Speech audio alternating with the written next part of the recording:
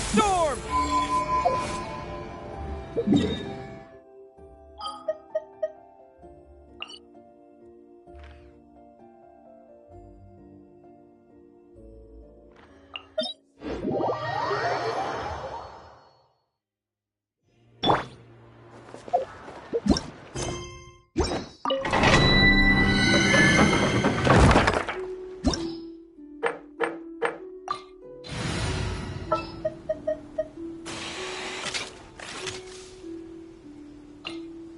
Commencing task.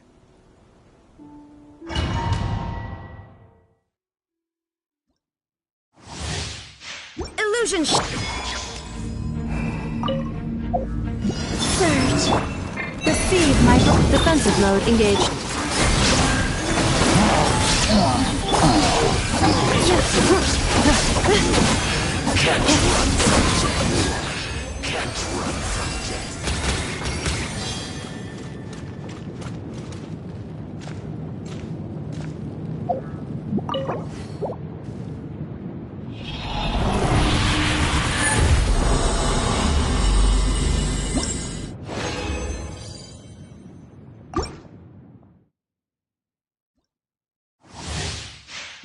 Shine down!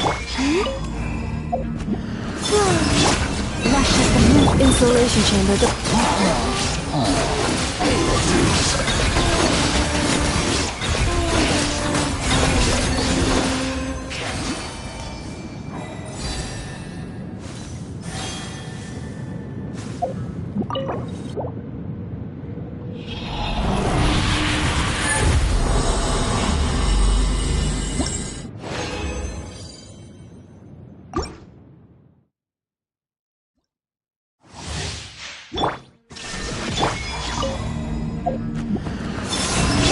Branching assault cleanup sequence initiated.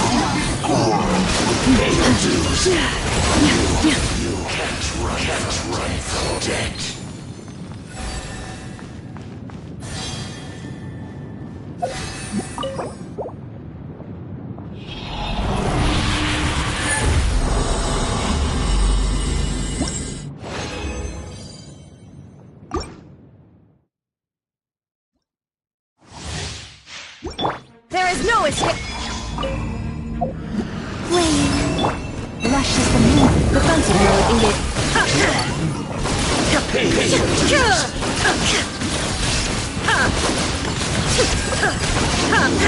Can't run from death.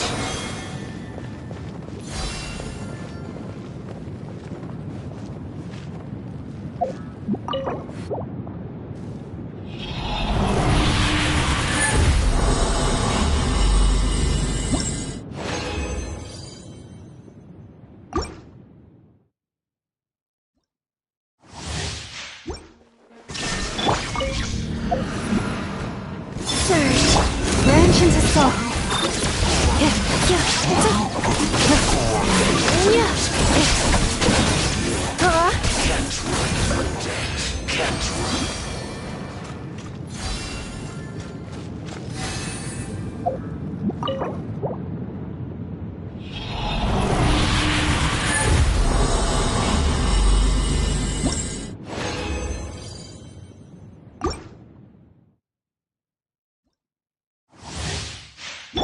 Shine down! Receive my cleanup sequence initiated.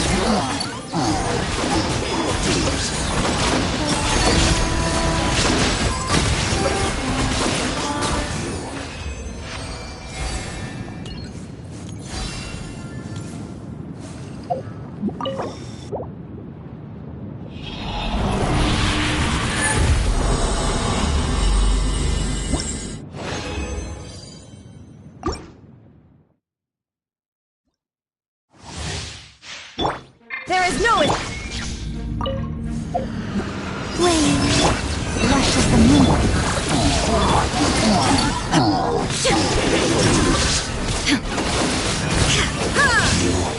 Can't run from death.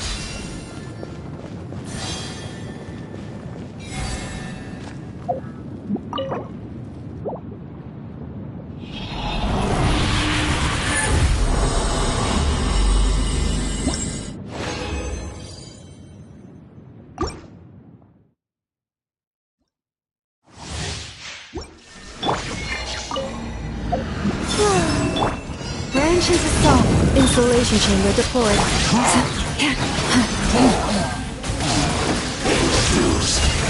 Can't run from death.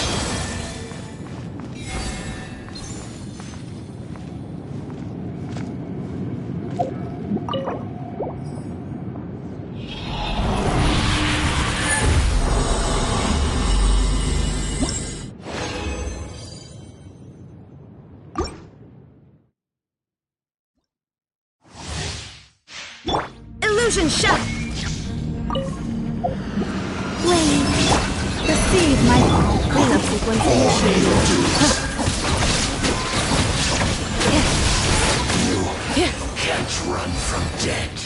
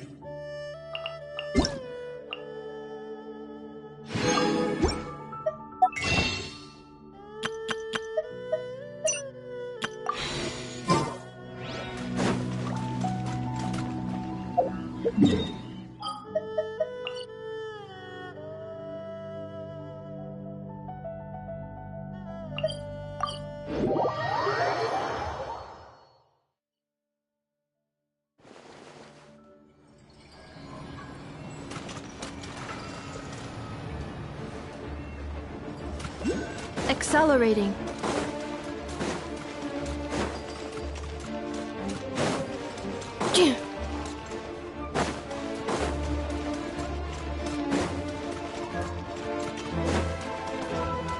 Accelerating.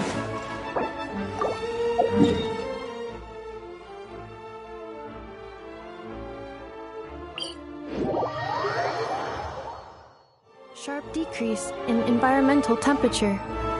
Assessing heat retention options. Please consider adding a warm jacket, gloves, and other such insulation devices. Accelerating.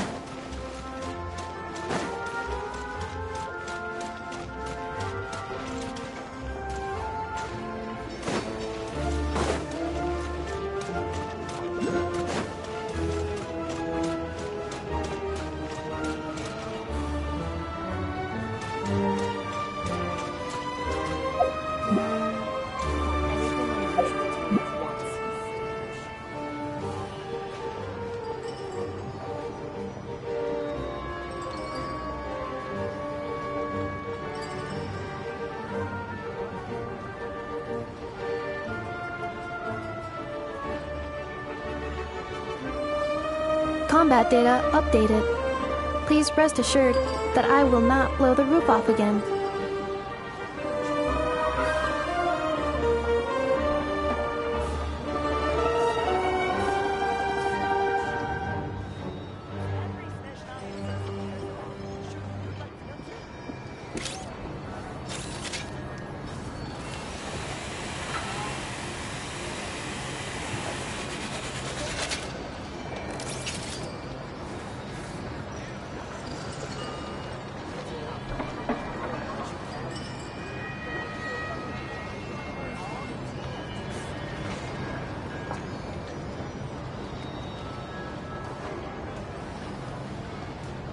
Reviewing outstanding items on today's to-do list. Do you have any additional commands? No problem. I can add them shortly. I'm quite used to it.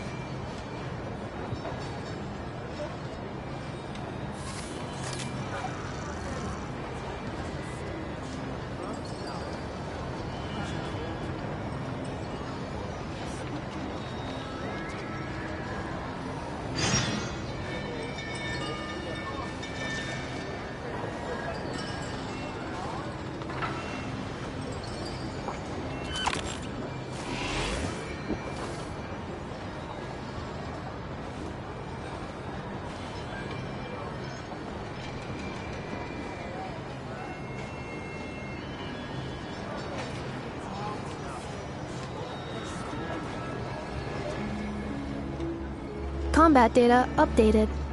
Please rest assured that I will not blow the roof off again.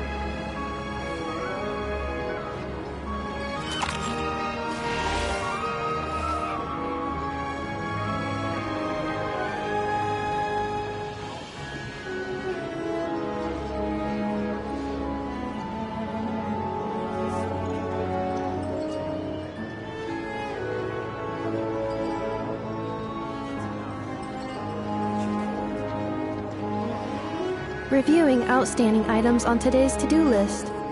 Do you have any additional commands? No problem. I can add them shortly. I'm quite used to it.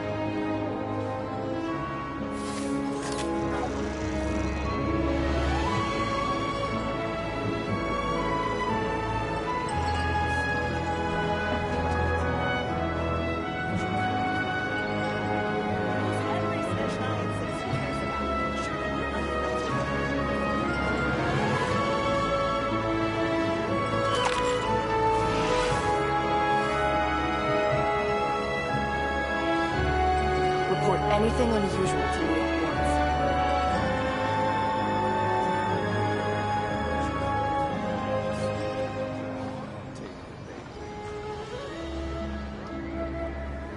Combat data updated. Please rest assured that I will not blow the roof off again.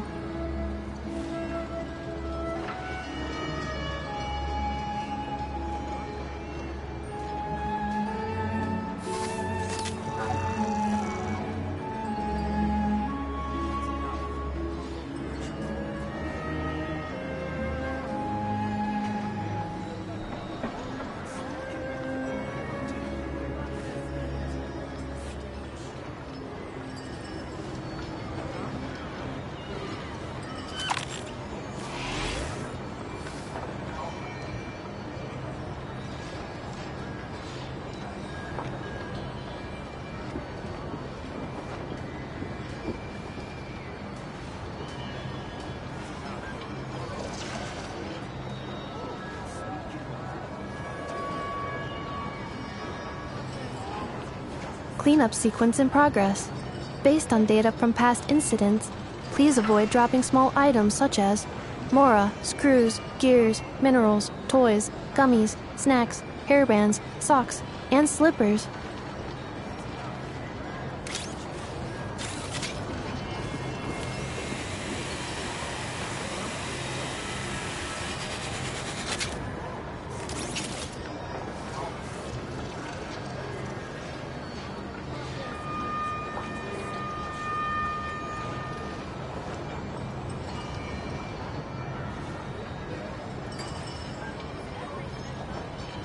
Combat data updated.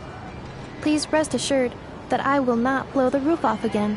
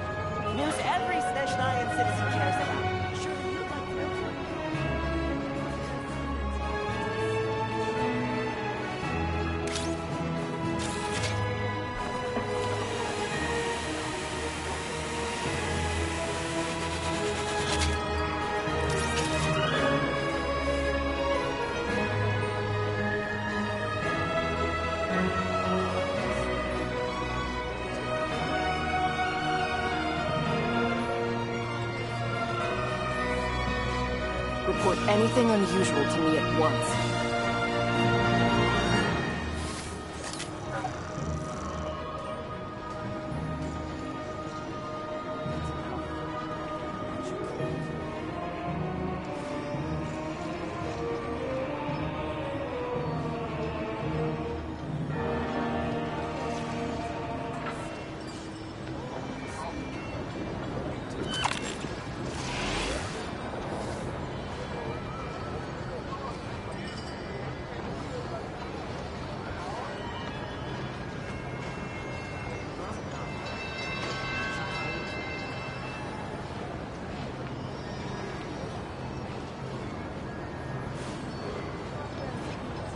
Reviewing outstanding items on today's to-do list. Do you have any additional commands? No problem. I can add them shortly. I'm quite used to it.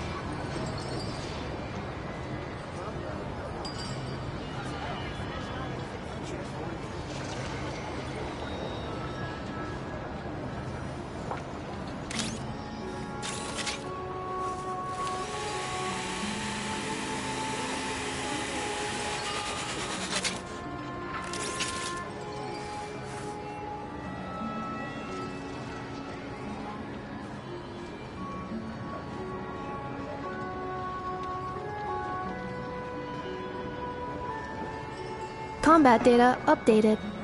Please rest assured that I will not blow the roof off again.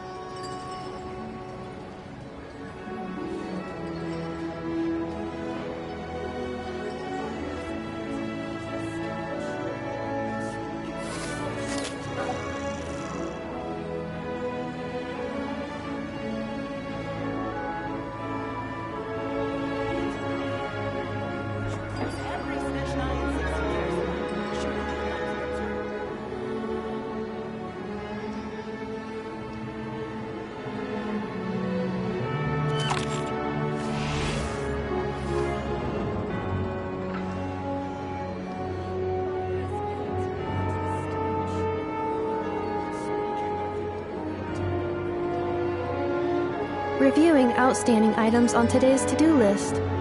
Do you have any additional commands? No problem. I can add them shortly. I'm quite used to it.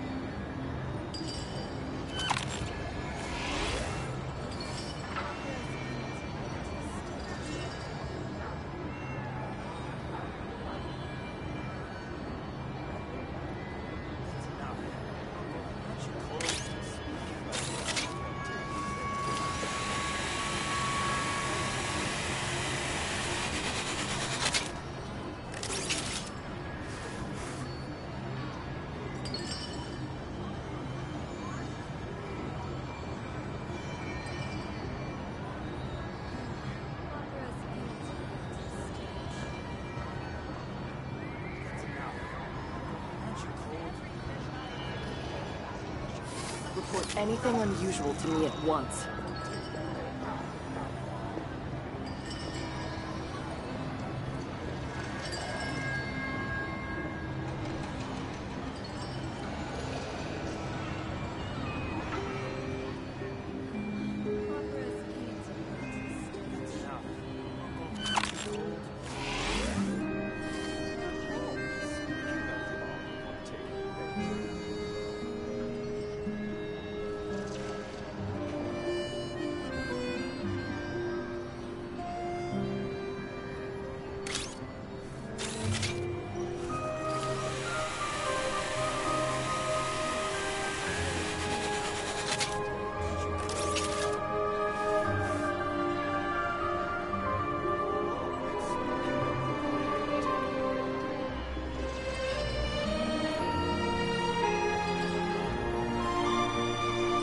Combat data updated.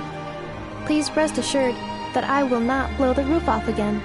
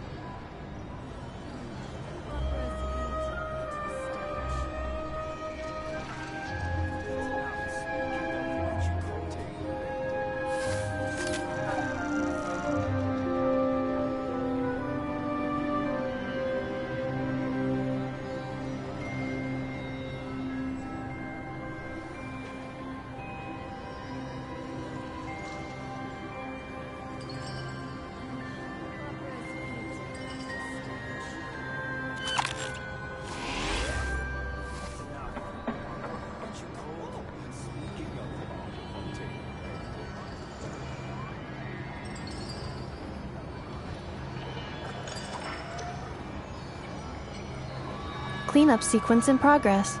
Based on data from past incidents, please avoid dropping small items such as mora, screws, gears, minerals, toys, gummies, snacks, hairbands, socks, and slippers.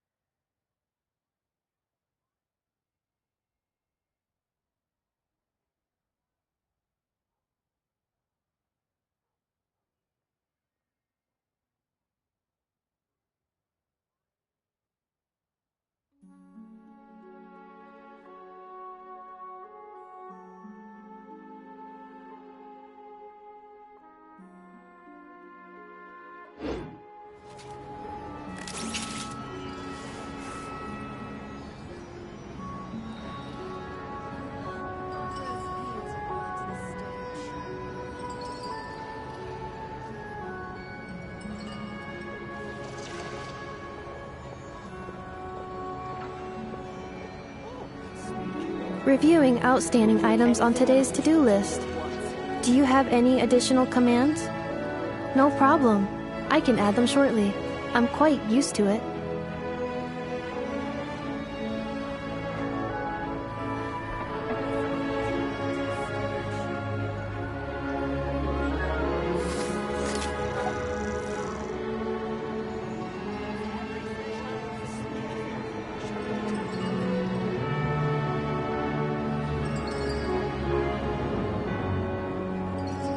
Sharp decrease in environmental temperature.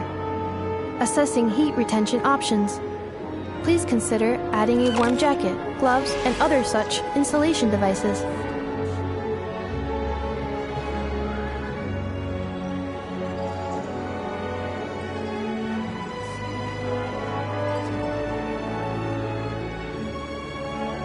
News every Snezhnayan citizen cares about. Surely you'd like to know too.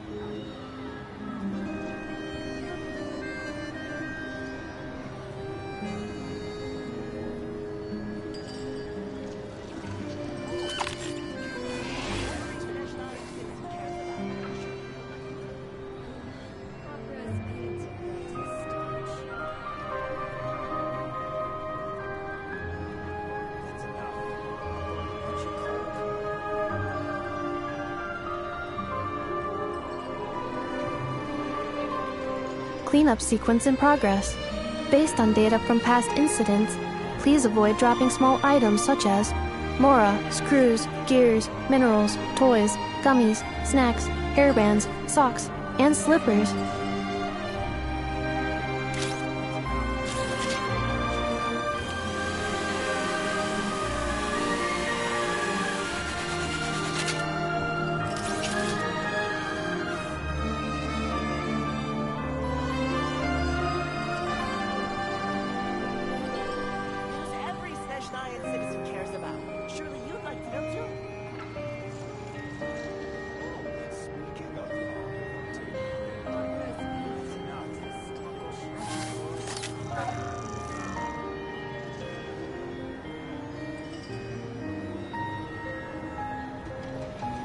Anything unusual to me at once.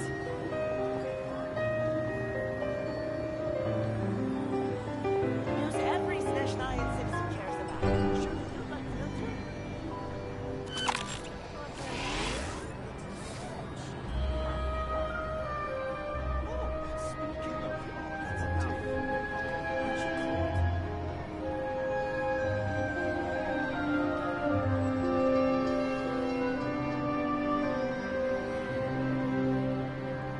Reviewing outstanding items on today's to-do list.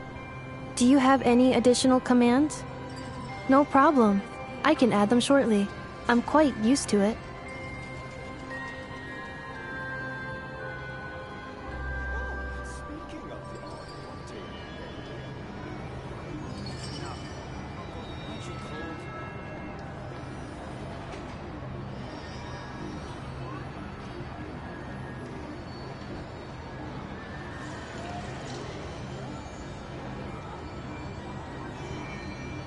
Combat data updated. Please rest assured that I will not blow the roof off again.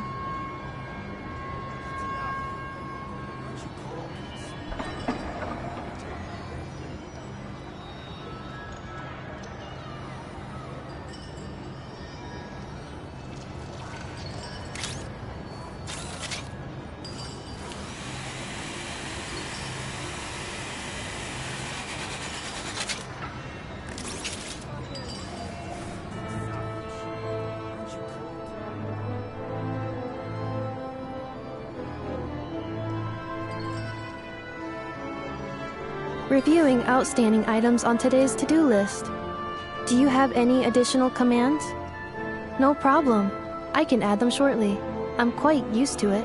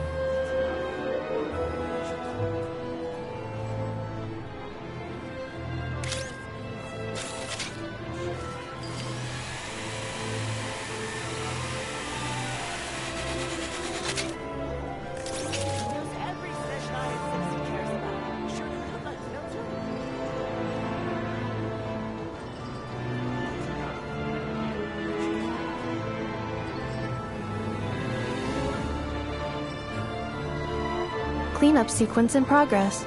Based on data from past incidents, please avoid dropping small items such as mora, screws, gears, minerals, toys, gummies, snacks, hairbands, socks, and slippers. Every Snezhnaya citizen cares about.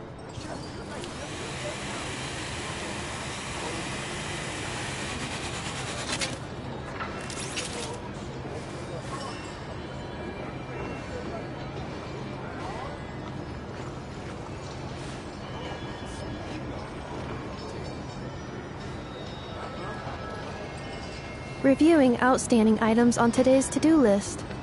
Do you have any additional commands? No problem. I can add them shortly. I'm quite used to it.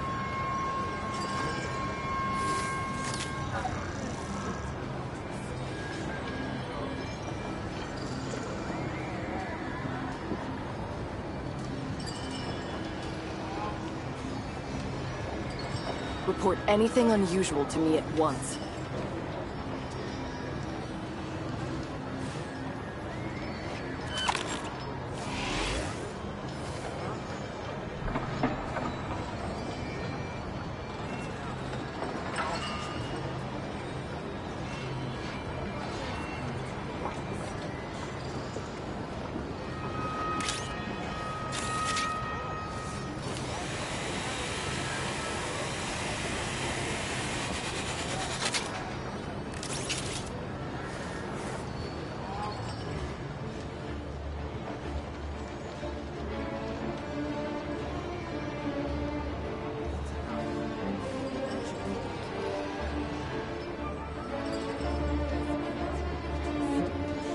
Cleanup sequence in progress. Based on data from past incidents, please avoid dropping small items such as mora, screws, gears, minerals, toys, gummies, snacks, hairbands, socks, and slippers.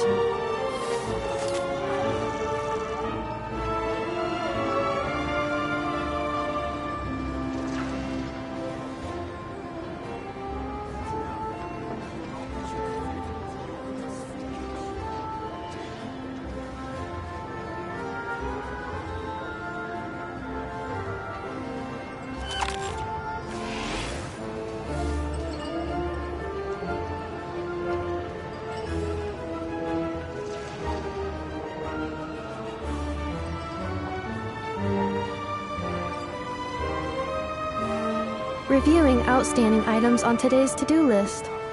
Do you have any additional commands? No problem. I can add them shortly. I'm quite used to it.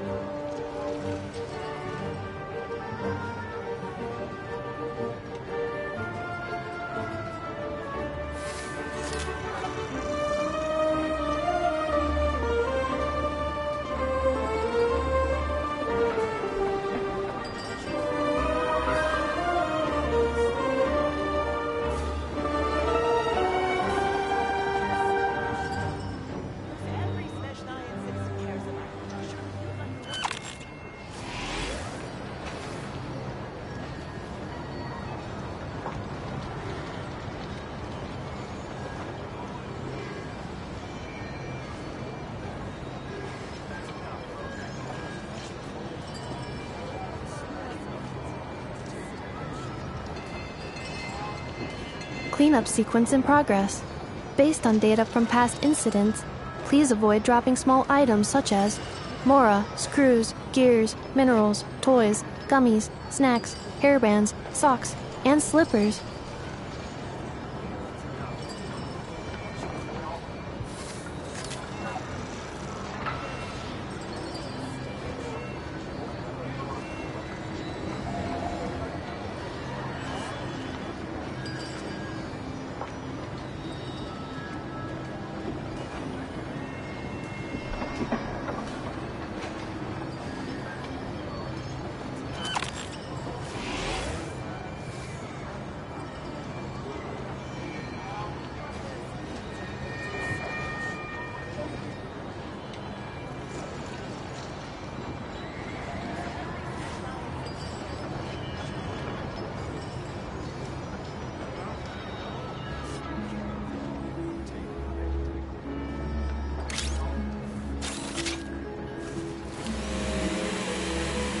Anything unusual to me at once.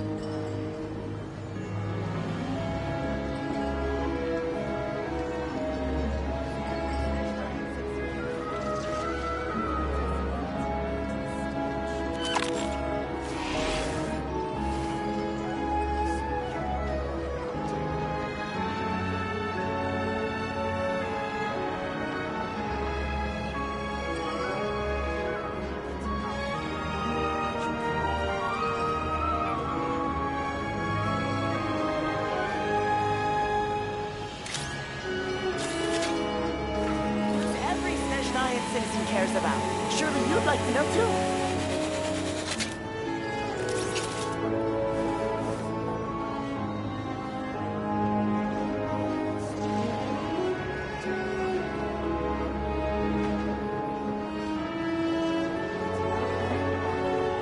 Combat data updated.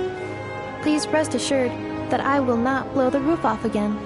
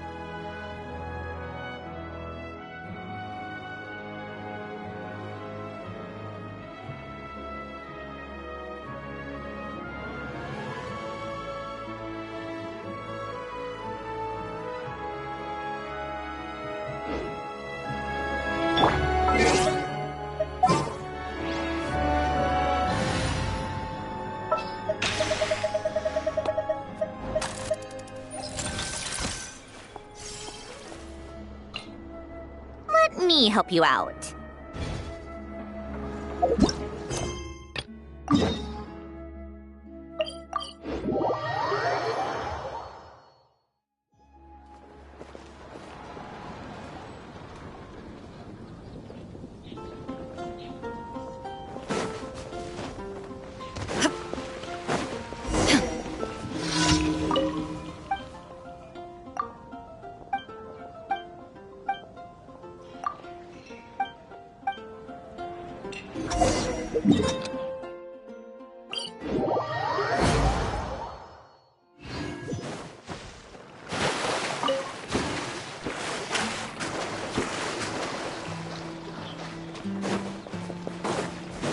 There is no...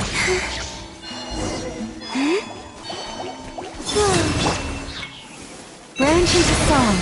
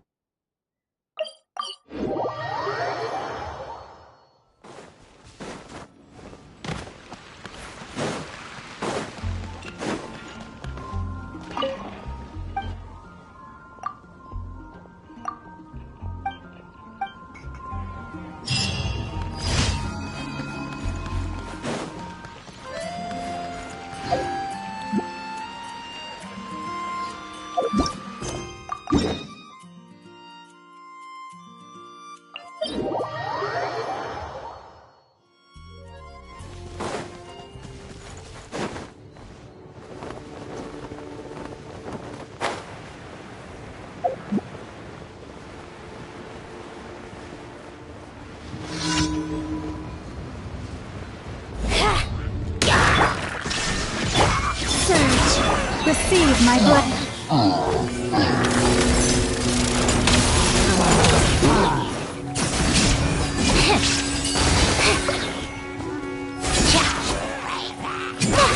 Shine down.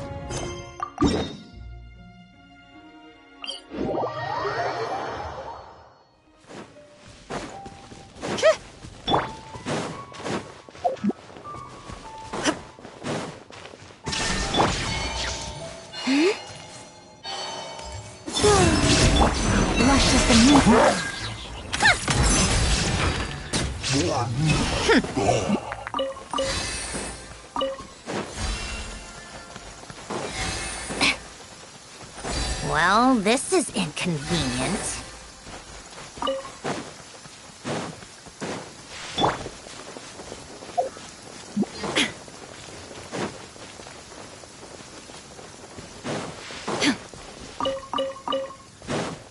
Illusion Surge. Branch into song.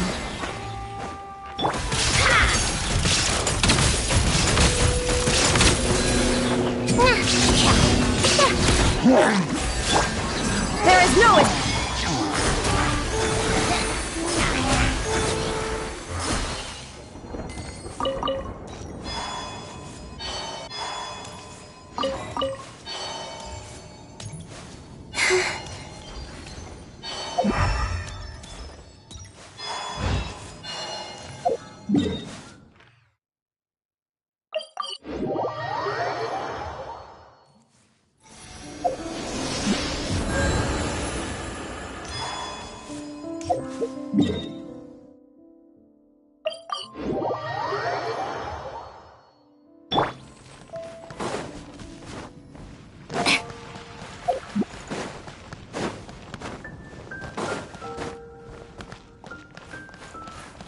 Welcome to the Adventurers Guild, my lady. Is there something I can help you with? Thank you for completing today's commissions. Here is your reward.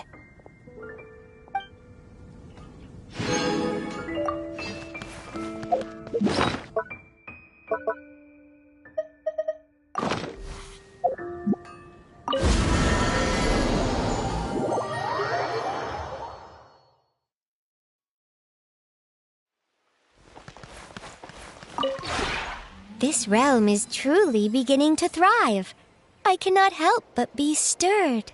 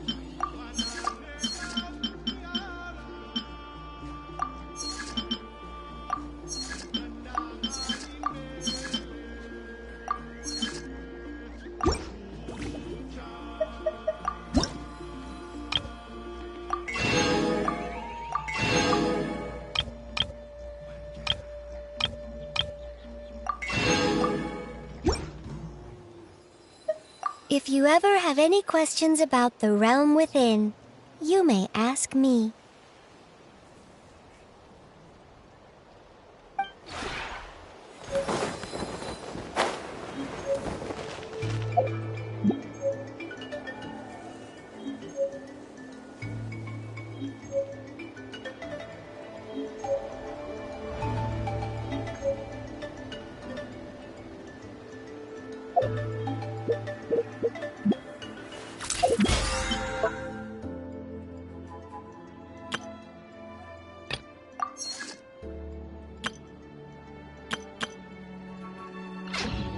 Take a break.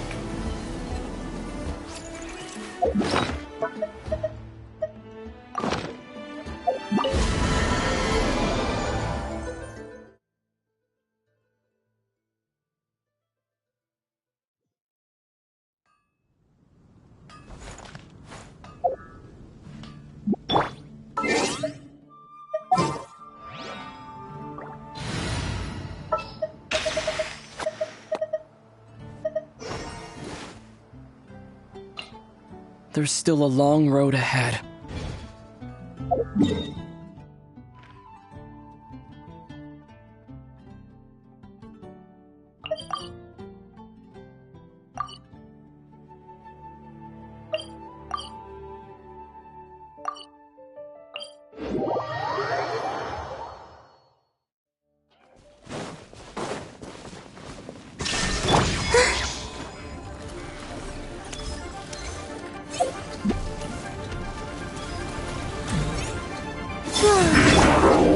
Receive my... Encase!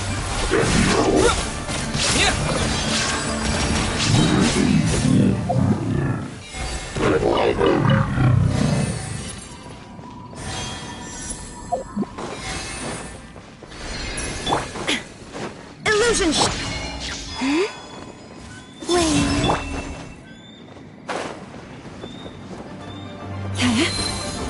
Rush is the move.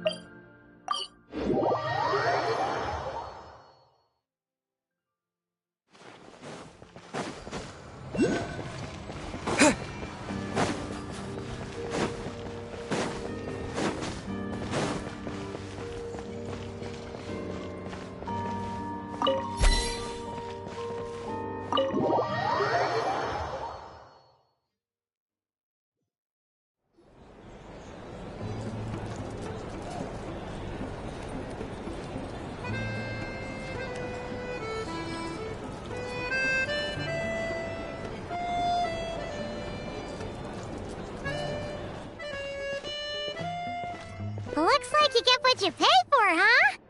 Paimon likes this room a lot.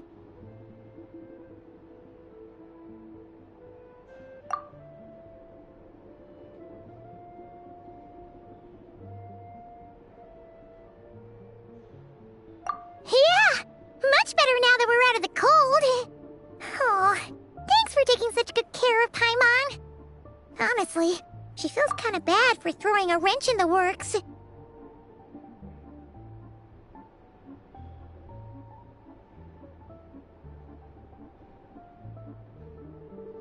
If this were anywhere else, we'd be out investigating and adventuring by now.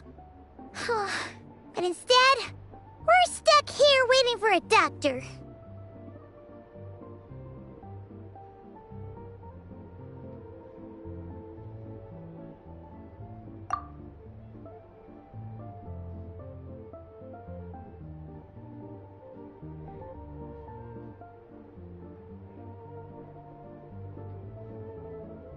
You're right. No need to push ourselves too hard for no reason.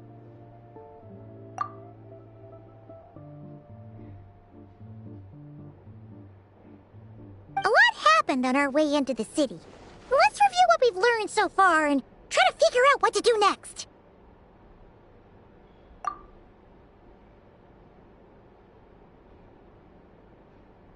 Obviously, the million more question is, what is this Aritza planning? Everything else leads back to that.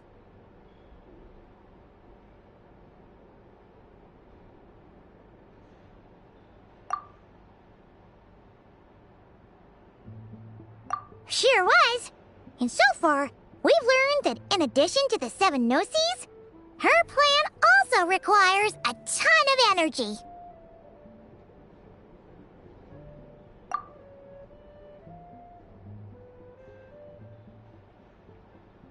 But we won't get to see her anytime soon. Aloysius said that she went east to fight that big monster.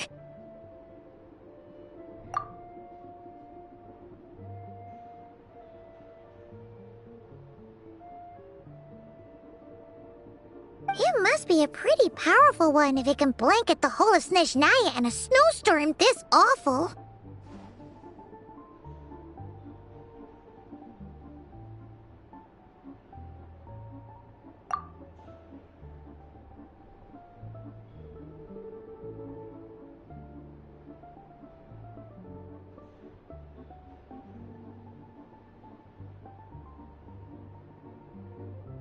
To be honest, what we're really lacking right now is information. The kind of information that only the higher-ups in the government would know, not word on the street type of info.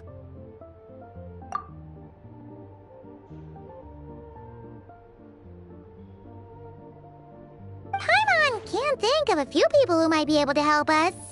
But...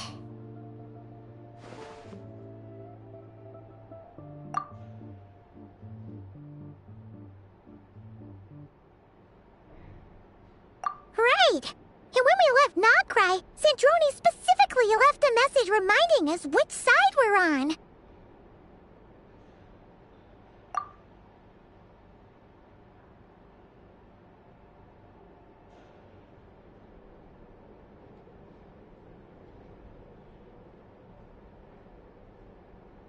So, it's unlikely they'd tell us anything confidential about the Tsaritsa's grand plan.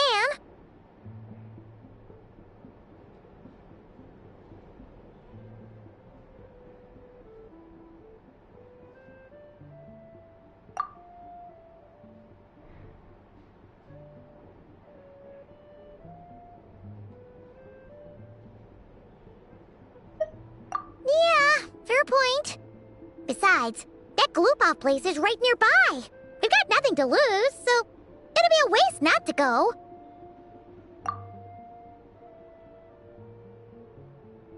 There's gotta be someone there willing to talk to us, right? Maybe Arlecchino or Sandrone? Or possibly Tartaglia.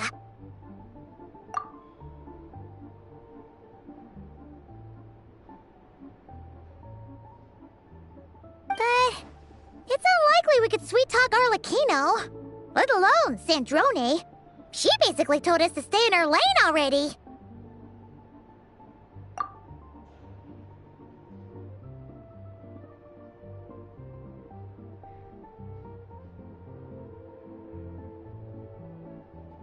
Yeah, the last time was all the way back in Fontaine, right?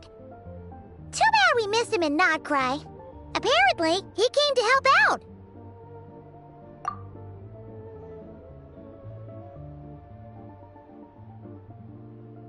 Hello. Is there a traveler in Paimon in there?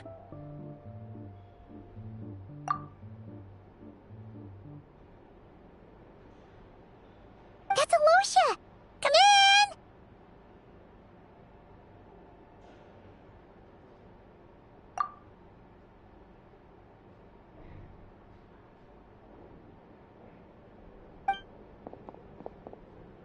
Hello, I'm Dr. Luneva. Alosha mentioned that one of you is feeling a little under the weather.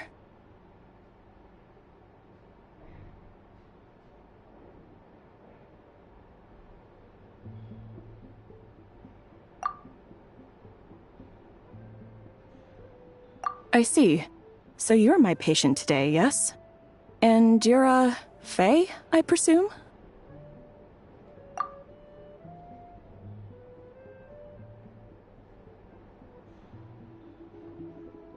Good question. Paimon's not too sure either, but she's definitely not the same kind of Fae as the ones we saw at the train station. Is that gonna be an issue?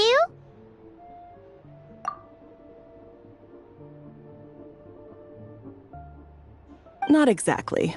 It's just, I'm used to treating human patients. Fae tend to be far more resilient than even the healthiest and most long-lived of humans.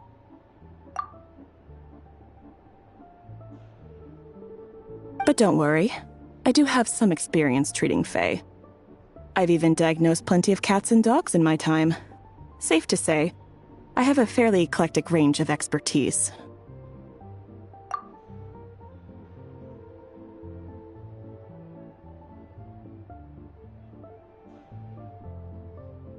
It'll be fine. Paimon's basically the same as a human.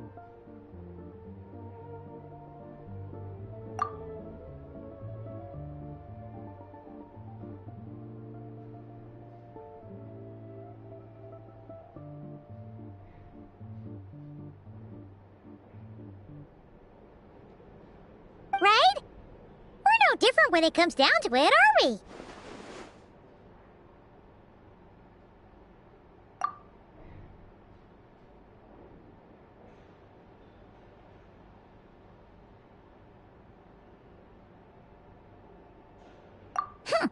That's just because Paimon knows how to eat.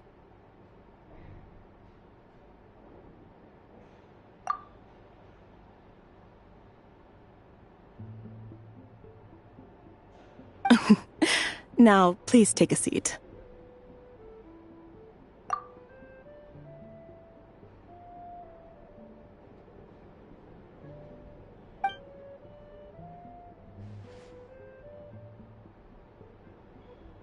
Okay, vital signs are good. Test results are all within normal ranges. I don't think it's anything serious. More than likely, you've just caught a cold.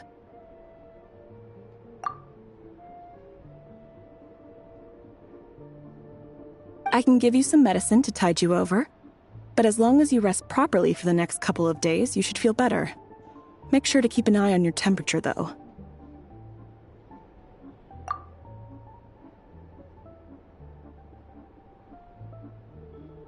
If you find yourself with a persistent low-grade fever, or if your symptoms don't improve, just contact me again.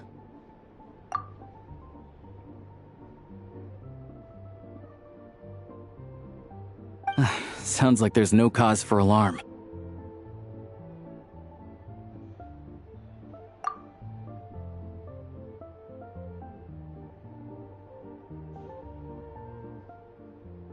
Thank you, Doctor.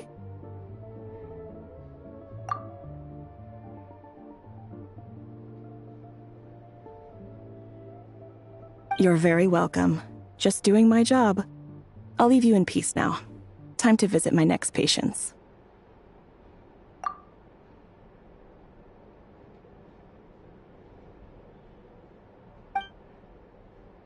Take care.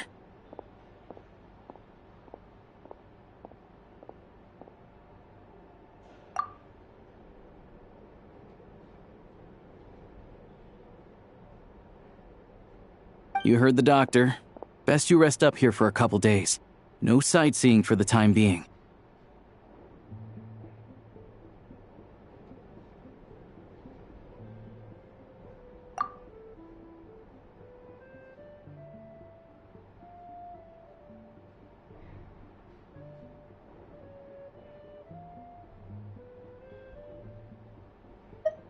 All right, then. Guess we've got no choice. Let's just treat it as a short vacation.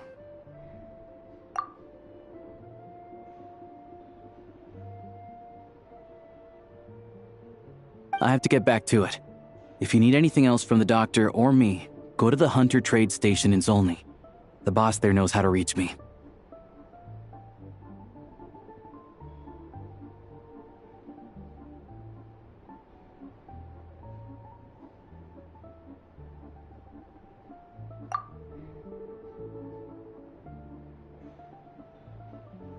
Hey, no big deal. You saved my life in the Shadow Realm. This is the least I could do. See you around.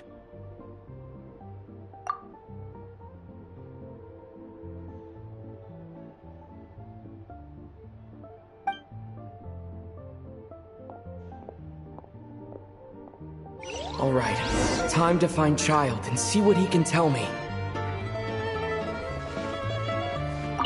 I'd better not disturb her while she's asleep. With any luck, I'll be back before she knows I was gone.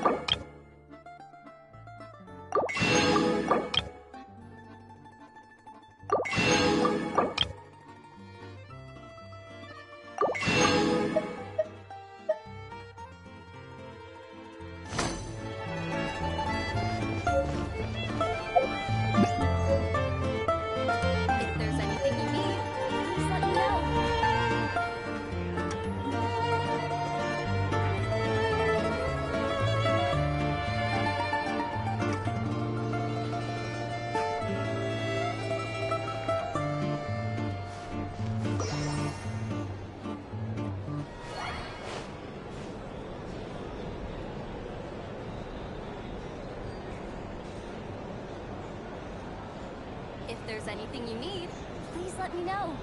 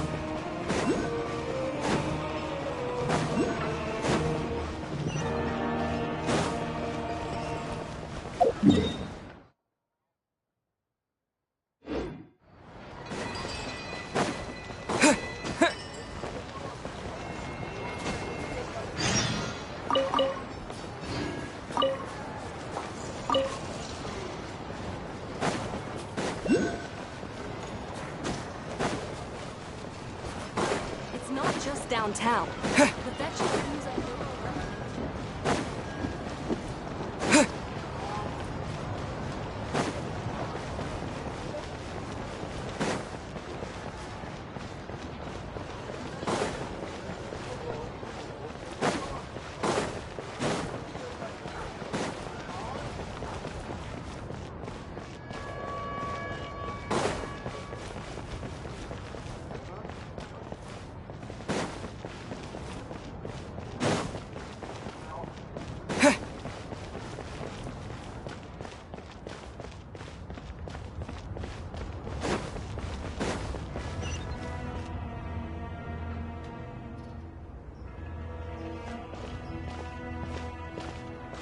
Hold on. Please display your invitation letter or permit.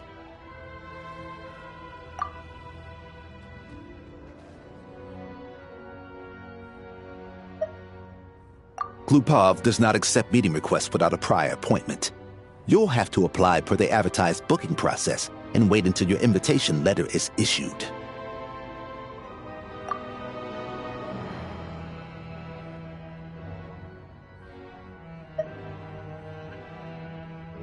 Might I ask who you're hoping to visit?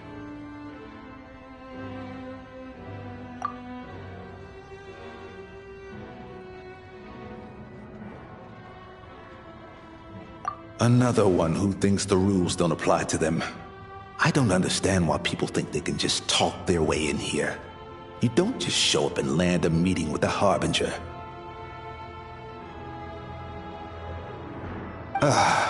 But I have to go through the motions for protocol's sake. Honestly, it's such a waste of time asking when I already know what the answer's gonna be.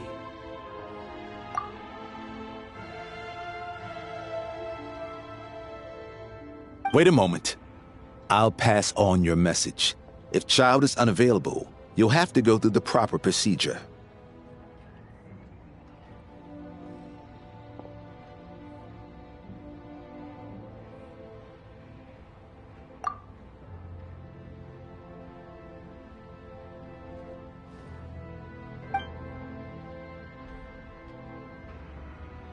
Lord Child is a busy man. He's probably not in Glupov at present. If I were you, I'd cut your losses. No point waiting any longer.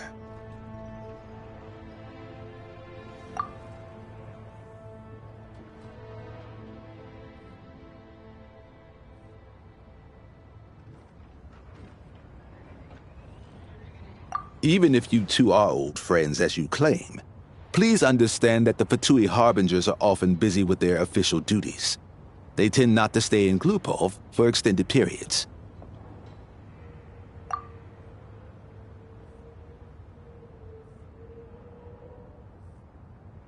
Next time, stick to the rules. You'll make life easier for both of us, Greetings, Lady Marionette.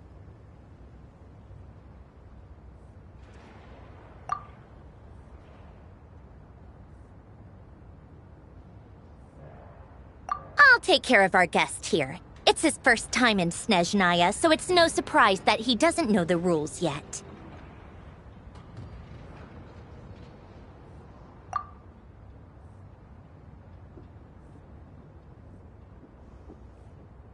I trust no choice words have been exchanged.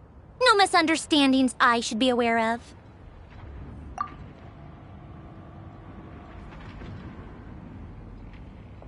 No, Lady Marionette. No incidents to report.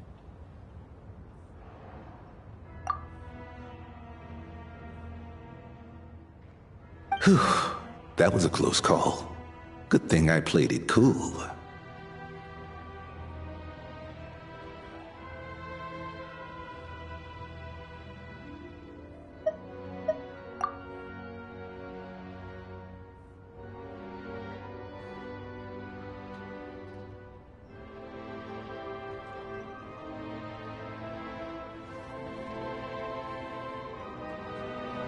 Is that right?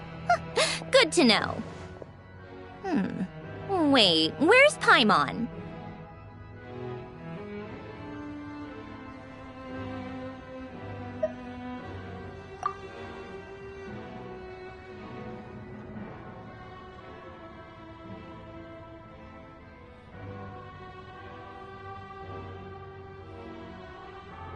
Under the weather? That's hard to imagine. She's always buzzing with energy.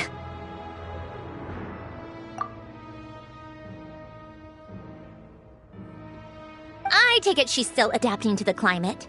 Happens to a lot of people. It's even colder here than in Nod-Krai. Has she seen a doctor? I can get you one if you need.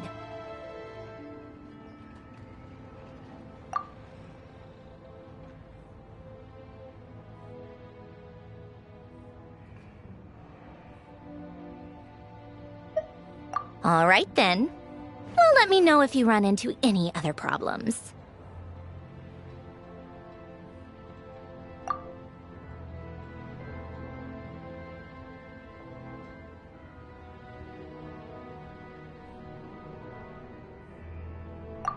Why else? I was just about to sit down for some much-needed tea time when I heard that an old friend of Tartaglia's had shown up outside. No appointment, nothing.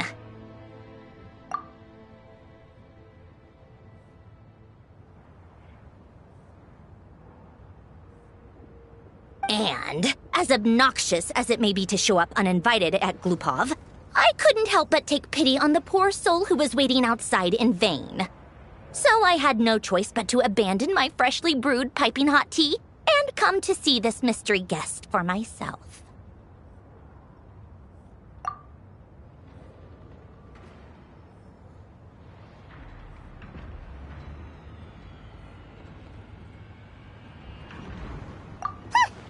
Well, I felt our time working together in Nod-Krai warranted some courtesy. I couldn't exactly let you freeze to death out here in the wind.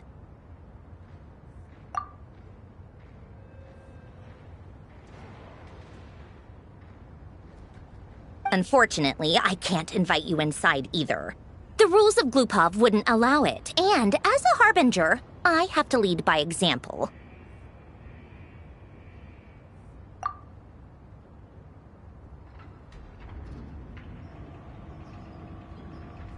On the plus side, Snezhnograd actually has some class, unlike Nasha Town. Torchlight Books has a very nice selection of teas and cakes, so we can catch up there.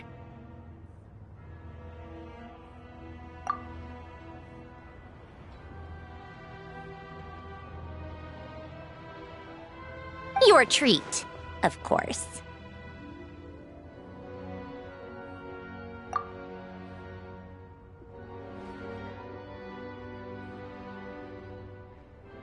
Because I already wasted one perfectly good cup of tea today.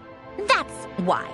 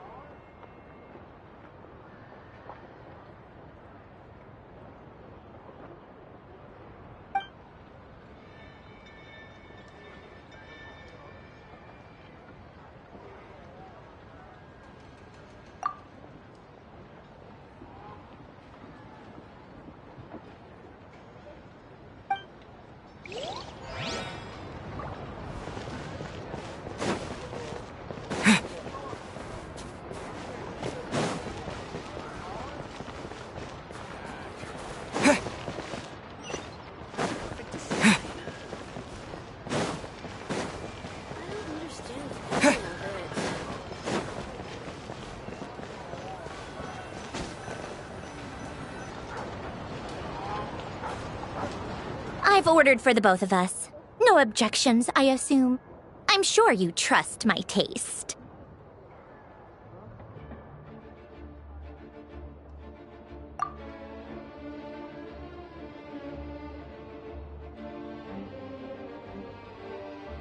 Okay, let's get down to business.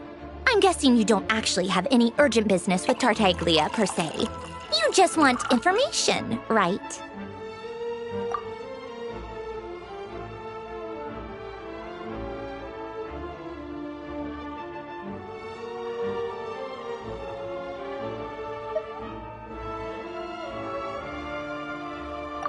Wanna take a guess?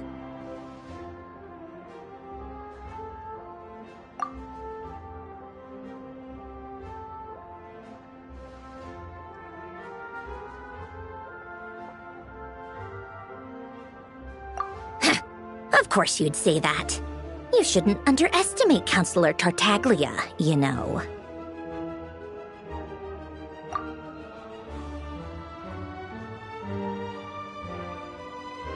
That's right. I'm sure you've heard of the Snezhnaya Vetcha by now.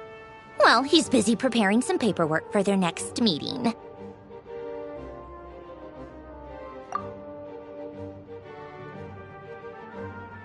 They'll be discussing yet another extension to Project Stuja. It's basically all anyone cares about in the Vetcha these days.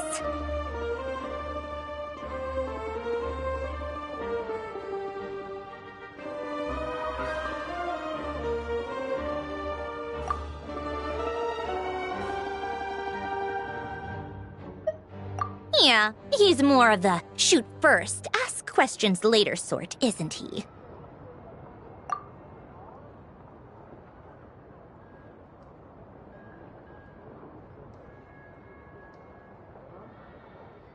It all started with a very detailed letter that Capitano left for the jester, Piero, before leaving for Natlan.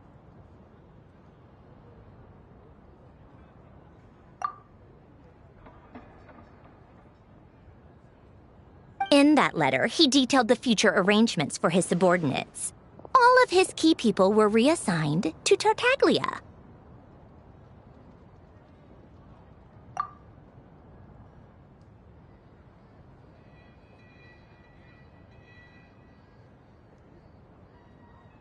I guess he'd already prepared to leave us for good all the way back then.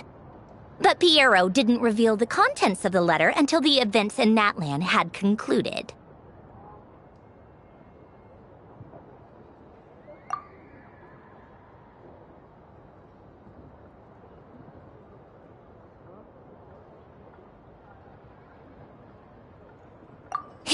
That was his reaction, too. Why me? With a bewildered look on his face.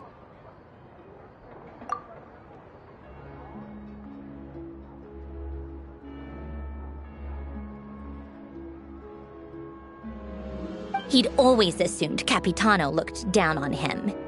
He was a man who kept his thoughts to himself and barely spoke to him the whole time they'd known each other.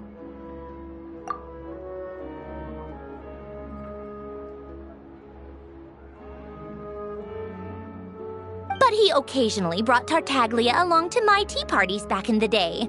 So to the rest of us, it was clear that Capitano had quite a lot of respect for his young comrade.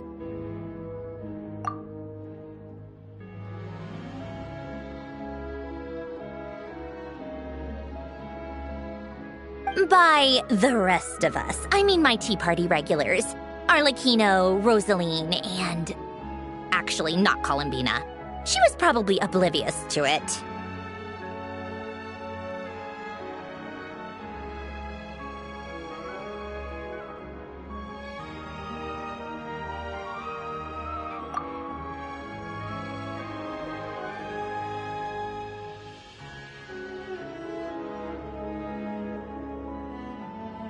Anyway, then the Liyue situation happened. Normally, it took a lot to get under Capitano's skin, but that time he was furious. It's not really my place to talk about it, though. You can ask Tartaglia about it sometime. Basically, Tartaglia probably had the wrong idea about Capitano all along, right up until Piero revealed the letter he'd left behind.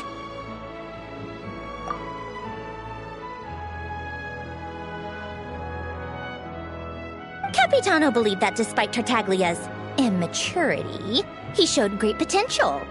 Plus, he possessed a kind of purity rarely seen among members of the Fatui.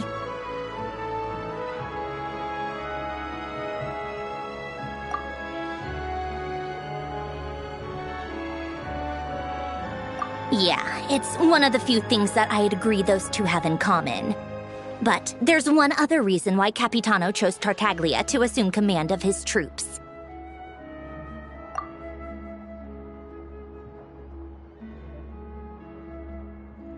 He knew that after he was gone, several of the others would swoop in on his army like vultures.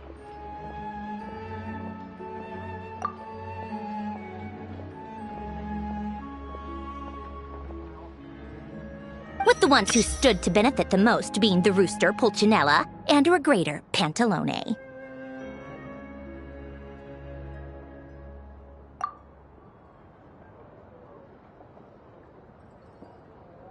Once they divided Capitano's troops between them, they'd be more powerful than ever. No one would be able to stop them.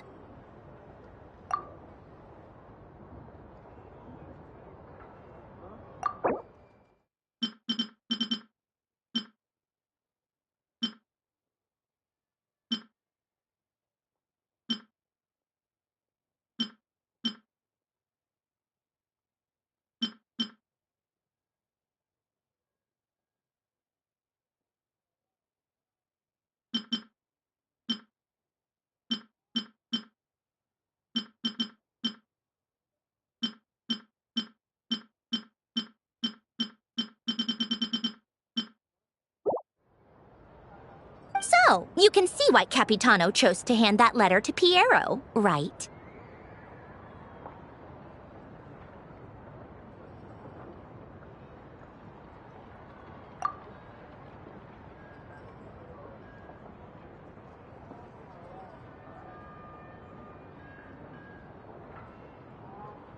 Exactly.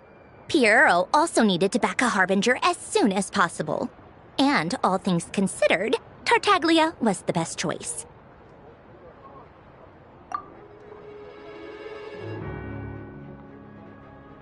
Even though Tartaglia has had the support of Northland Bank for a long time, he and Pantalone are ultimately not cut from the same cloth.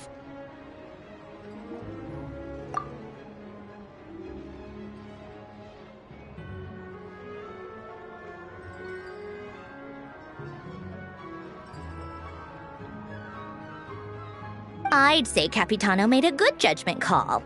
Anyone else caught in this situation would probably feel like they'd been hung out to dry.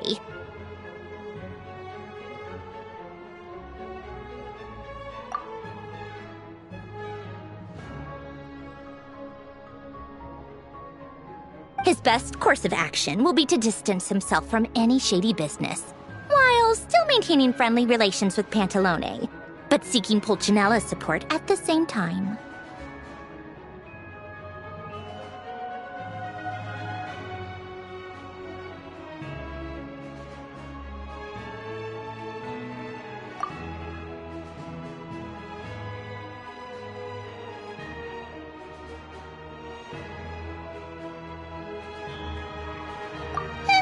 What's the point in having a tea party if you don't spill a little tea?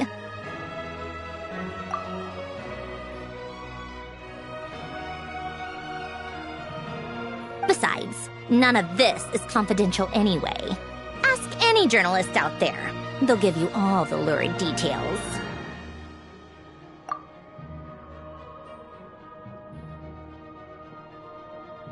You'll see it firsthand if you ever sit in on a session of the Snezhnaya Betcha. All the factional strife, whether open or unspoken, it plays out for all to see in that one little room.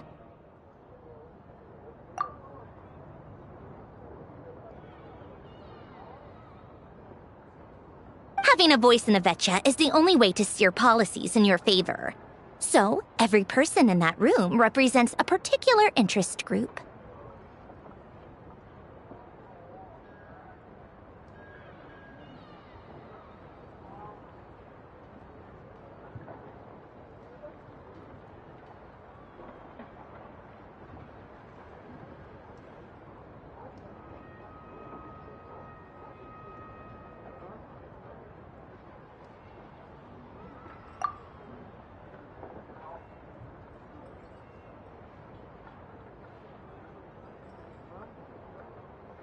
Pantalone, for instance, represents the financial sector, and Tartaglia represents the Fatui soldiers.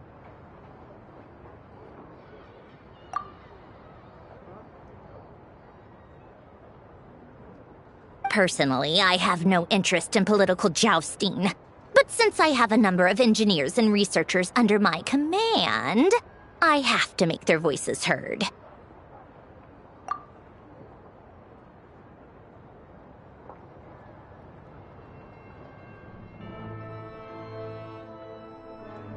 Then there's Pulcinella, the linchpin of the Vecha. He represents politics itself.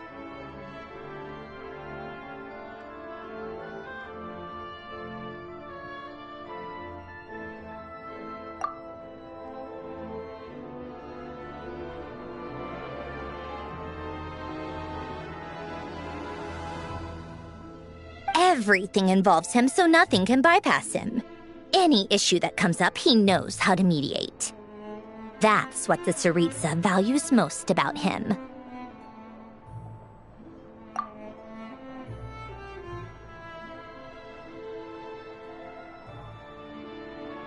I'm starting to see why everyone is so frustrated with the way things are, but also powerless to change it.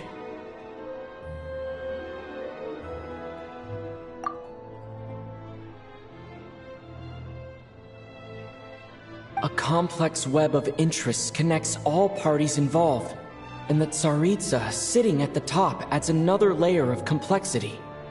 It must be nearly impossible to come up with a perfect solution.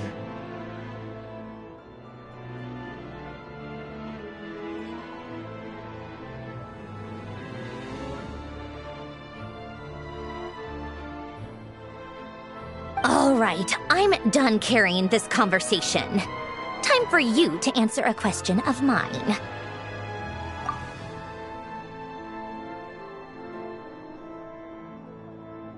You must have known that you can get the info you needed from me.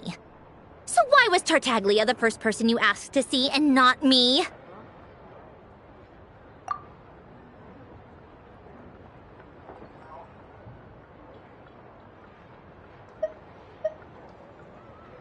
I just don't understand, that's all. Anyway, do I really need a reason?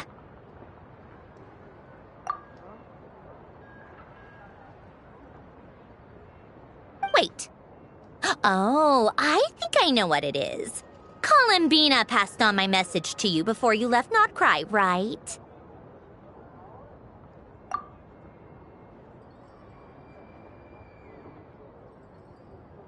I only meant you should be mindful of which side you're on. Is that actually why you didn't ask for me? Because you took that to heart?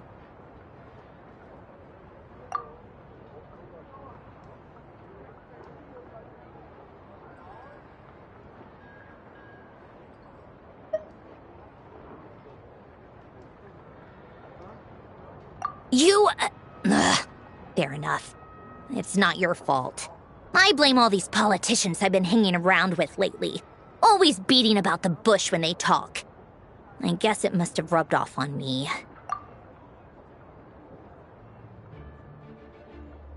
Anyway, just ask for my help next time, okay? Little things like this are no problem.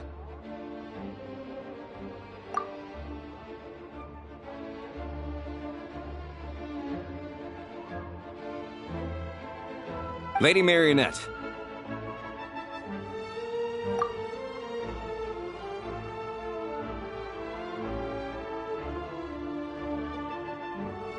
What now? Can't you see I'm on my break? Whatever it is, just leave it on my desk. I'll look at it later.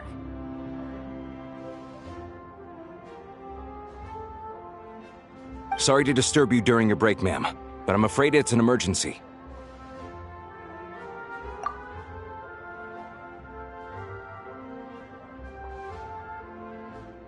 Isn't it always? I've told you before, fixing the tracks and transporting ice blocks does not constitute an emergency.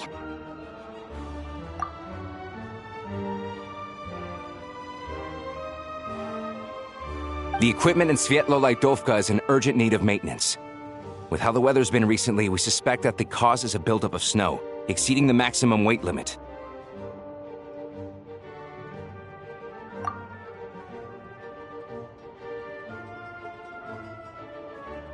The supports on one of the machines broke and fell, awakening a dormant beast and leaving many of the ice miners trapped in a nearby ice cave.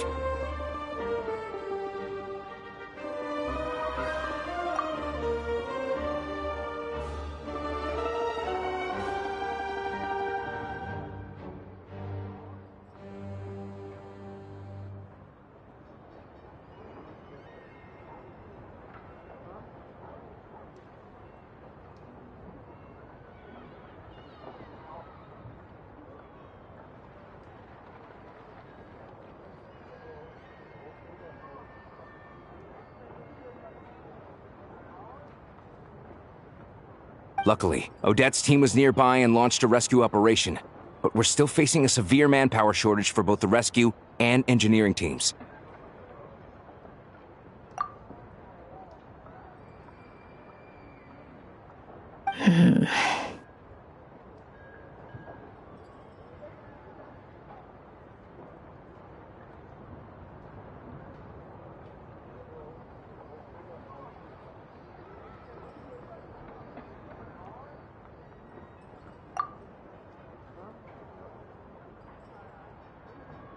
I guess that's it then. Our tea party will have to end here. I'm the only engineer you'll need.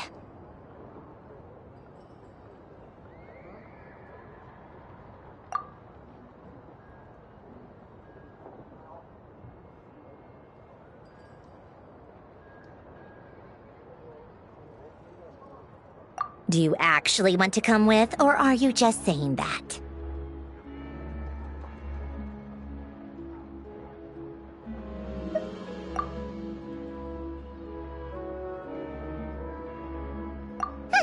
Nice of you to return the favor.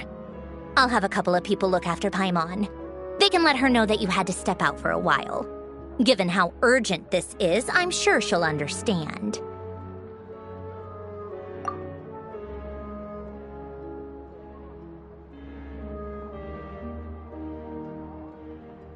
And honestly, I'd rather have your help than anyone else's.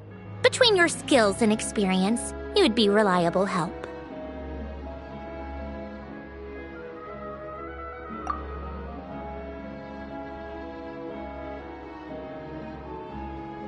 Then let's go. You, take 2 people to Pavoyer restaurant. Find his room and watch it like a hawk until we get back.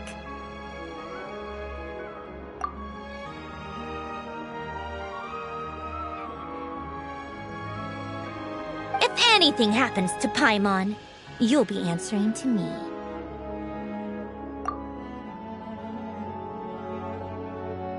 Yes, Lady Marionette.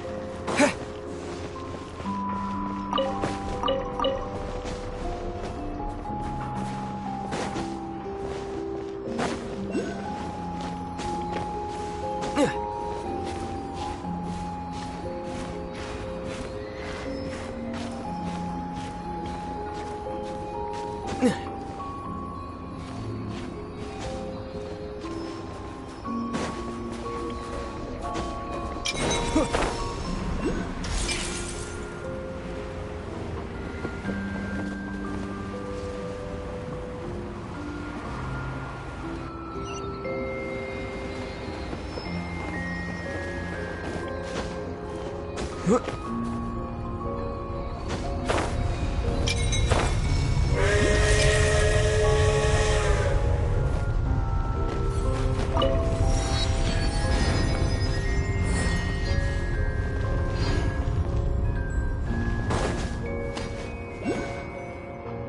weren't exaggerating. This is really dangerous. It's a good thing only one of them broke.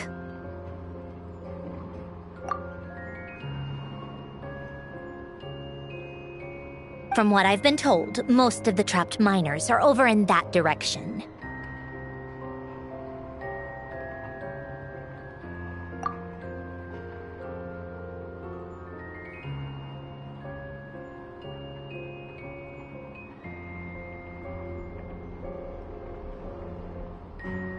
Yeah, you do that while I check the rest of the equipment.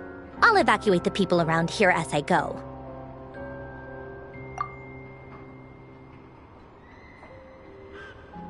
Meet me back here as soon as you're done.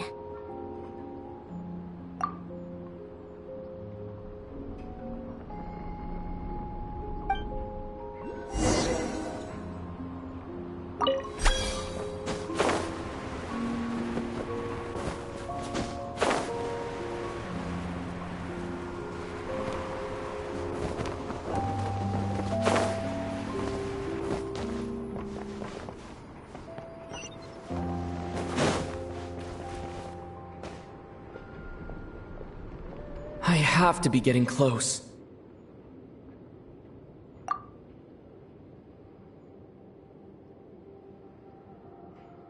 Don't go any further.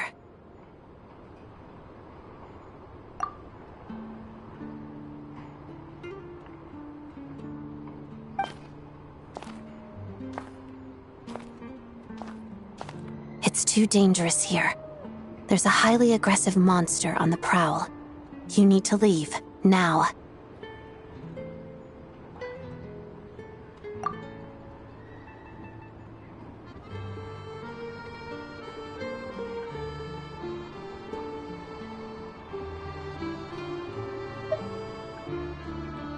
Ah, I see. You're the backup from Snezhnaya. Well, I'm Odette. Good to meet you.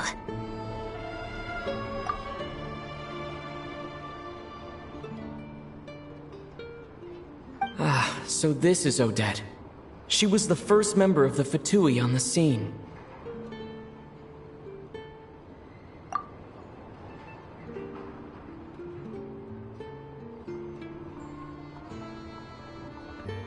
There are 5 people trapped in the cave. Monster type is unknown, and so is its location.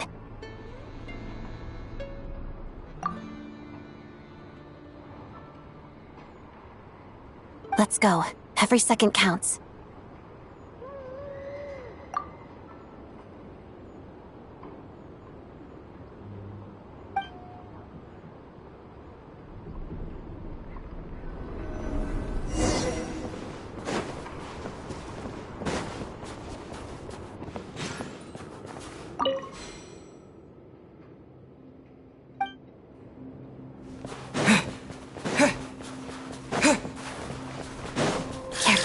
Something's moving.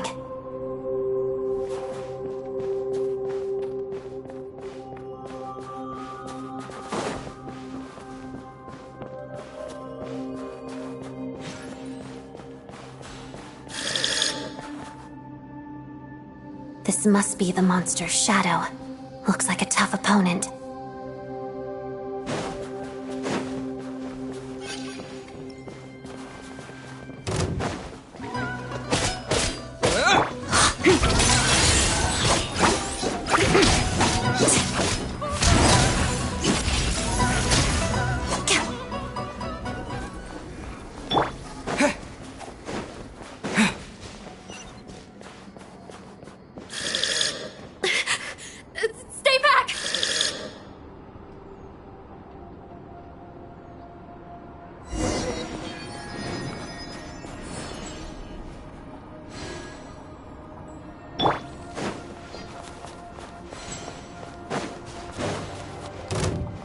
Begin. Harada.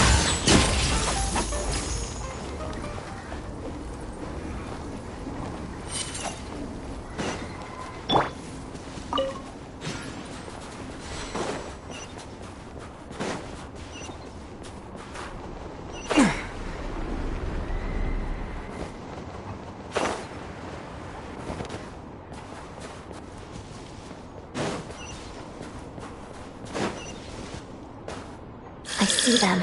They're right behind the monster. The monster seems very agitated. It could attack at any moment. Let's make the first move.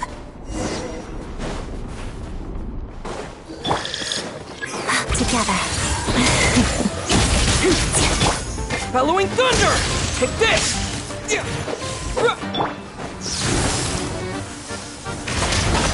Waltz of the snowflakes. Pirouette.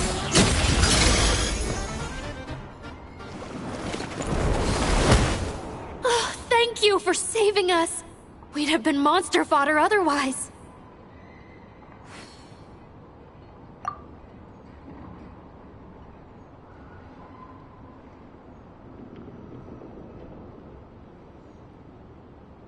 Thank you. Thank you.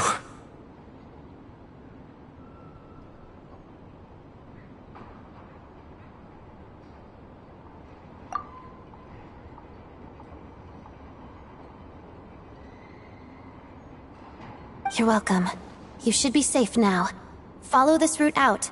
He and I will stay behind to watch the rear.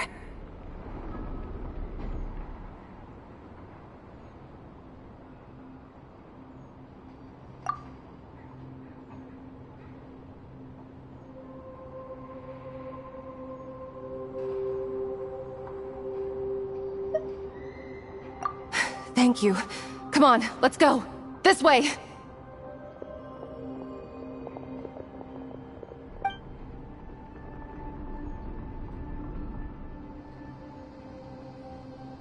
I've searched the area.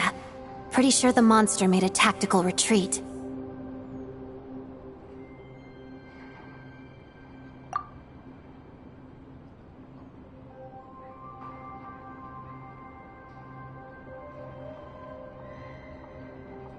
Yeah, but with us here, it won't be coming back anytime soon.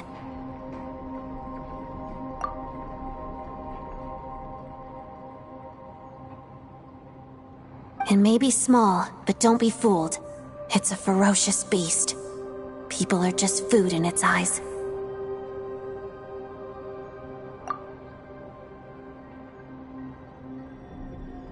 It's lucky we got here when we did. The trapped miners have been successfully evacuated. Time for us to leave.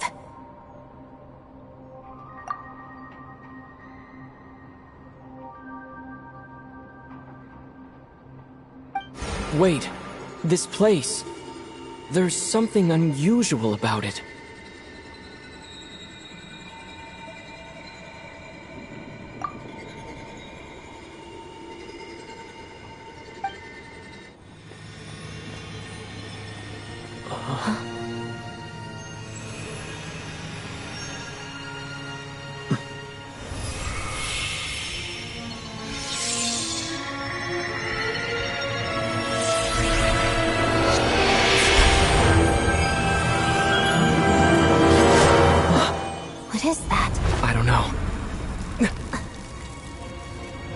It's back? Guess it has family.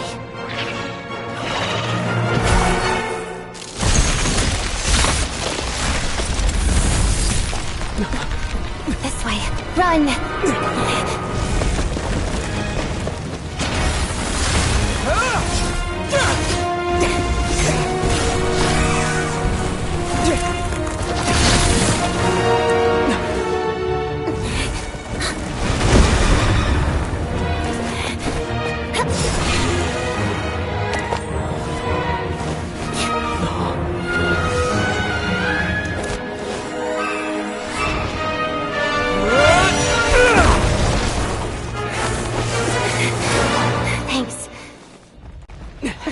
Out of here.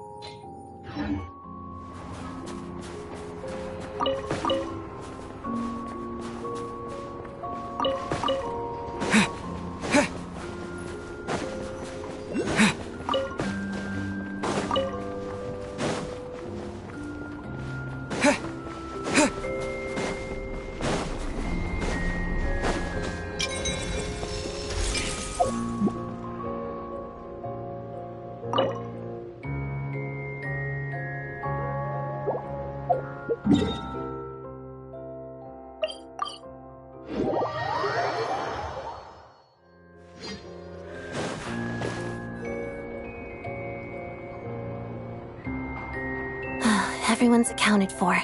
We managed to rescue them all. We also placed a sign at the entrance to the cave, warning people to stay away.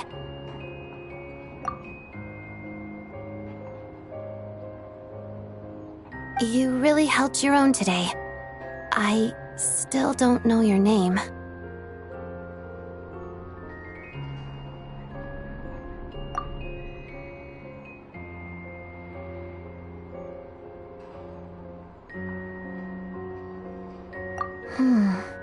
Don't think I've seen you before.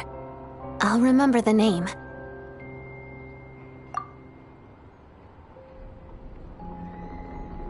All right then. See you around.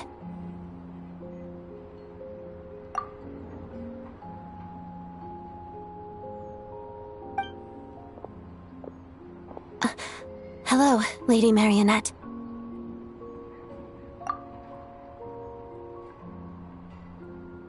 I hear the rescue operation was a great success. I knew I could count on you.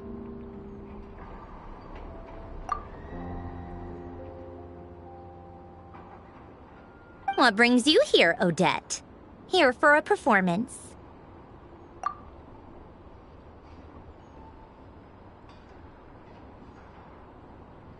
No, a Fatui mission. I happened to be nearby and heard the crash.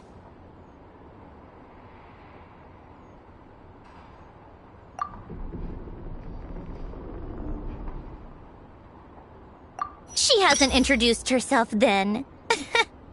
Odette is the prima ballerina of Snezhnaya. She's quite the celebrity. If you ever hear people mention the two crowning jewels of the Korolievsky troupe, they're talking about Odette and the prima donna, Vodianitsa.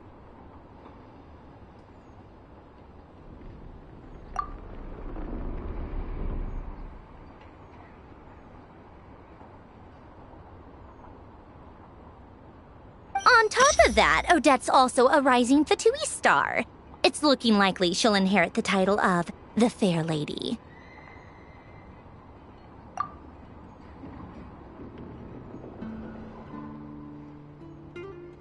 She learned all her combat skills from Rosaline herself.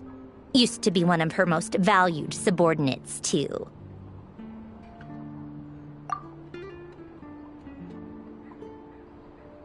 You flatter me, Lady Marionette.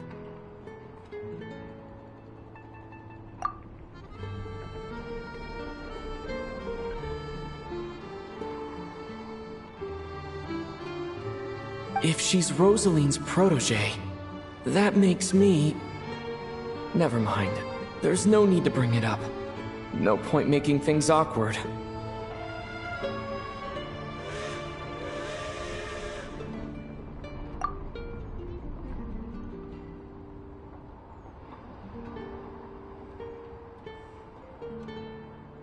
How's progress on your end, Lady Marionette?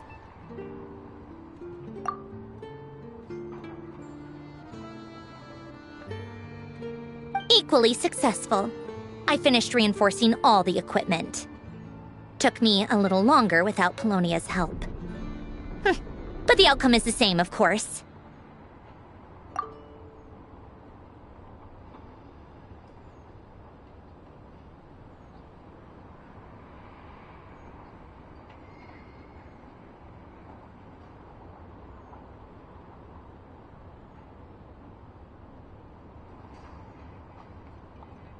Even if the heavy snowfall summoned by that monster lasts for another 3 months straight, this equipment won't give way.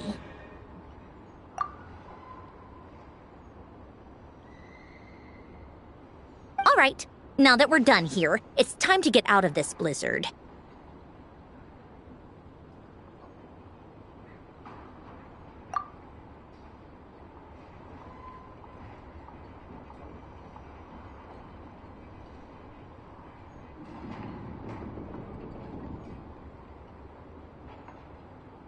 Sure, but Snezhnaya will send someone to investigate and draw up a relief plan.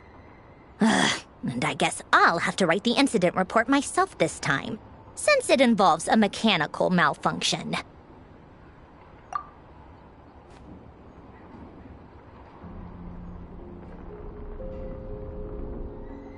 First, Pantalone needs to approve the budget, then Pulcinella has to sign off on the plan.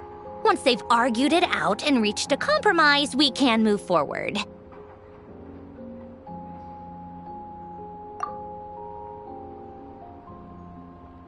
That's the rough process anyway. Could take anywhere from a couple of weeks to a couple of months, depending on how smoothly it goes.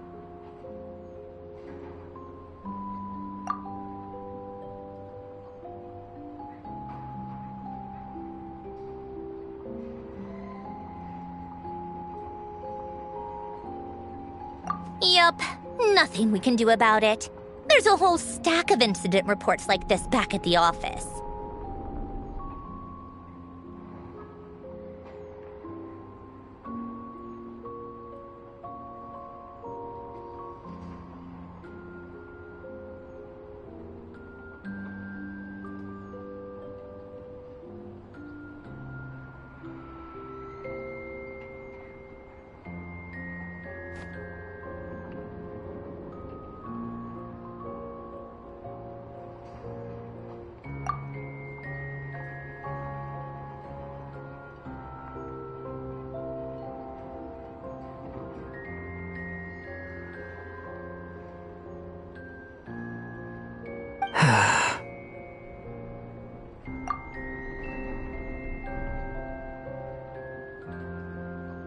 The snow has eased a little for now, but there's no telling when that will change with that monster still at large.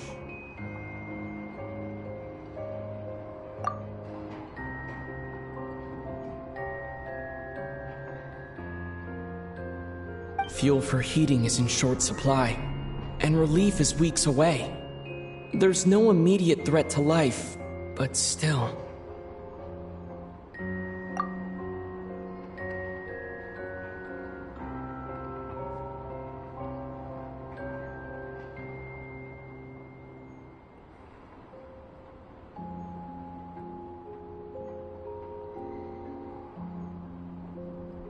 It just feels like there should be a better way.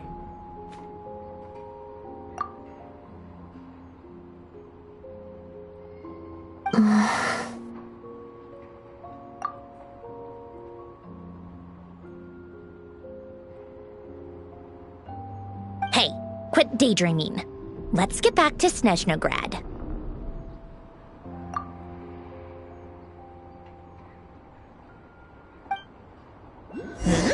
When did you get a new sword? I found it in a cave. It handles pretty nicely. You have a strange affinity for second-hand swords.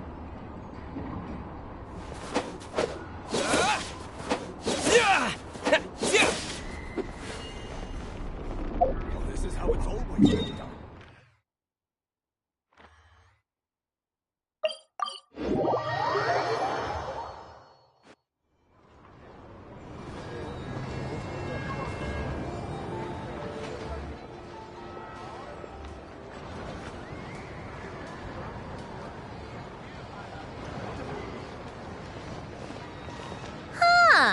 Well, if it isn't Counselor Tartaglia, Mr. Big Shot himself.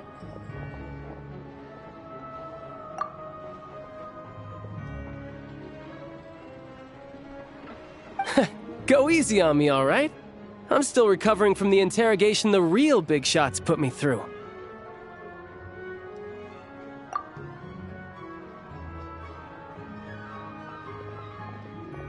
Hey, comrade. It's been too long. I heard you came looking for me earlier. Nicest surprise I've had in a while.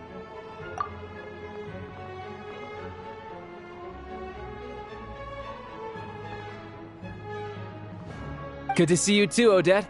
I'm guessing you guys just got back from Sviatlo-Laidovka. How'd it go? Crisis averted?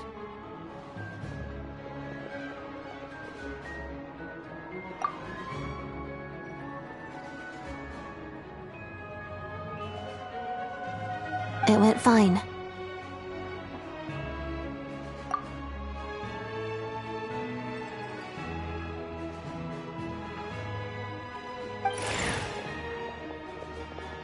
How about you? Any new developments?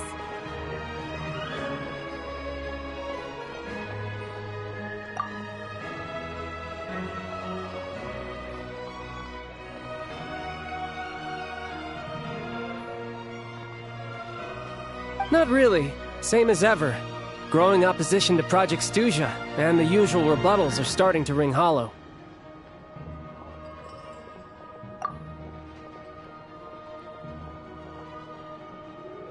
The results of the mock vote were pretty dire. Pulcinella was fuming. I've never seen the old man so angry.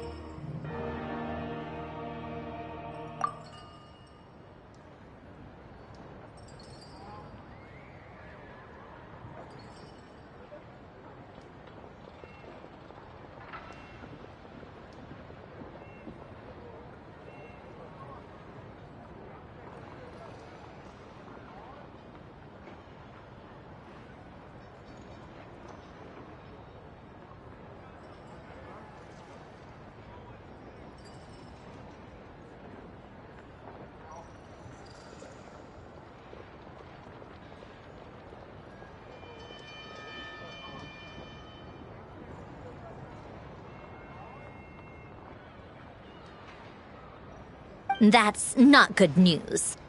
It takes a lot to rattle him.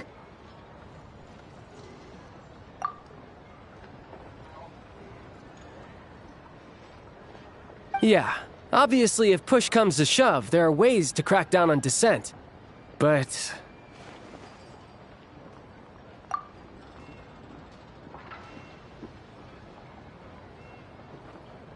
Sorry, I have to ask something.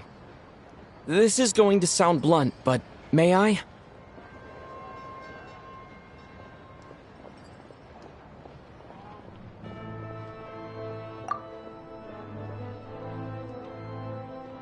Huh? Of course, fire away.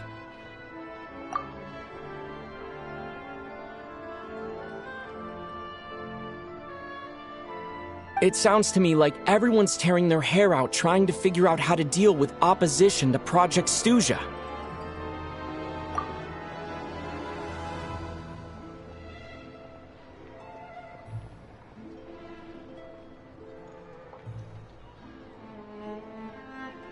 But what exactly is this project's purpose?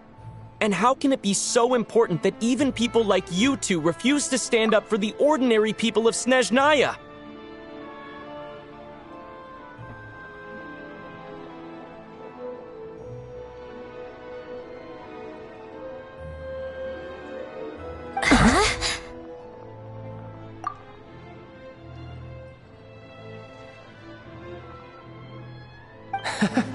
Interesting.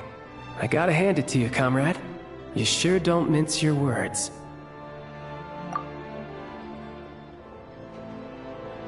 Excuse him?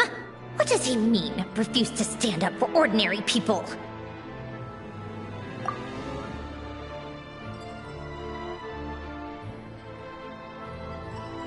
Oh my gosh. How does he dare speak to the Harbingers like that?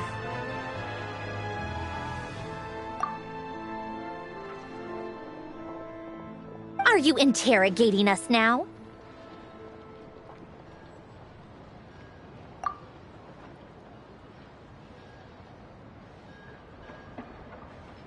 It's okay, Sandrone. Let me explain. I think I understand where he's coming from.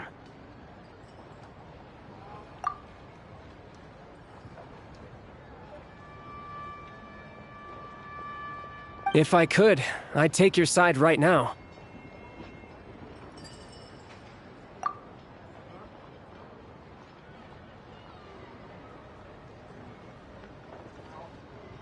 In fact, my position's very similar to yours. I've only held back on casting a dissenting vote in the Vetcha because the Tsaritsa would never let me get away with it.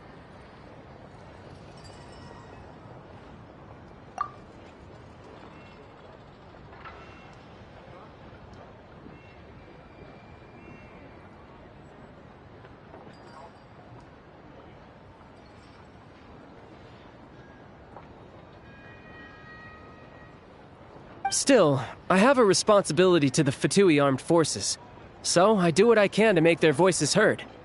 Most of them are just regular folks from small towns far from the capital.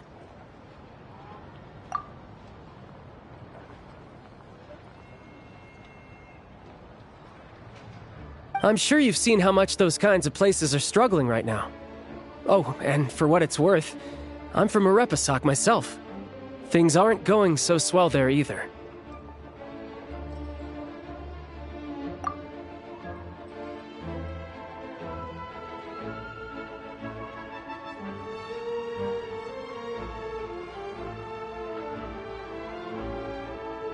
The Tsaritsa wants to create a better, safer future for the people of Snezhnaya, but she's thinking long-term. I don't doubt that from where you're standing, Project Stuzha seems to be creating all sorts of issues for everyone.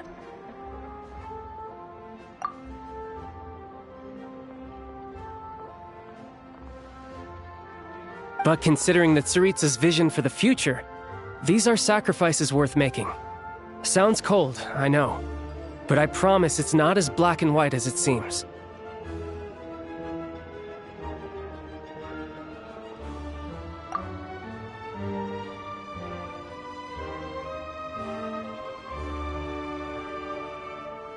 Maybe Sandrone and I can't oppose Project Stuzha outright, but we're constantly raising our concerns in Vetcha meetings.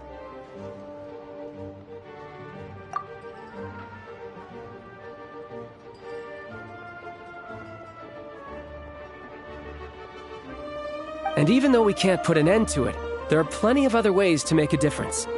We're trying everything we can think of, and so is Pulcinella.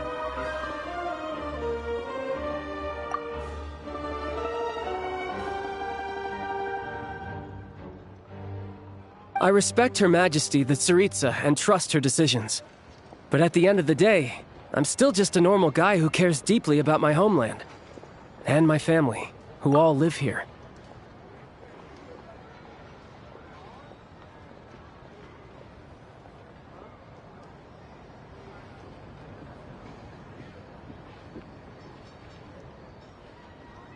There's no way I would ever abandon them.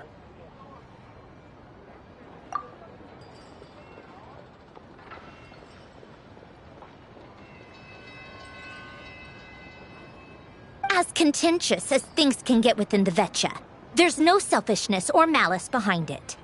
Everyone wants to get through this period as smoothly as possible.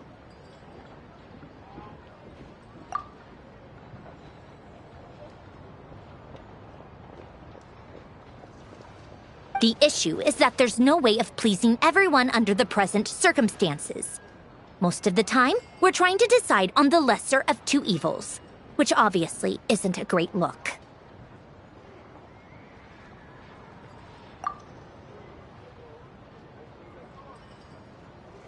But that is not the same thing as being blindly loyal to the Tsaritsa. No one's got their head in the sand here. We're all well aware of the way things are. We're just doing our best to make it work.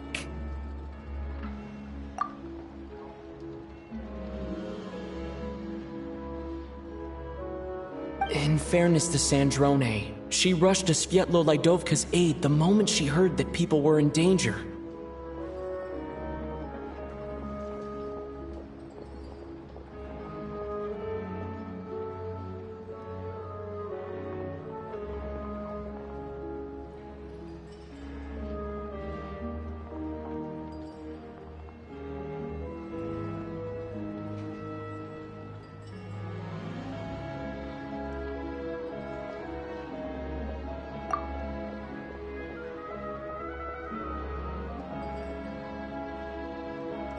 and even Tartaglia, who used to only care about the thrill of the fight, is clearly doing his best to rise to the demands of his new role as counselor.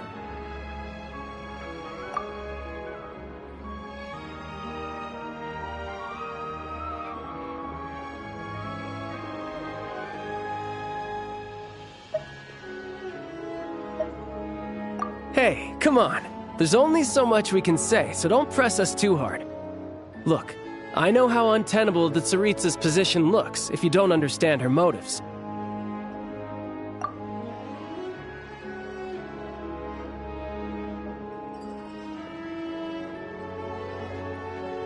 Maybe you've heard already, but she's currently leading her army on a campaign to the east to defeat the monster that's been causing these brutal blizzards.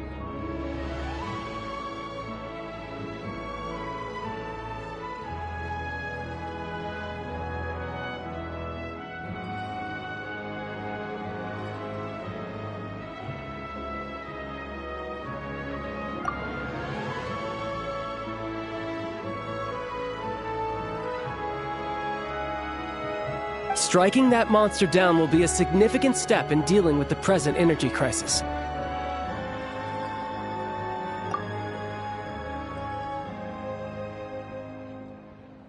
As laser-focused as she is on realizing her lifelong ambitions, she's still putting time and energy into taking down this powerful monster.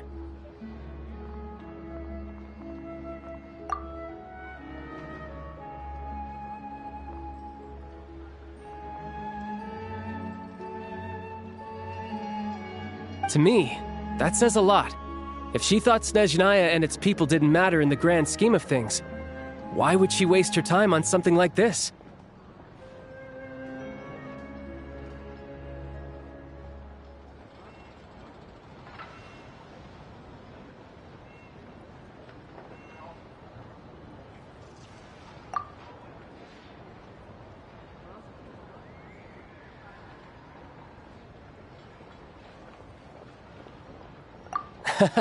Thanks.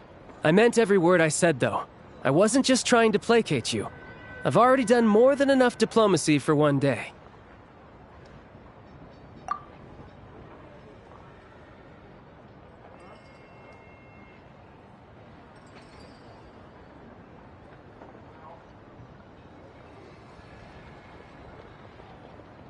I still think this adventurer raises a very important point.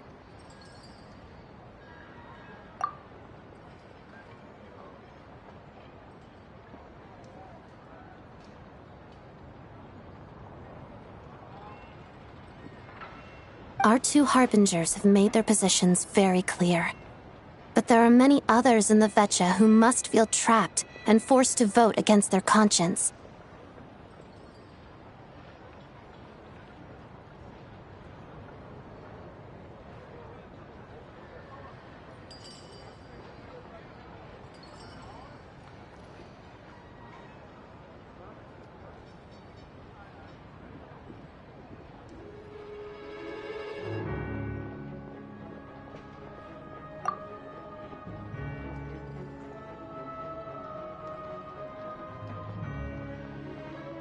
I think it's a very valuable quality to be willing to speak one's mind, despite the risk of offending powerful figures.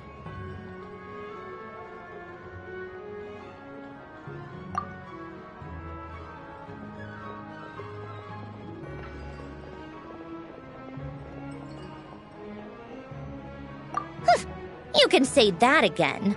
I highly doubt we'd feel the need to explain ourselves so much if we didn't know you so well.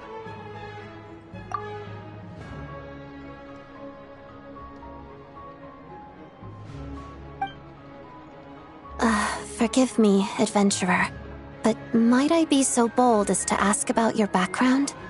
How is it that you can converse so openly with two harbingers?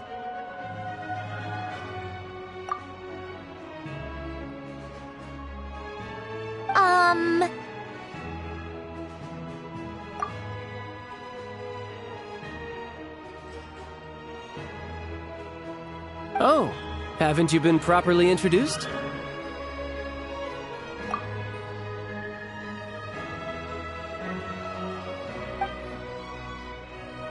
easier said than done. I like to think I'm not the kind of person who goes around busting open people's old wounds.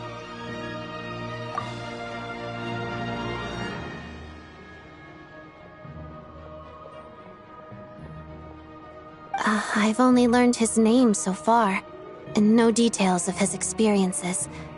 Is something wrong?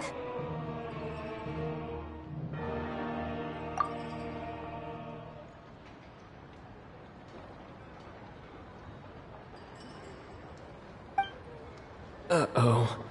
Is there no avoiding the subject of Rosaline?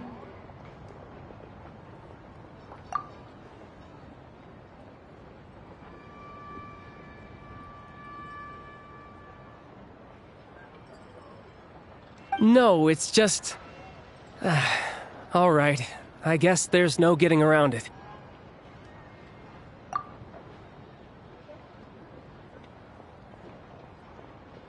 This is the world-renowned traveler, who helped resolve the storm terror threat in Mondstadt, cleaned up after the mess I made in Liyue, and then went to Inazuma, where...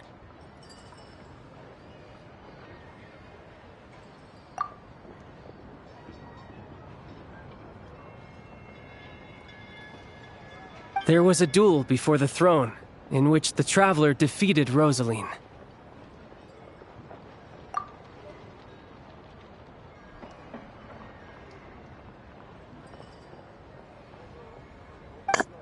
Oh.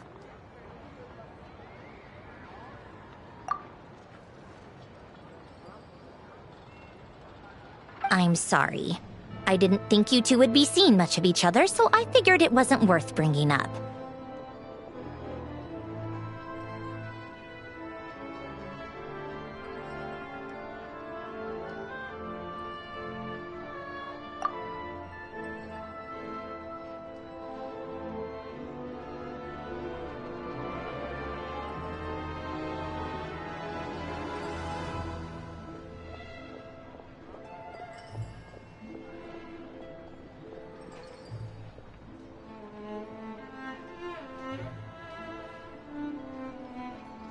It's fine. It was a long time ago. It's fine.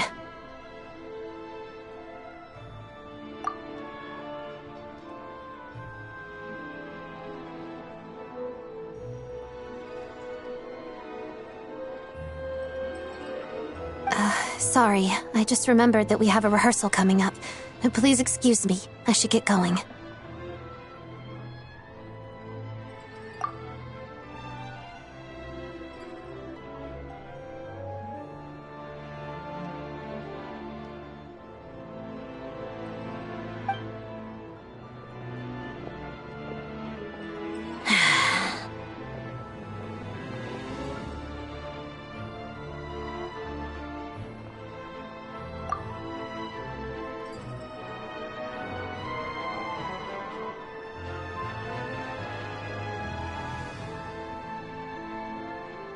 I've mentioned this to you before, remember? She was Rosaline's most valued subordinate. But they didn't actually get along.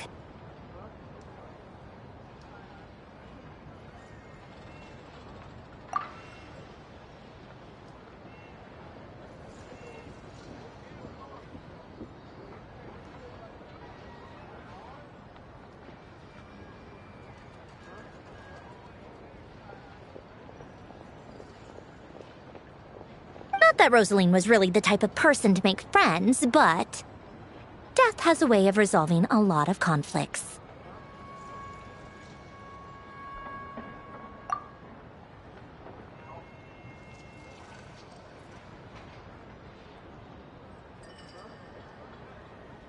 Don't let it weigh on you. Like she said, it was a long time ago. It's in the past now.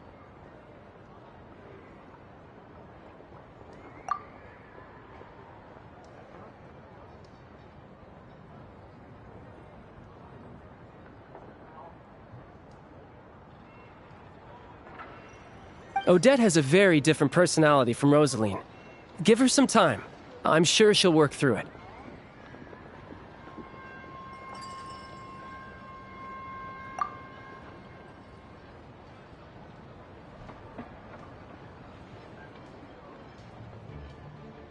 Oh, by the way, where's Paimon? It's not like her to hide away.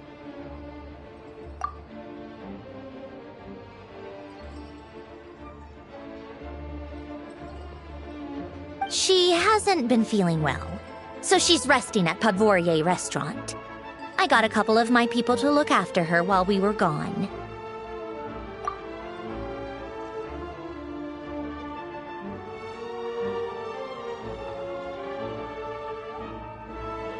Oh, right. Sorry to hear that. Poor thing. Reminds me of when Tonya was little. She really felt the cold back then. Used to get ill all the time.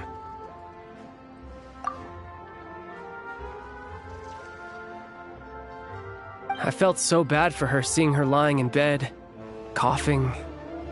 She was so mature for her age, though. Whenever someone came to visit her, she'd greet them with a smile and would never complain.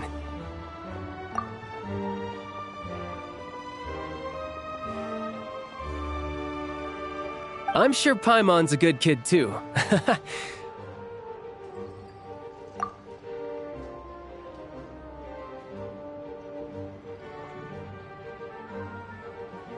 You're a little short on manpower, right? Let me have a couple of my people take over for yours. I'll send my most capable and reliable. They'll make sure Paimon can recover in peace.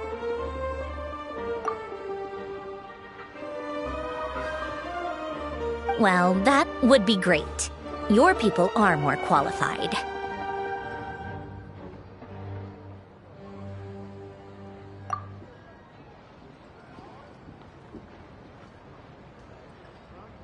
Hey, don't mention it. I'm sure you have things to do. Hopefully this takes a load off your mind.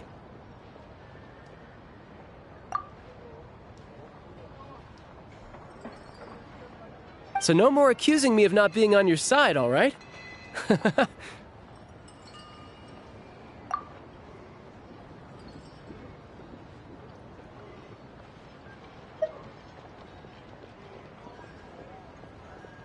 Already?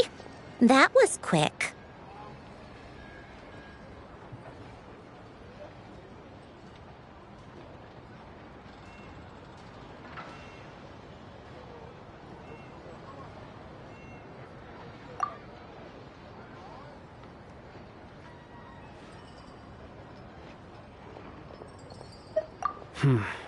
I'm afraid I can't help you there. Our director's recent movements are confidential. Even we're not in the loop.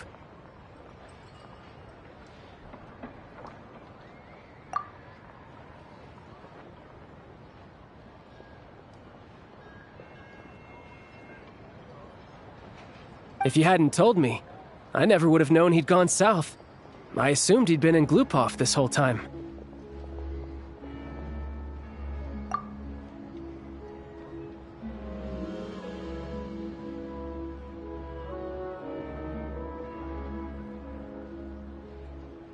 Well, I guess I'd better go sort out Paimon's security situation. I have some other work to catch up on at Glupov anyway.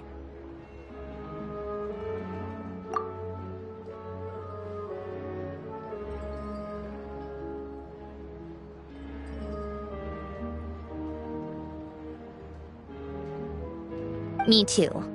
I have an incident report to write up. Let's leave it there for now.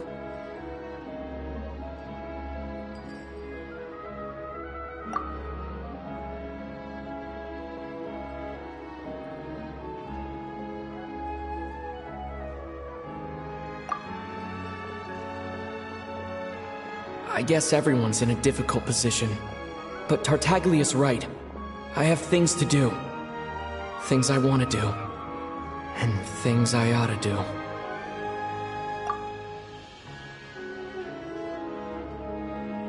To start with, I should ask Alosha if he knows any way to help Svietlolaidovka.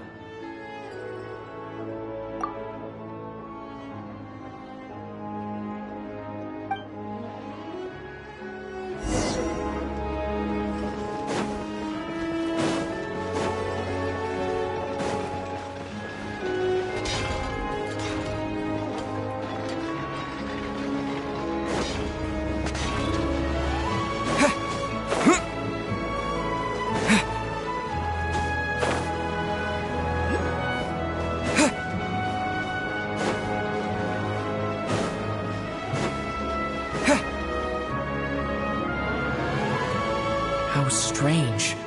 This sword seems to be vibrating of its own accord.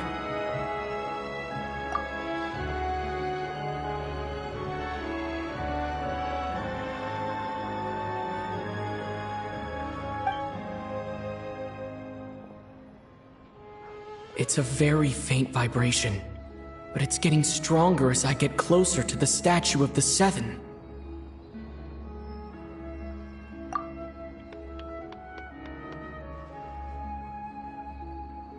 Does this sword have some connection to the statue? But all it does is vibrate, even when I touch it.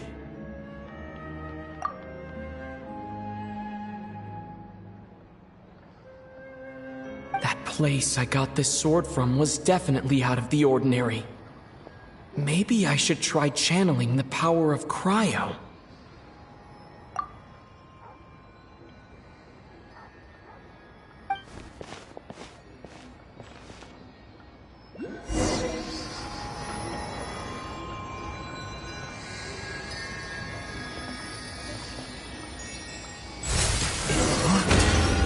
There really is something special about this sword.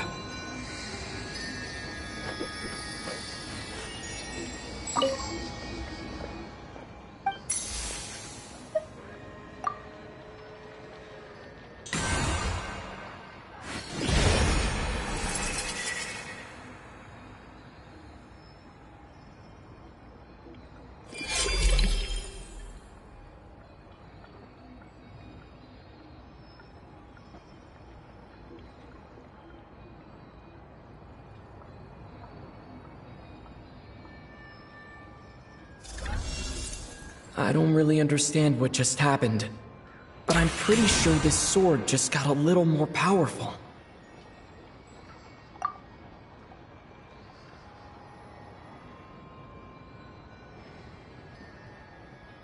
I'll have to try the same thing again when I come across another statue of the Seven. In the meantime, I'd better go find Alosha.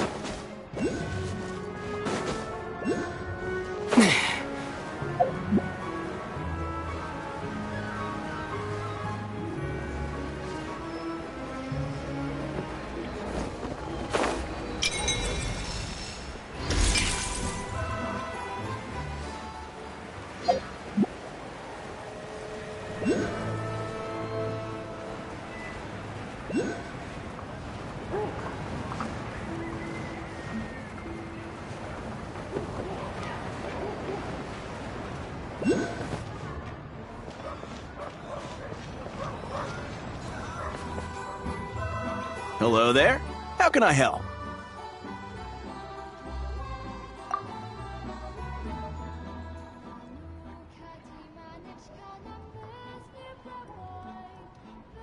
Ah, sure thing. Give me a second. I'll go fetch him for you.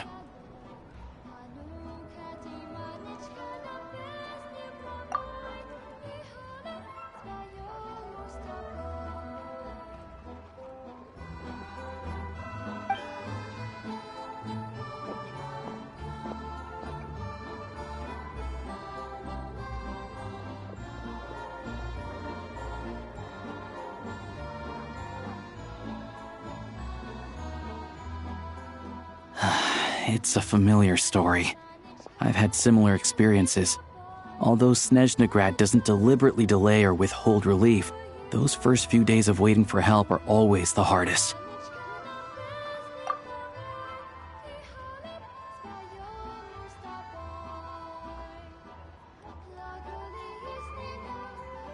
It's a fundamental contradiction. If emergency relief can't be delivered in time, what's the point in even calling it emergency relief?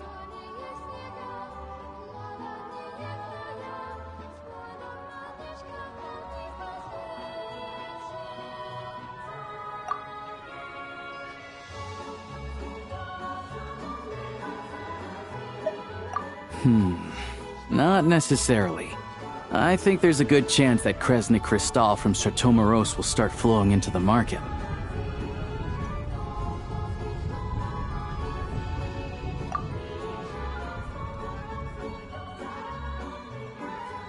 When we resolve Chateau Moros' energy issue, it's like we open the floodgates.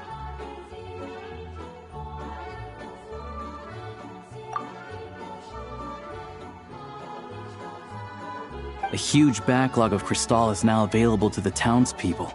There's no way they can use it up at once.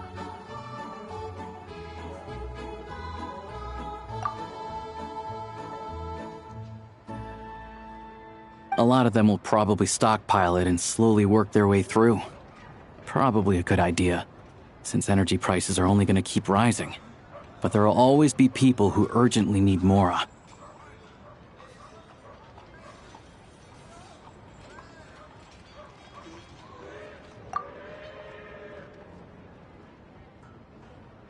Exactly.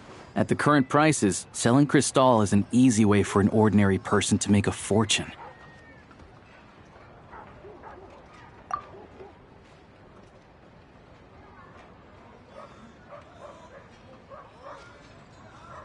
Hey boss, how much do I have left in my account?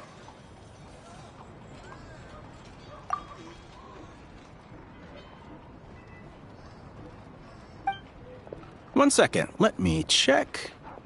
So, you're planning on buying the crystal out of your own pocket? Yeah. I don't know if I have enough, so I'll chip in a little extra and buy as much as I can afford.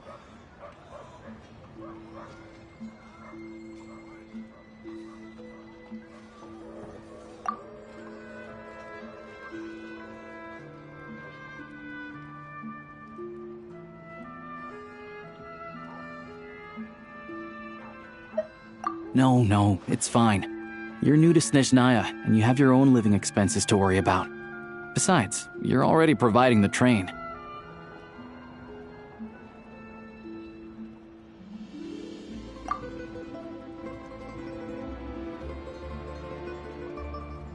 Here's your Mora. See what you can find at the market. But I doubt there'll be much crystal left.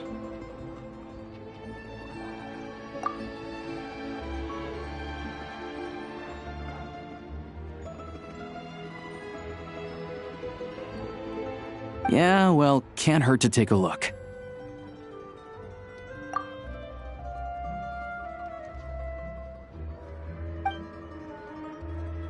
Let's see. Huh?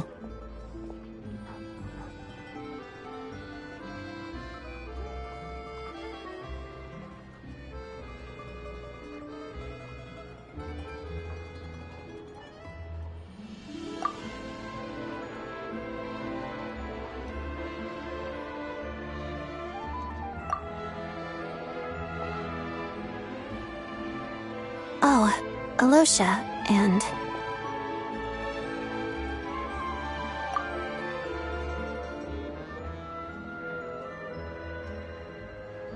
Hello?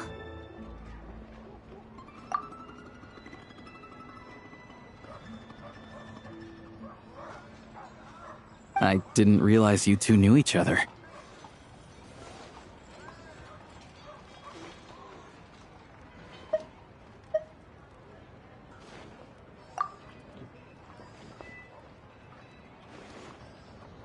Yeah, I take on some odd jobs in the city to supplement my hunting income.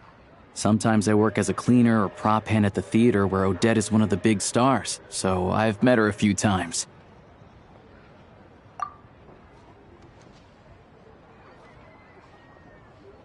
When the weather's as bad as this, it's better for a hunter to adapt than to keep looking for game.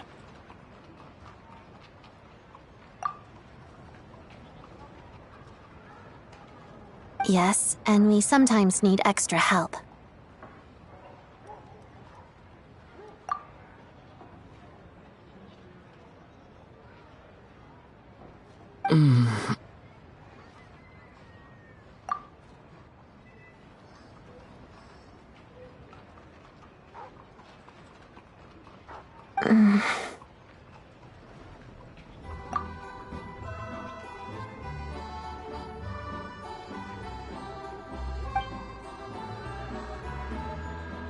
Wait, why is the atmosphere so awkward? I thought things went pretty smoothly in Svietlolaidovka.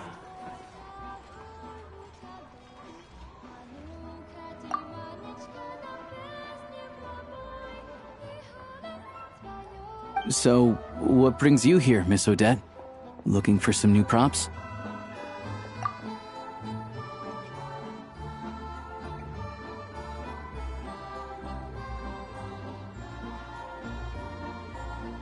No.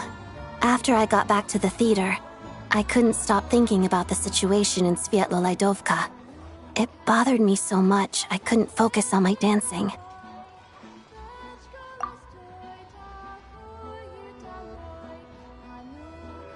So I decided I'd come here and see if there's anything I can do.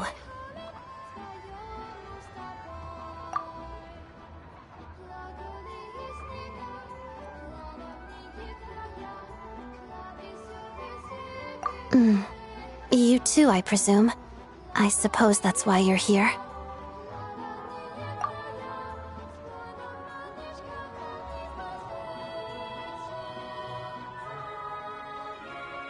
I didn't feel comfortable expressing my true opinions in front of the Harbingers. Not least because ordinary Fatui like me don't even know what Project Stuzha is all about.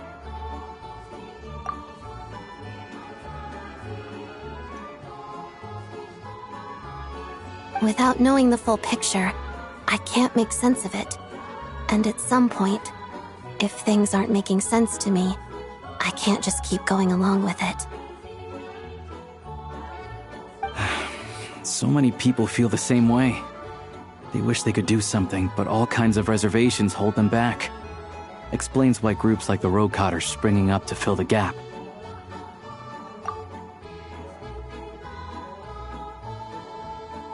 Yes. Well, that's one option. But there are risks to consider with organizations like that. The Fatui does not encourage their activities.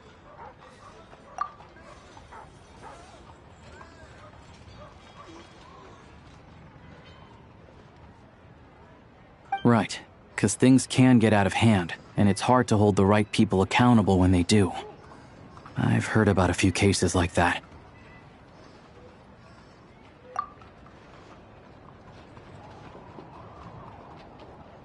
Sandrone said Odette was on track to inherit the title of the Fair Lady.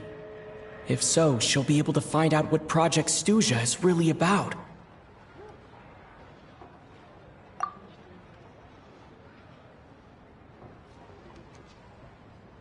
Still, it's probably a little soon to ask her about that. There may be more to the story.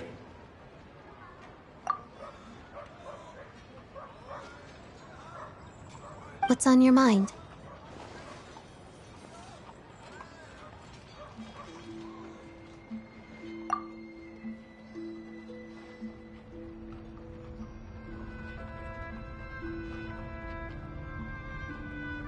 I think we can both agree that no matter which side you're on, it can't stop you from doing the right thing. Where there's a will, there's a way.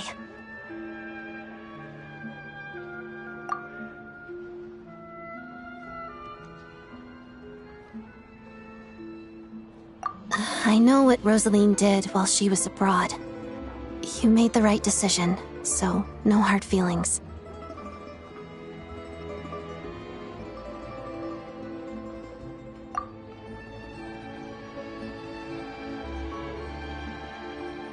So, what's your plan?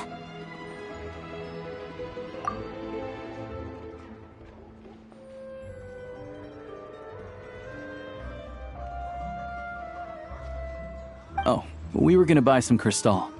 I heard there's some on the market right now.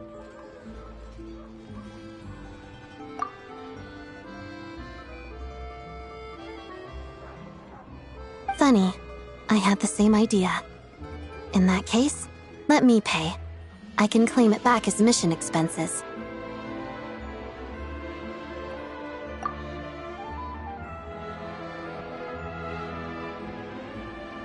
The real issue here is that government relief is behind schedule.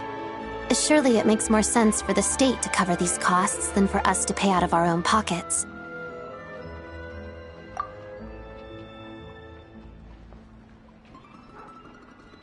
true. It's a huge expense after all.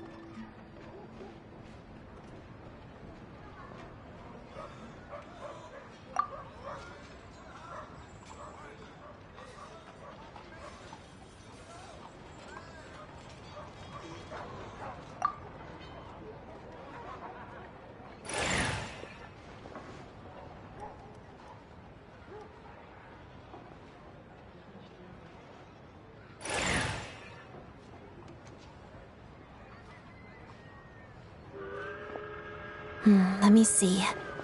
I'll take it all, please. And I'll be needing a receipt.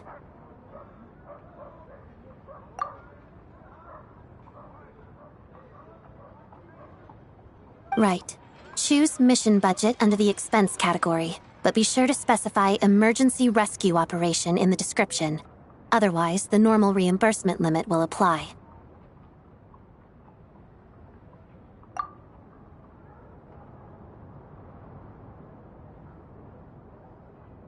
Let's book this train. Regulations say that if we need to transport Kresnik Crystal during Project Stuja, extra carriages can be added 1 hour before departure.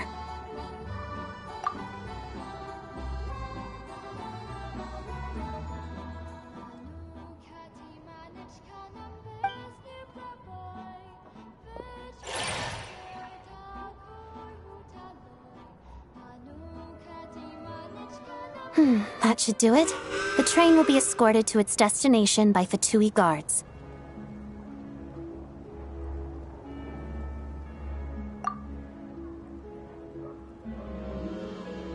This is my first time seeing you handle Fatui affairs, Miss Odette. It seems you're as skilled an officer as you are a dancer.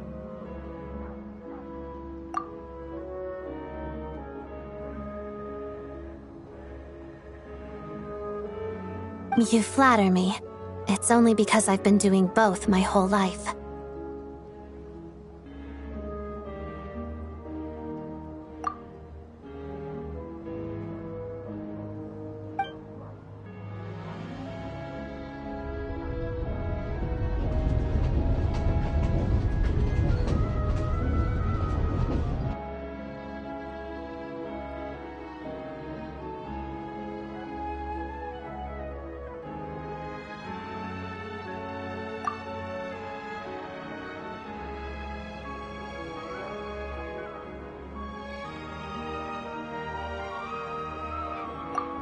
Anyway, I bet you've been non-stop today, am I right?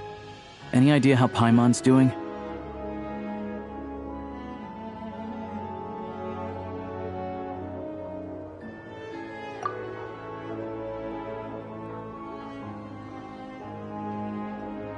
What's wrong? Who's Paimon?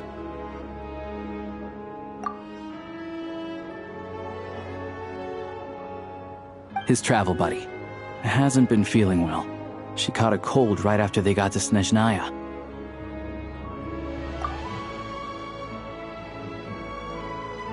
Sounds like she's important to you. I can't believe you've been dealing with this on top of everything you've been doing to help the people of Snezhnaya.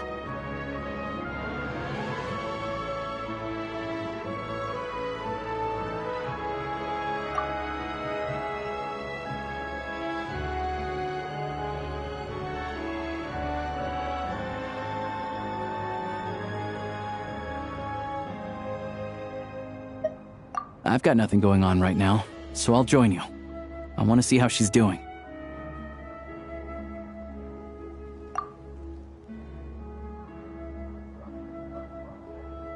May I come too? I have some candy that someone gave me back in Svietlo-Lidovka. Plus, I know a little bit about relieving cold symptoms.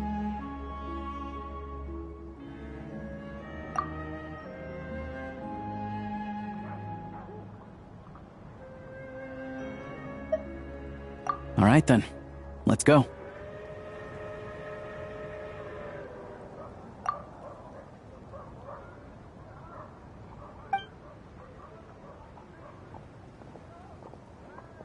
I still don't know what the deal is between these two, but at least the tension seems to have vanished. A good sign, hopefully.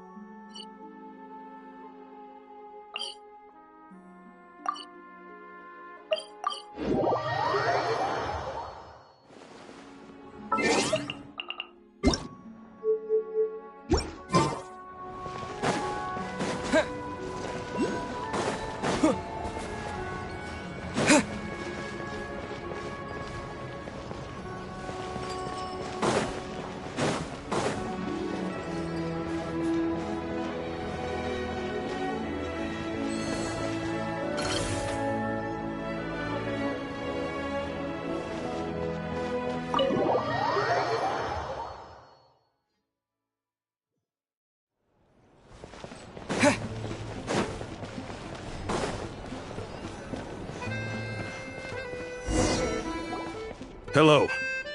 Sorry, but there's a sick person recovering in this room.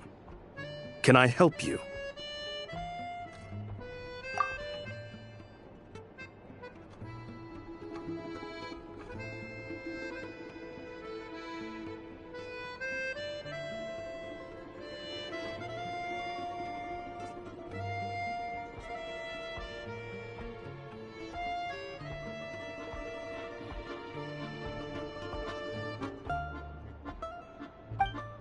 What happened?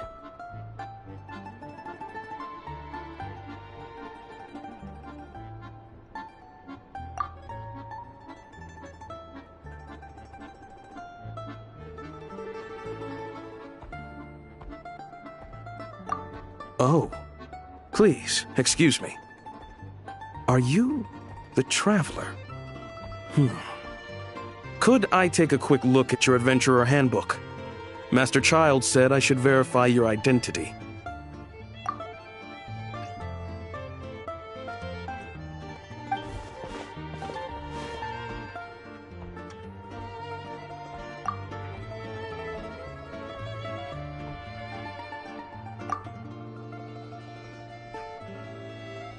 Ah, it's really you. Sorry for the inconvenience. We're under strict orders from Master Child to keep this room well guarded.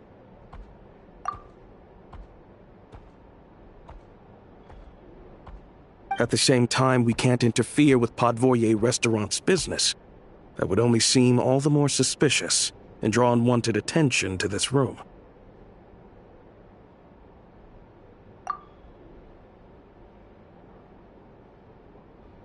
Besides myself, a few of my colleagues are stationed in and around the restaurant, in plain clothes, of course. Rest assured, you're in safe hands. I didn't expect such a high standard of protection.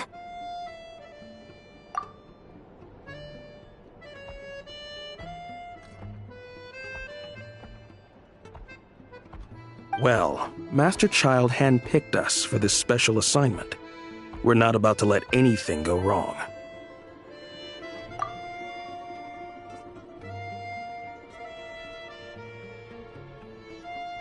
Anyway, I won't keep you any longer. Please, head inside.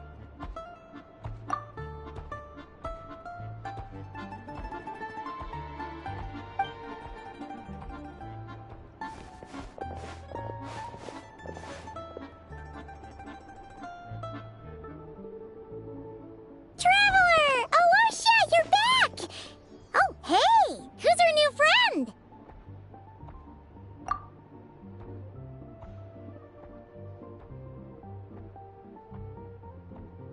Hi, I'm Odette. The Traveler and I crossed paths a few times.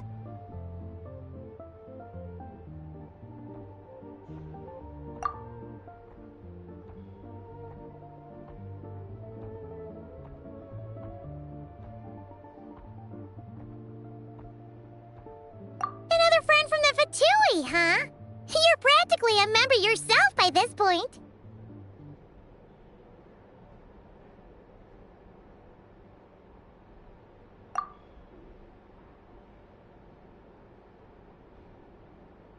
Paimon's definitely on the mend. We should be back to our usual travels in a few days' time.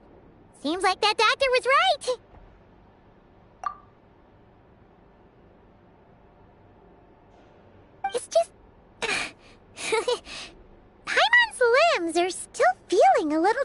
Really?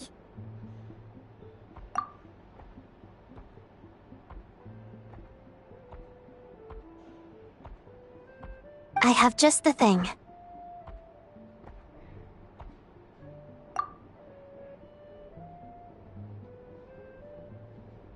Whoa! What's this? Is that a flame inside an ice cube? Wait, is this real ice? How's it not melting? And how does the fire keep on burning?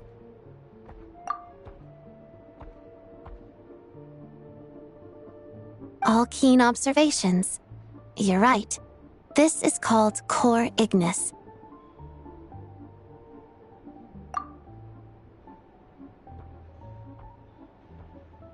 Whenever I've caught a cold in the past, I found I recover much more quickly if I place this by my bed.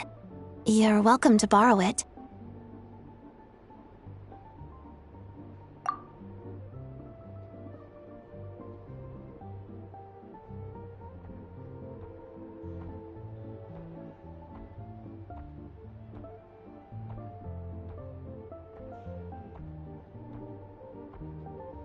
Awesome!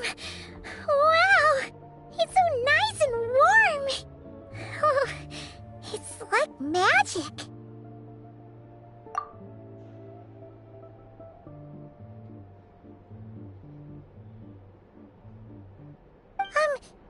Your name was Odette, right? How did you two meet again?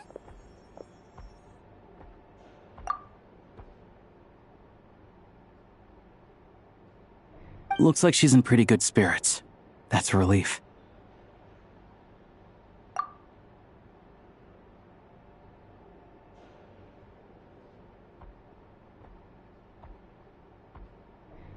Any progress with your investigation yet?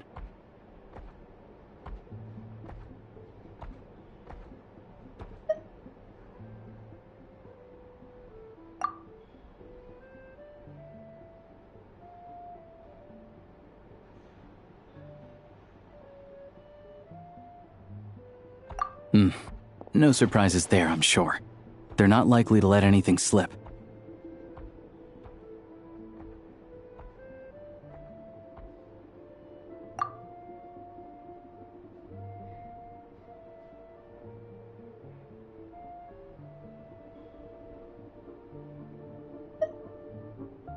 The Rokad, huh?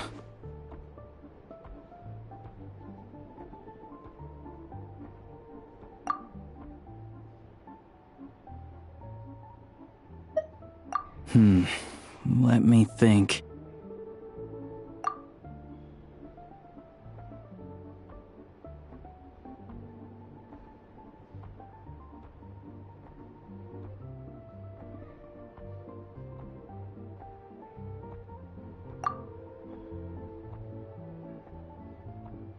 Members of the Rokad keep their true identities hidden, but I think there might be someone I can introduce you to.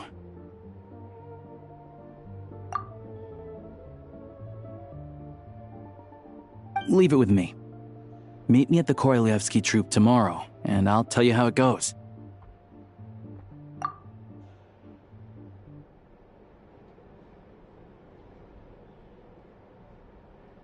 Would anyone like a drink? I'm gonna head to the bar.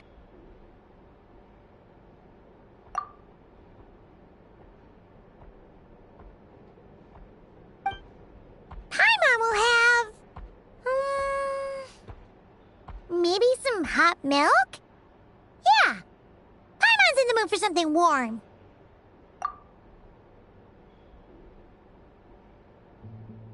Enough with the secret chat, you two. Let's catch up properly in a minute. Paimon wants to know everything that's happened today.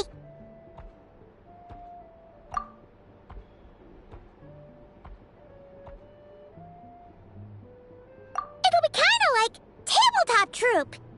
No reason why listening to a story can't be an adventure.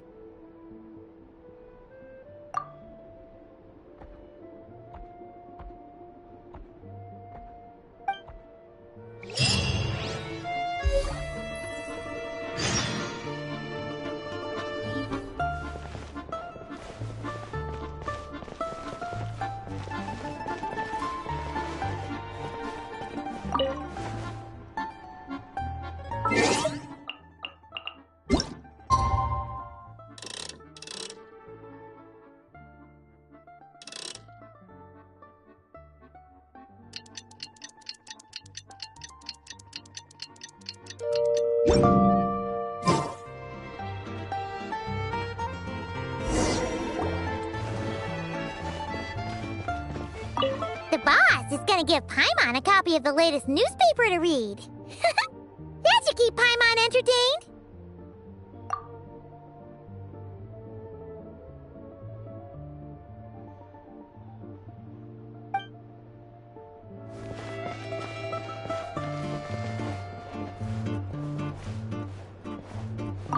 Hello again. Please rest assured, we'll keep a close watch on this place.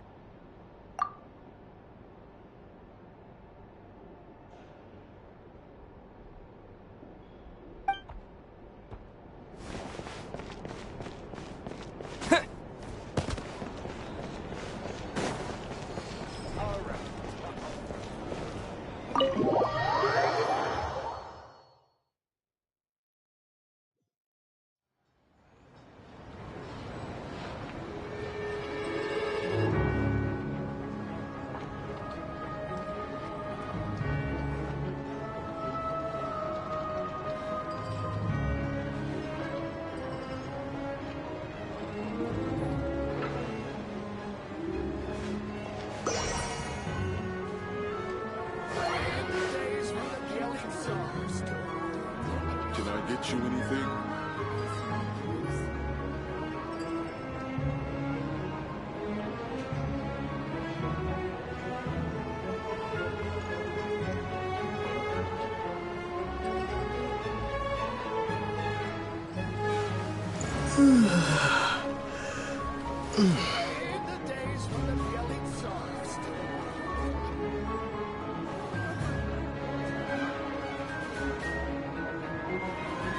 Get you anything?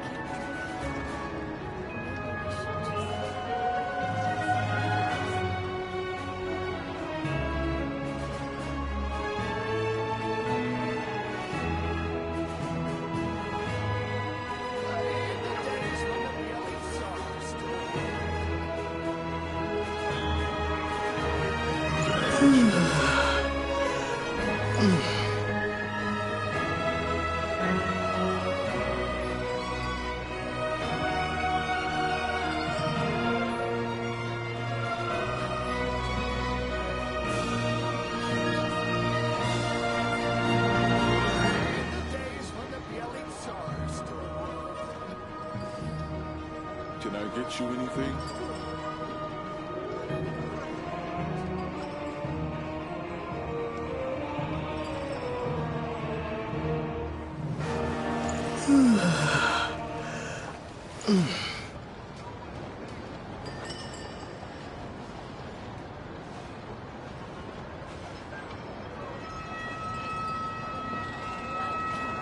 Can I get you anything?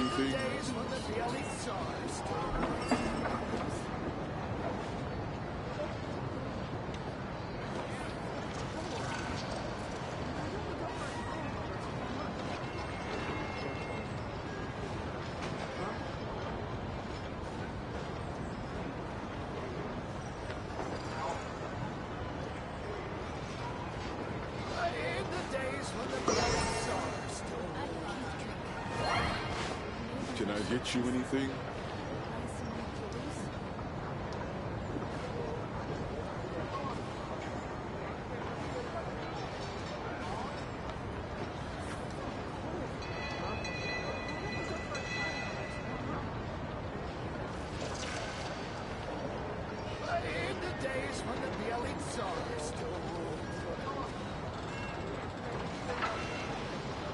Can I get you anything?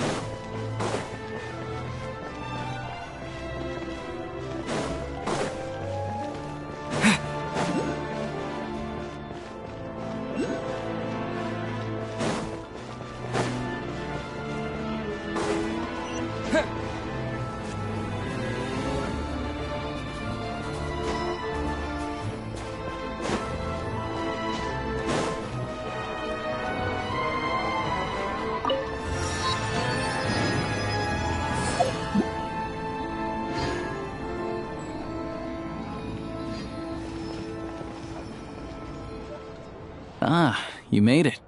I've got some tickets, and I managed to set something up with the Rokot.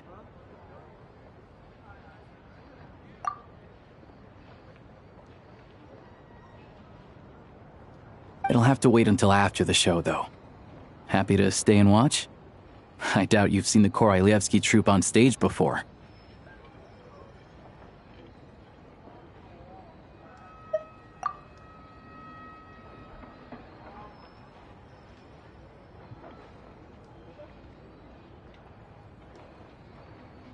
Pleasure. Here. This is the way in.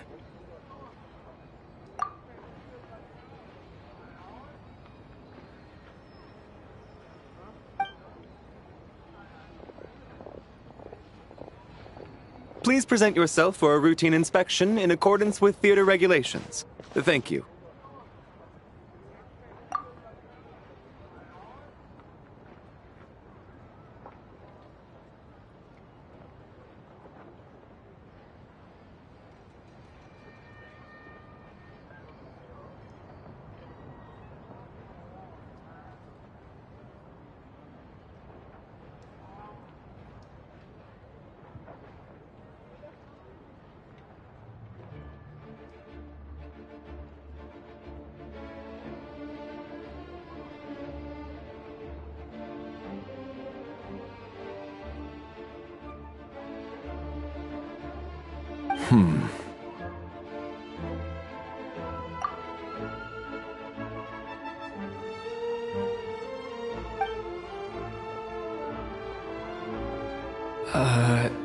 Is that guy with the Fatui? Looks like he's waiting for something.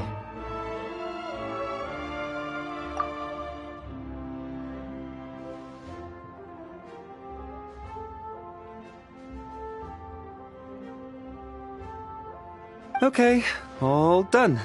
Thank you for your cooperation. Please proceed through to the theater.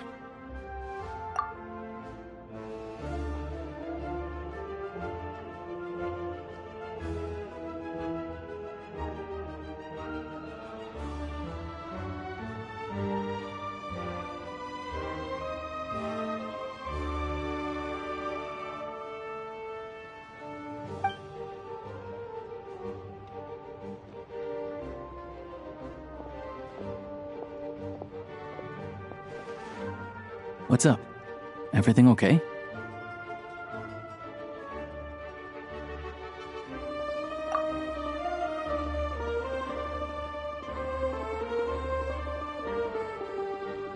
Snezhnaya's business and political leaders are always passing through here, so it makes sense that security's tight.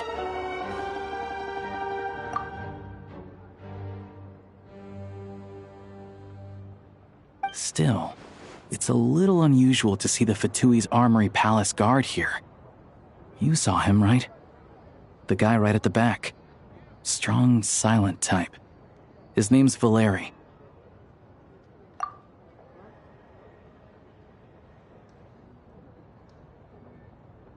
He's part of the Special Assignments Battalion, but I only ever see him here for one thing. To look for a guy named Mitya.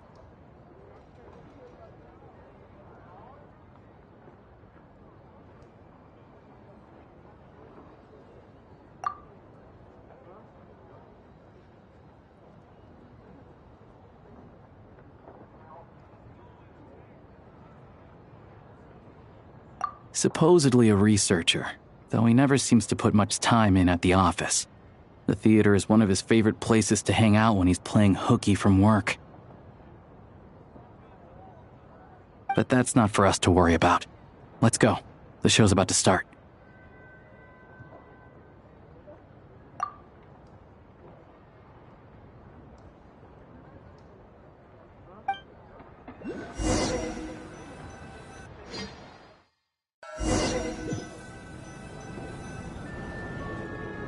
What do you think?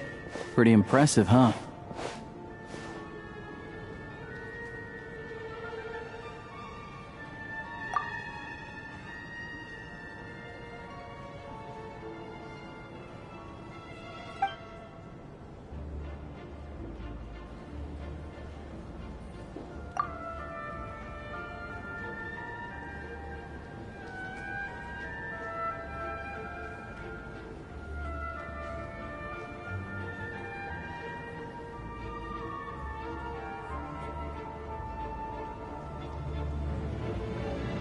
Oh, the one in Fontaine?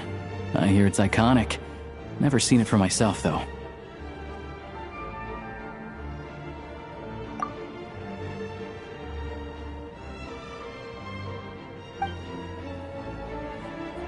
Here we are, just in time. Sorry, coming through.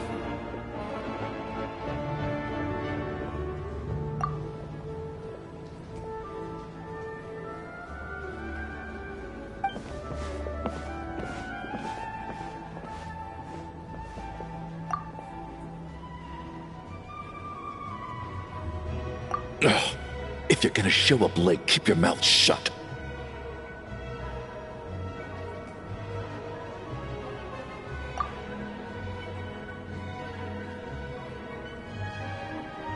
What's his problem?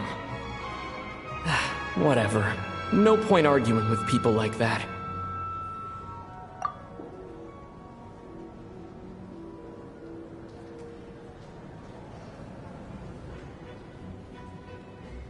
Look, there she is. That's who I'm introducing you to later. She's the lead singer of the troupe, Vodyanitsa.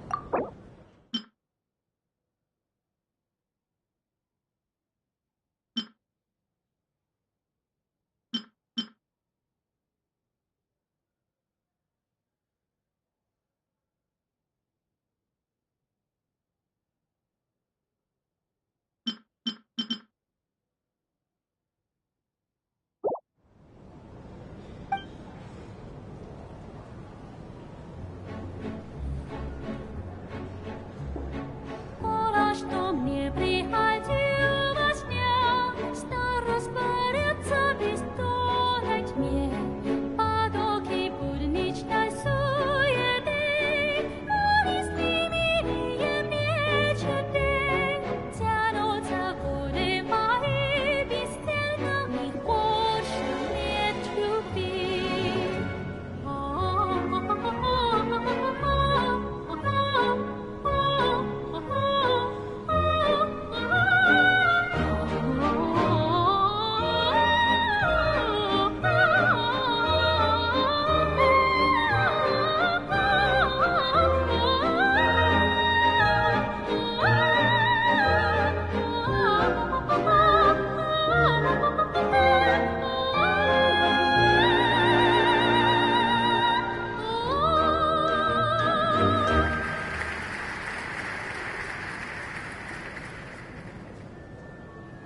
This leads directly to the green room.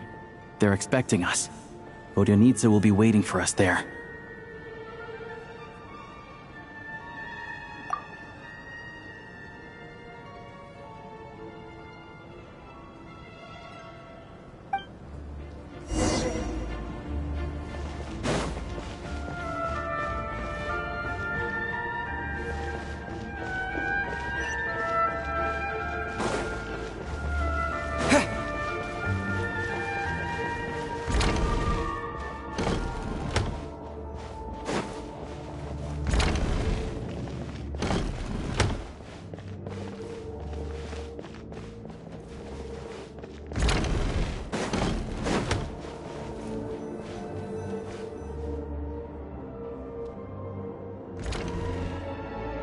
Hey there.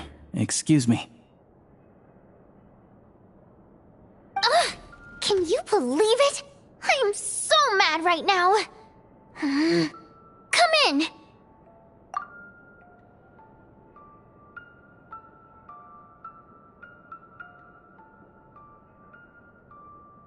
Oh, It's you two.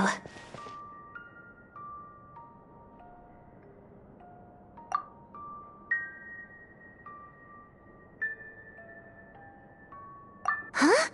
You know each other? Oh, wait. Is this who you were telling me about? The one you met yesterday and couldn't stop thinking about?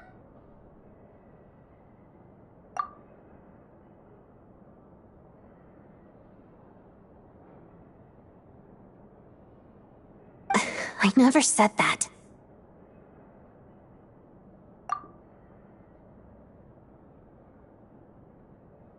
Yes, you did. Why are you denying it? It was right before I went on that rant about the moody factory owner. Oh, I remember it so clearly.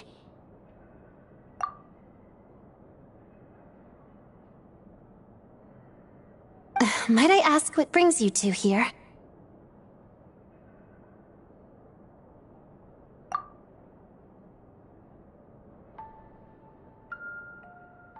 Oh, I just brought him here to see the show.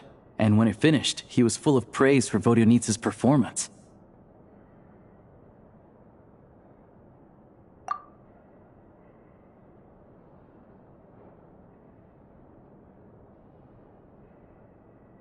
So, I thought I'd try my luck, see if we could get the chance to chat for a bit. Maybe get an autograph?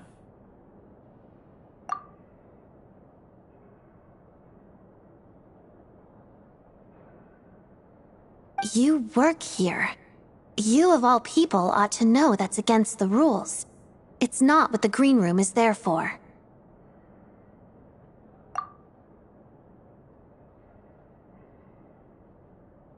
Oh, what's the big deal?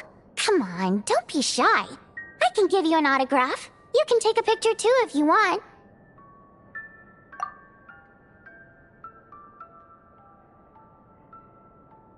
Do as you please.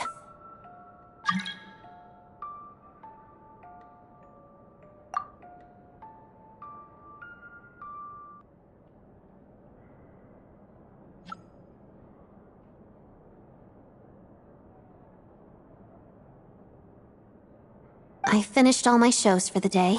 I'll leave you to chat.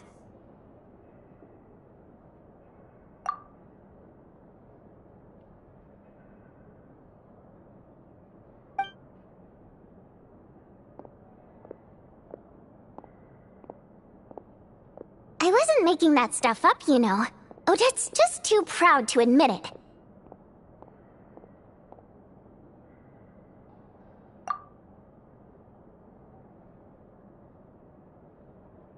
She thinks very highly of you. And so do I. You did the right thing in Svietloladovka.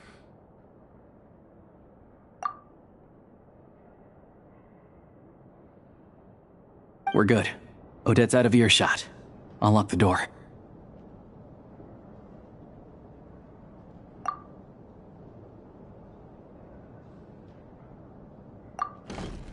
Confidentiality, of course. The Rokat is very strict on that.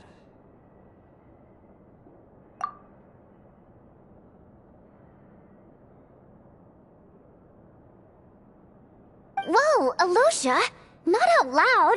Not with an outsider here!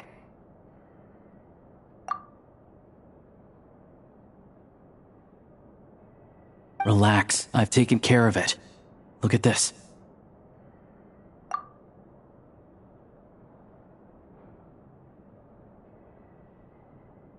The President's reply sent this morning.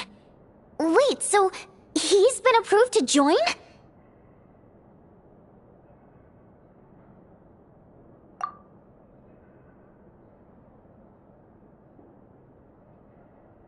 You told me last night that you wanted to get intel from the Rokat. Unfortunately, Rokat intel is only available to members.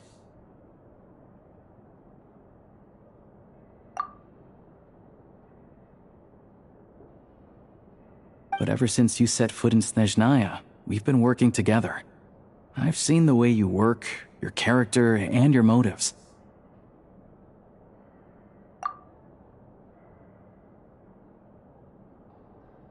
Everything about you is perfectly in alignment with what we're trying to achieve in the Rokat. So I figured I might as well cut to the chase.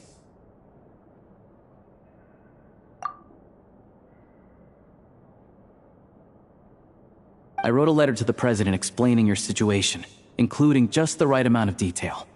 His approval came very quickly.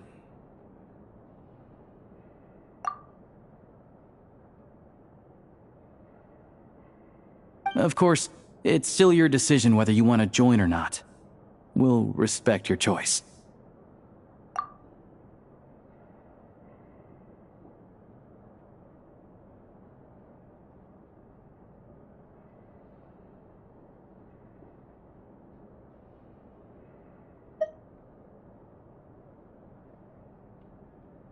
Well, assuming Odette was telling the truth and she didn't misjudge you, I guess we don't need to worry about you blowing our cover.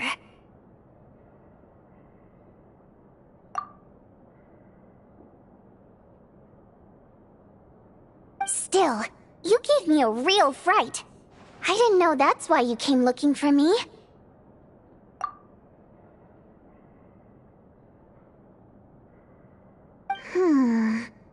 So, that stuff you said about admiring my performance, was that just because Odette was here?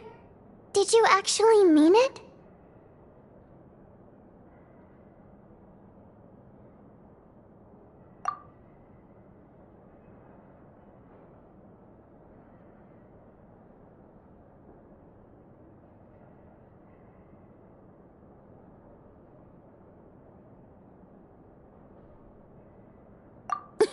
Now you're talking. That's what I like to hear.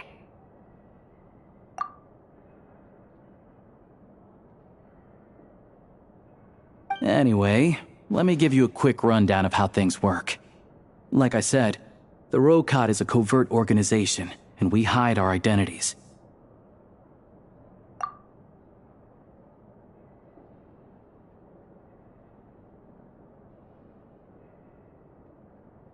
Members typically don't meet in person or even know each other's identities. This helps us maintain a high level of independence and secrecy.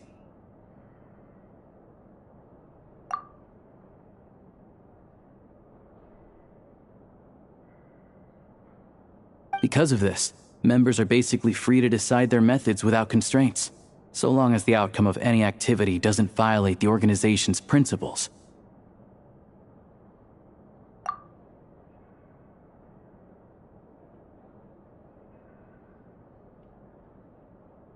After all, we don't have any ostensible contact with each other. This way, if anything goes wrong, no one else will be implicated.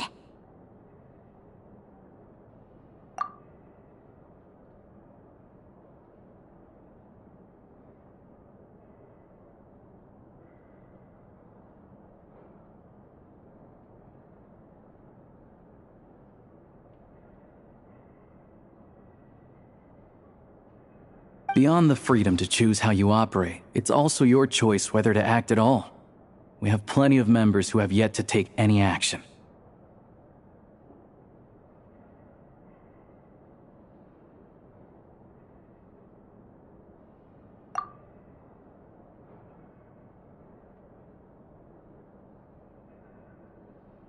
In short, joining the Rokot in and of itself won't place any restrictions on your activity in Snezhnaya.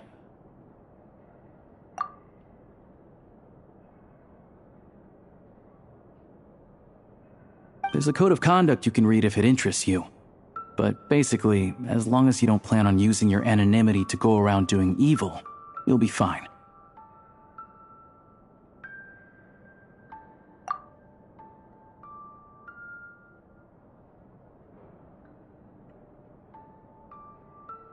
I tried reading it 5 or 6 times. Never made it all the way through. Even the most lackluster script makes for more interesting reading.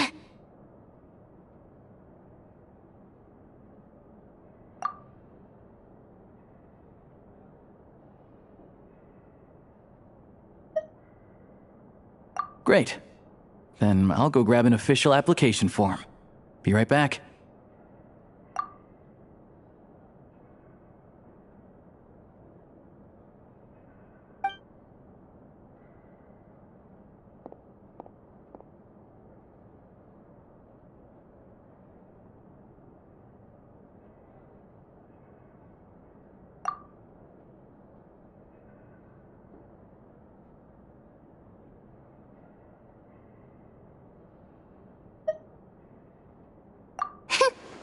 Well, Alosha has this pet dog, you see. His name's Tagarin, and this one time, Alosha brought him backstage.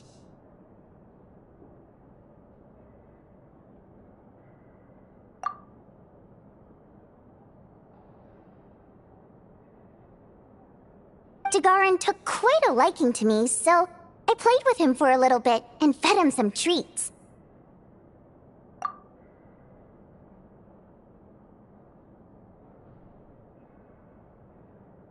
Then, the Rokot was out on a mission one day, and even though we were all in disguise, Tagarin recognized me right away.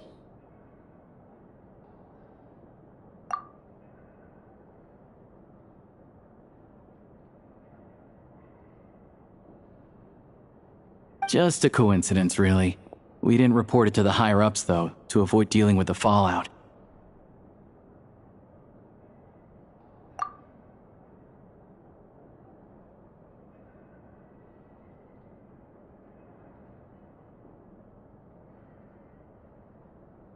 Like, my job at the theater, for instance. I really need it to make ends meet.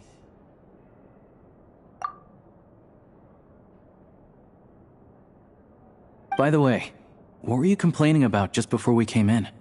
Did everything go okay with Chuganov?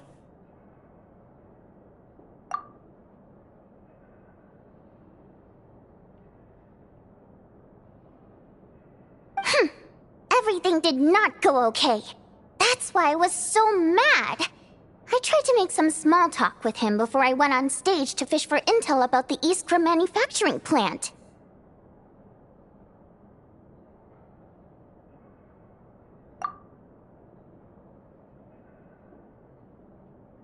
But he wouldn't take the bait. No matter what I said, he kept dodging the question.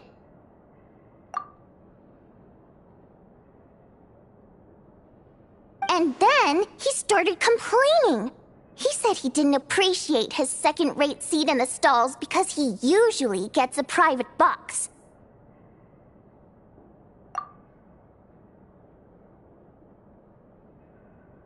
I mean, what did he expect? Everyone knows that if you want a box seat, you buy a ticket well in advance. But instead, he sends me a letter the day before the show when we're practically sold out.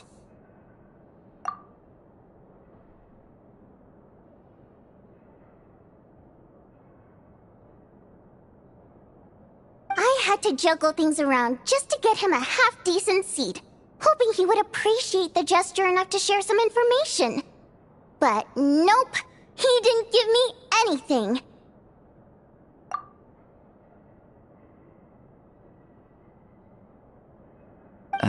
Yeah, meeting Chuganov in person has definitely been a disappointing experience.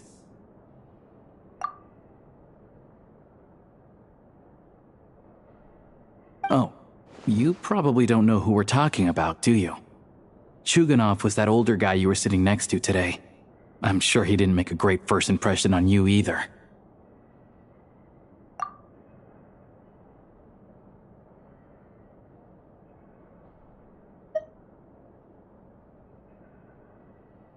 To the citizenry, he's a family man and a kind boss.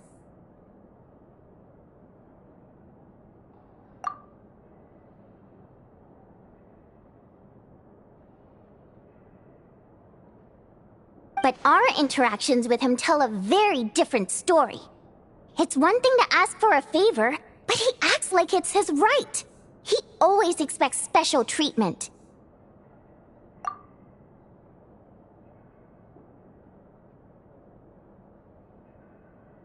Take the ticket situation, for instance. I've actually gotten him a private box in the past. But not only was he not even grateful, now he's acting like I've sold him short this time.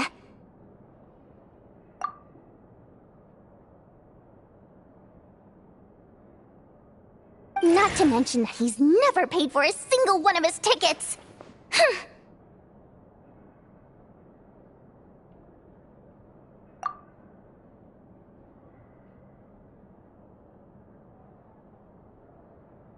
And another thing, if he's such a big family man, why doesn't he bring his wife and daughter to see the show once in a while? I've never seen them here, not even once.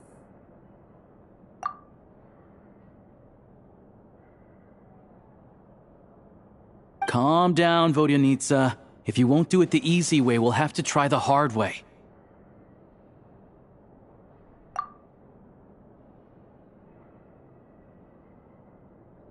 But first things first. Here's your application form.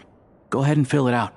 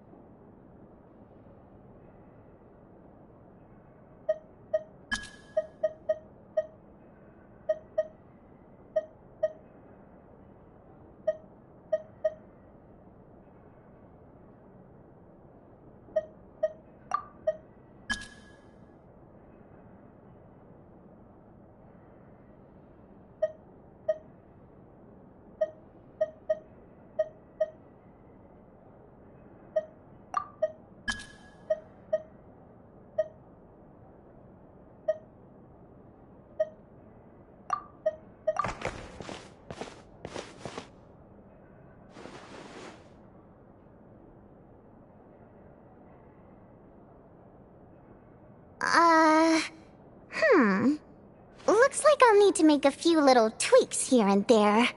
But other than that, you're good to go. We'll hold on to this for you.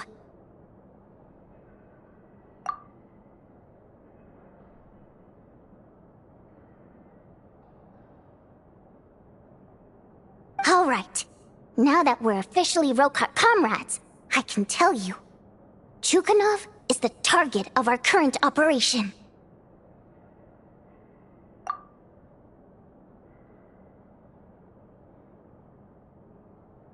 Recently, we've done some recon work at the Iskra manufacturing plant, which pretty much confirmed that their energy consumption is way beyond the legal limit.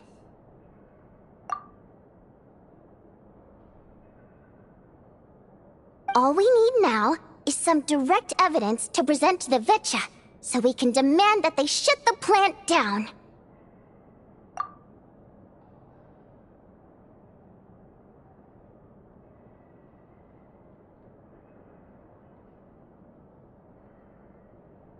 That way, the Kresny Crystal can be allocated to where it's needed most.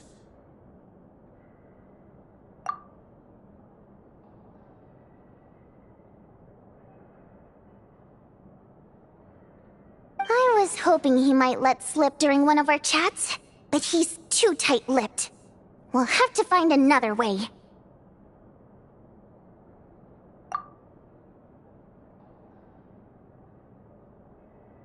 I'm meeting another regular theater-goer tonight. Mitia.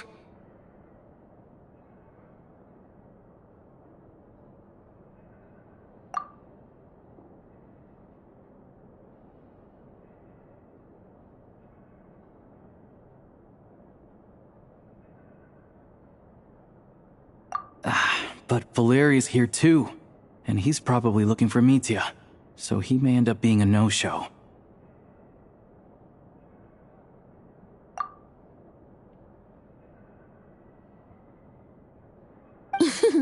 Don't you worry.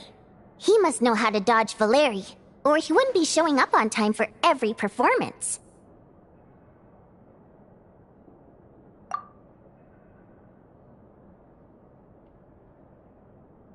Mitia is a renowned energy expert. Although we can't get any direct evidence of the excessive energy consumption at the plant, we can accidentally let the information slip to him.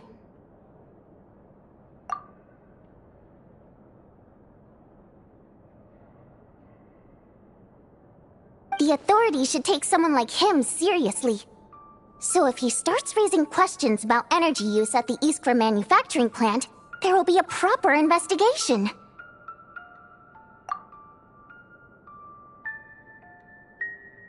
Also, we're not allowed on site, but he has clearance.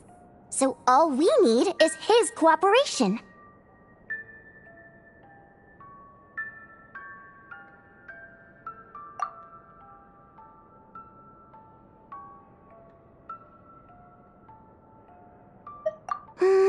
Yeah, so that's the other thing we're trying to figure out.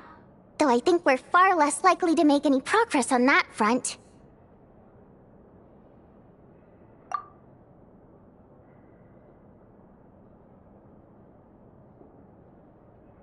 Still, I hear that Mitia is a bit of a chatterbox. So, who knows? Maybe if we catch him in the right mood, he'll let something slip.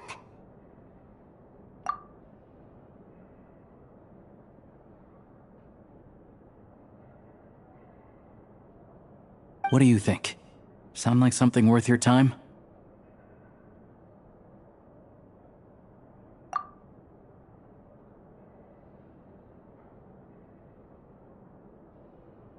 Okay, in that case, you guys find a seat somewhere nearby. Pretend you're a couple of buddies there to eat, and keep your ears peeled for useful information.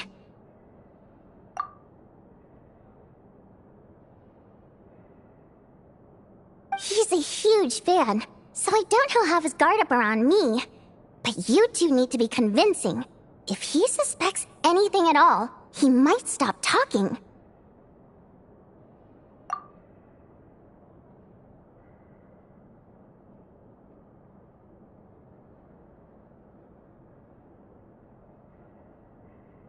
Sure. Don't worry. We'll make a believable pair of buddies.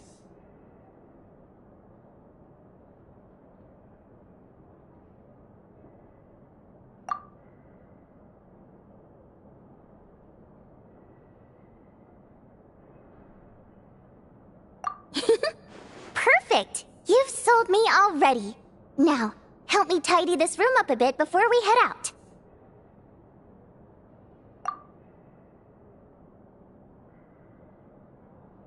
Okay. What needs tidying?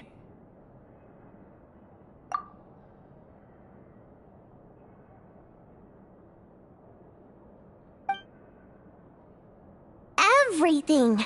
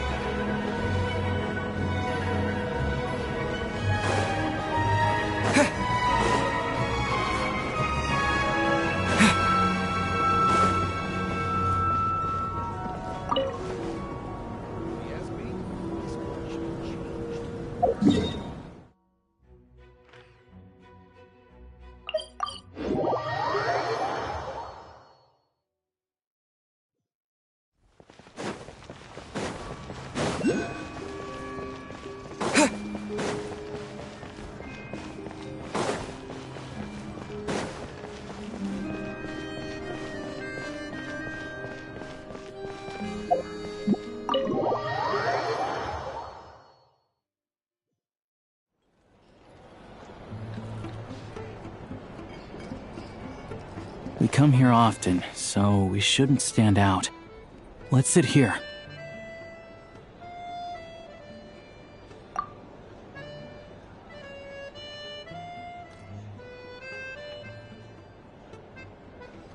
Now, it's up to Vodyanitsa.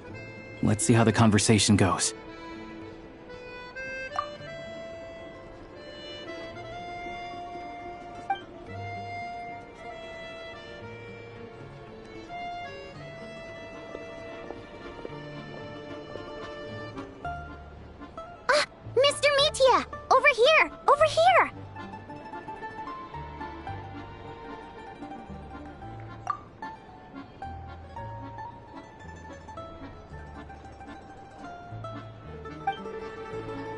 Oh, sorry. I got a little held up on my way here. Now we have even less time than we planned.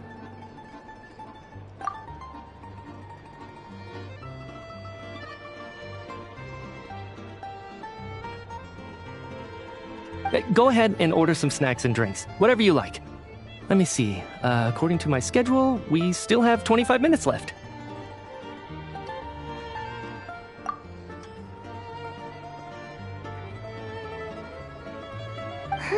You're really pressed for time today, huh? I was imagining this would be a leisurely chat. If you'd prefer, we can always reschedule for another afternoon when you have more time.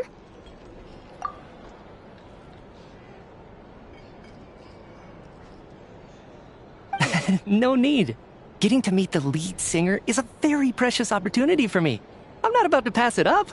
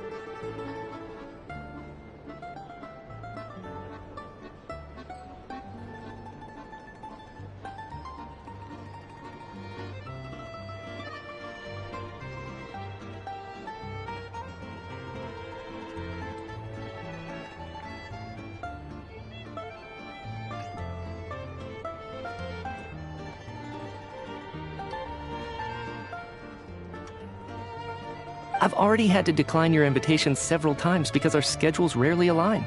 If I don't grab this chance while it's here, who knows when the next one will come around?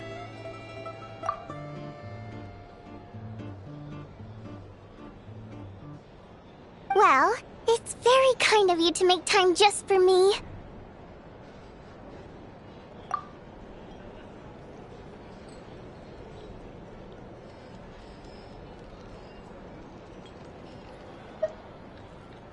I'm not too sure, to be honest.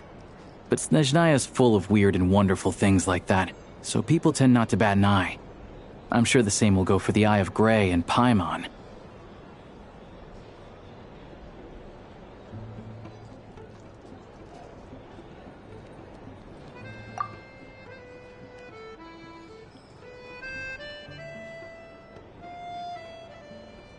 The reason I invited you out for tea and a chat today was to get some feedback from a true fan of the theater.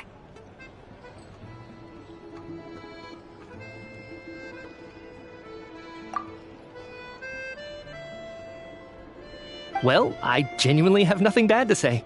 No matter how many times I hear you sing, it never gets old. It always seems fresh and new somehow.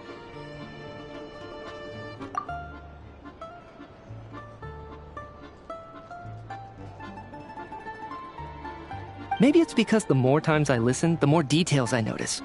Or maybe you simply improve with every performance, delivering it better each time.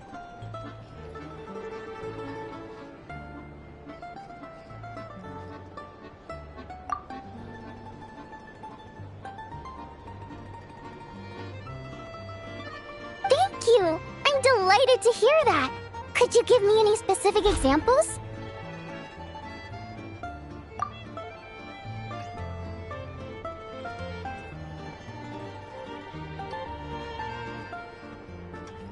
Oh, yeah. The piece you sang today, for example. Beneath the Frozen River?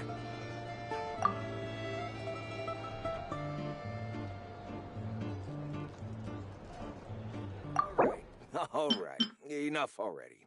Drink some water.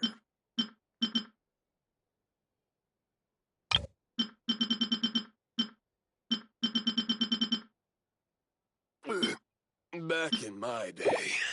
Hey, what's with you? I'm just praising a good performance.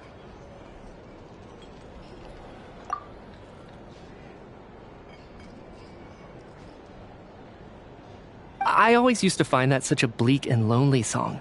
But the more you listen, the more you realize that it's not as cold and nihilistic as it appears. When you really dig down into it, there's a certain level where you're surprised by the emergence of hope.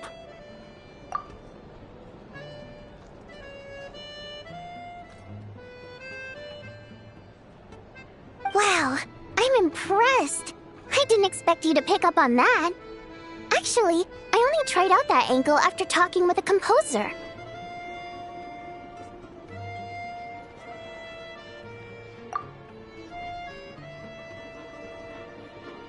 Still, Beneath the Frozen River wasn't on today's program.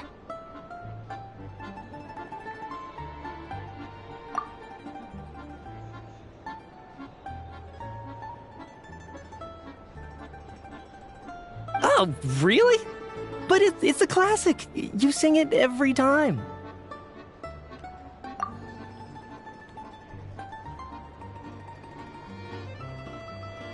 Almost every time.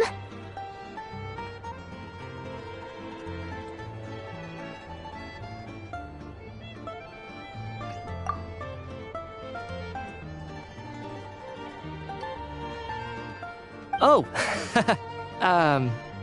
well then, let me say a few words about that other all-time classic, Flying in the Wind from the Mountain Sparrow.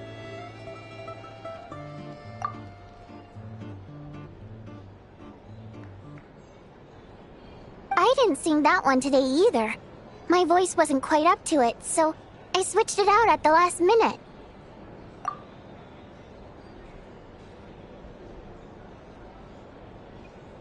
Oh, but,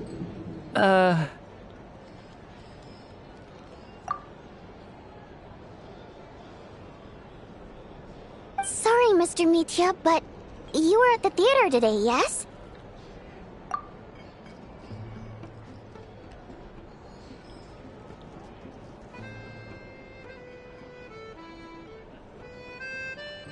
course I was! Remember? I said hello to all the troop members before the show started. You, Odette, and the others.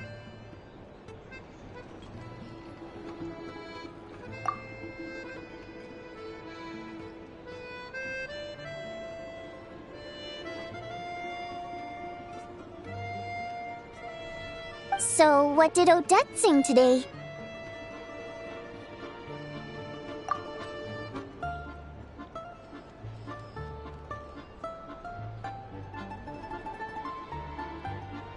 Elegy of the Snow-Winged Goose, of course.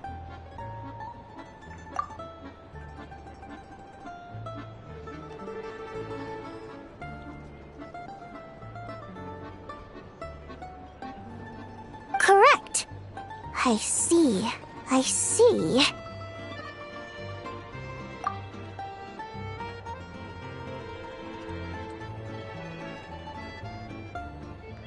You find my singing boring, don't you?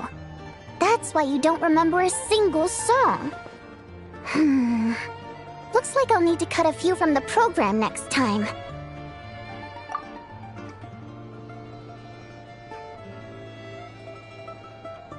No, that's not it. I swear.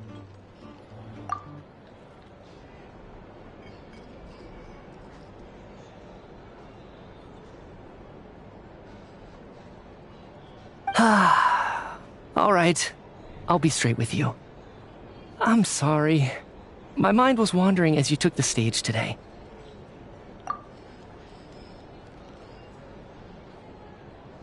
I enjoy watching your shows because the exquisite performances stimulate the mind. It always sparks some inspiration for my research.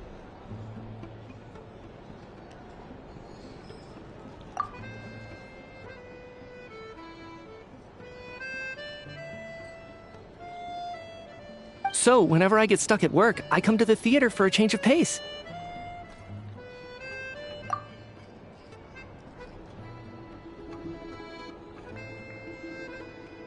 Odette's dance during the elegy of the Snow-Winged Goose today was simply incredible. It got me wondering what she's been going through recently.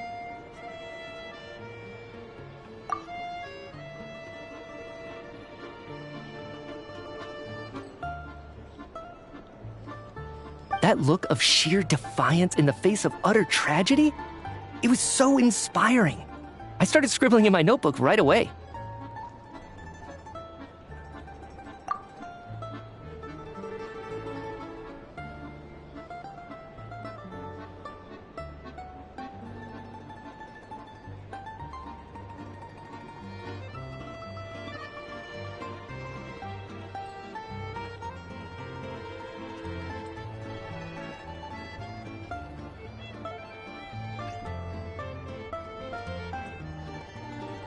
Not that I made a ton of progress in the grand scheme of things, but I still think it was productive.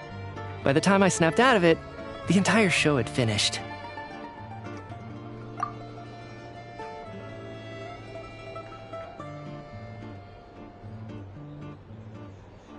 So what you're saying is, you didn't listen to my singing at all?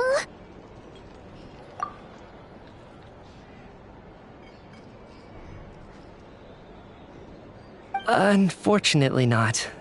I'm sorry. I don't know which is more disrespectful. The fact that I don't always come for the show itself, or the fact that I missed your performance.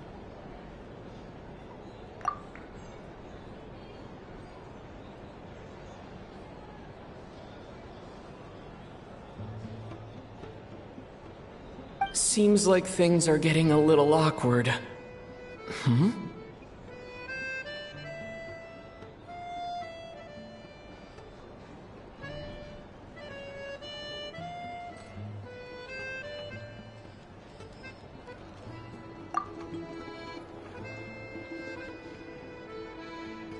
Nitya just stepped into a conversational minefield. If there's one thing Vodyanitsa doesn't like, it's people who show disrespect for her performance.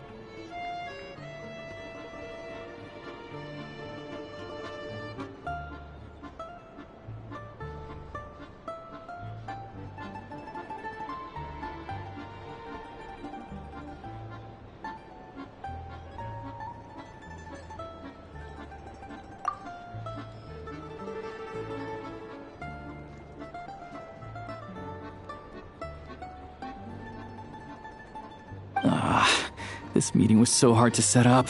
Don't tell me it's already falling apart.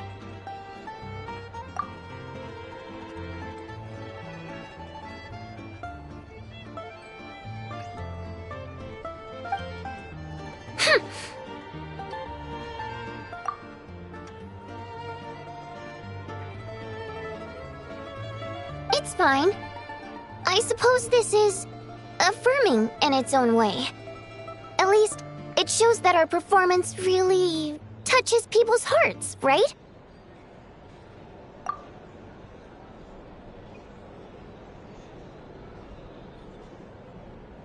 Don't let it bother you. It certainly doesn't bother me.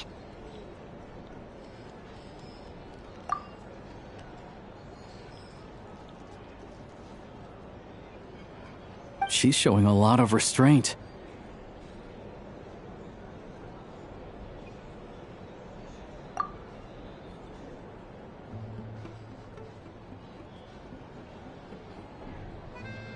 Well, I'll be sure to let Odette know how much you adored her performance.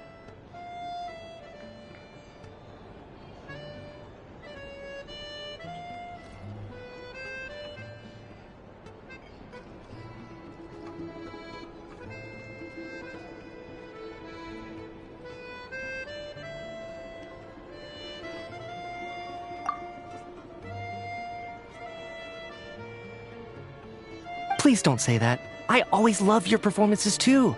It's just that inspiration struck at the wrong time today. I'm usually all ears.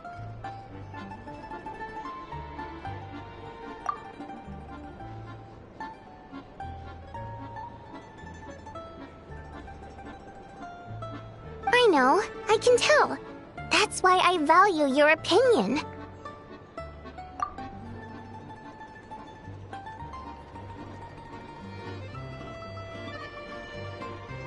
I'm sure some people can't stand it when others praise their coworkers right to their face, but not me. No, sir.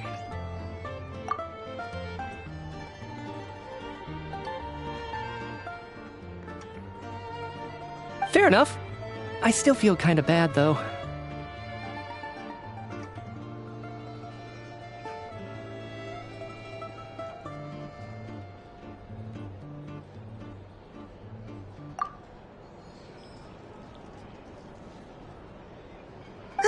But you know what I really can't stand? People who only show up to the theater to pretend that they're cultured. Makes me sick to my stomach.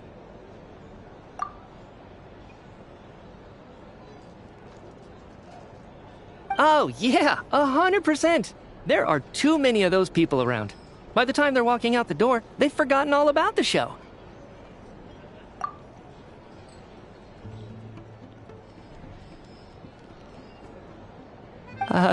What's wrong? You look furious.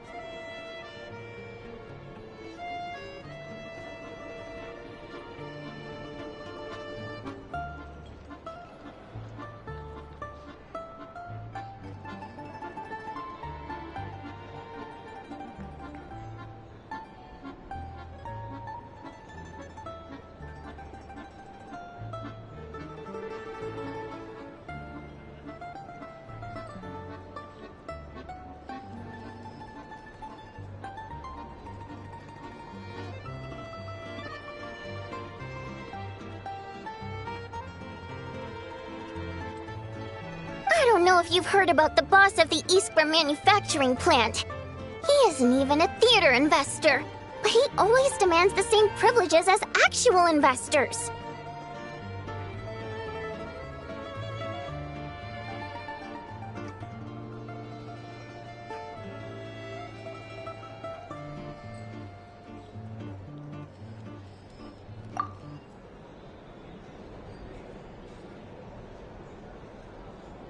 Box tickets only, premium drinks.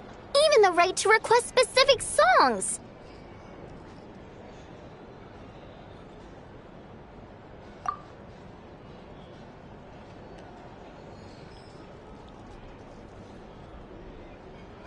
Well played, Vodyanitsa.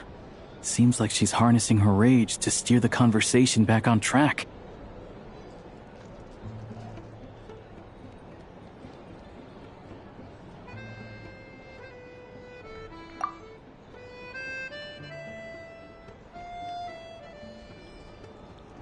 Now that you mention it, I've interacted with that guy before. I gotta say, everyone holds him up as an example of a benevolent businessman, but I don't know. I don't see it.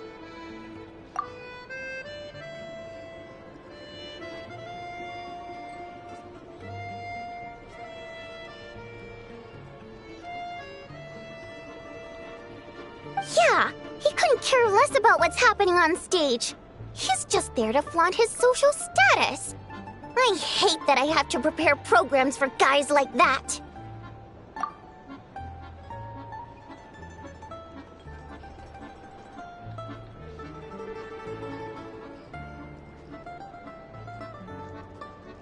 What's the big deal with that factory he runs anyway? I asked around a bit and heard some pretty shocking stories. Sounds like he's just another greedy capitalist.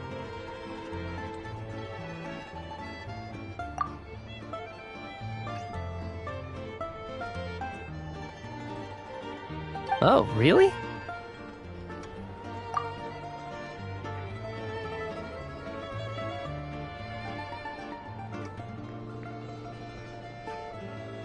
Yep, the things people are saying are pretty damning. Low wages, insanely long working hours, equipment running around the clock. And as if that's not bad enough, he also strictly forbids his employees from giving any kind of interview.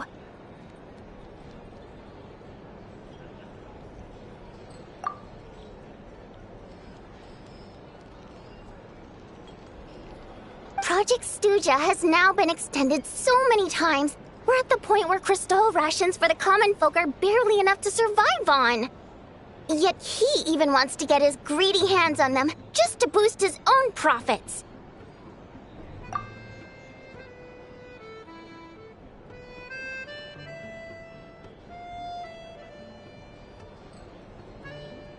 If the rumors are true, he's in serious violation of the law.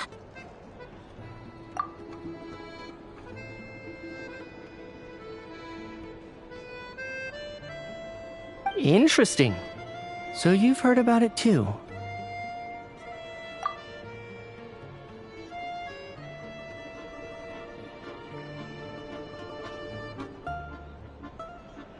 What?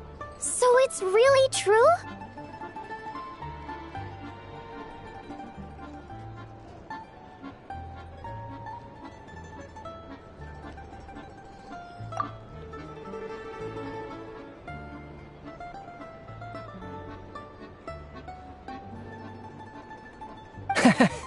Who knows? I've only heard the same rumors you have. But there's no smoke without fire.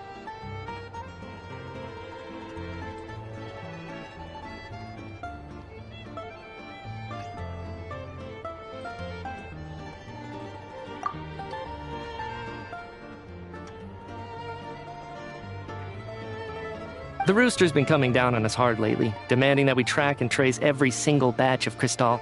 My coworkers in the Department of Energy have been tearing their hair out over it.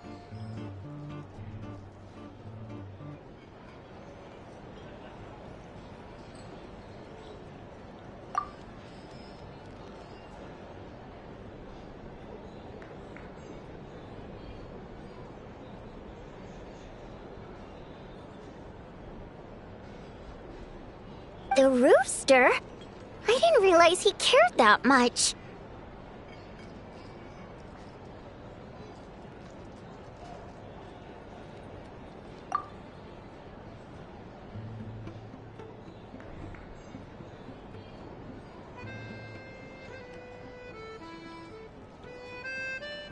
Yeah. Even though there are no restrictions on crystal trading, the poor will wind up freezing to death if we let the rich buy as much as they want. That's clearly unfair.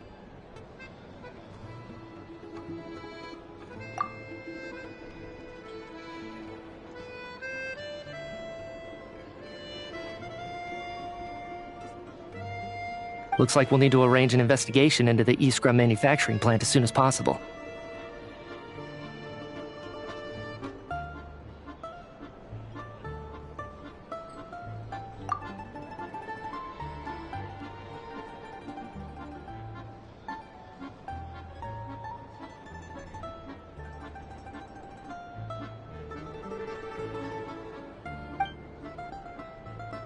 I never knew you kept up with current affairs beyond the theater, Miss Vodyanica.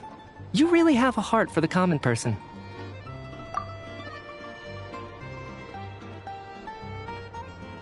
Most Fae in your position have long been indifferent to the plight of humans.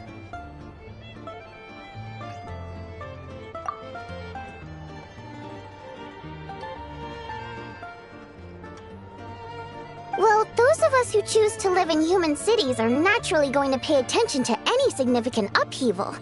Isn't the rooster a Fae himself?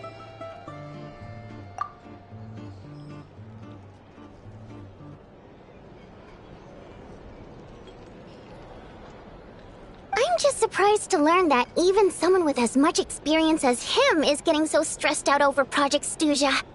What is the end goal of this project anyway?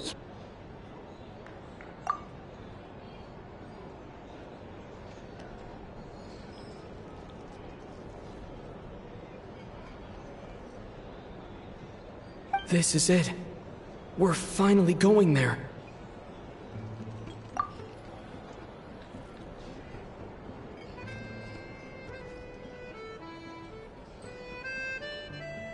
I'm sure Mitya can sense on some level that she's fishing for information. But since their conversation is so relaxed, he might just let something slip.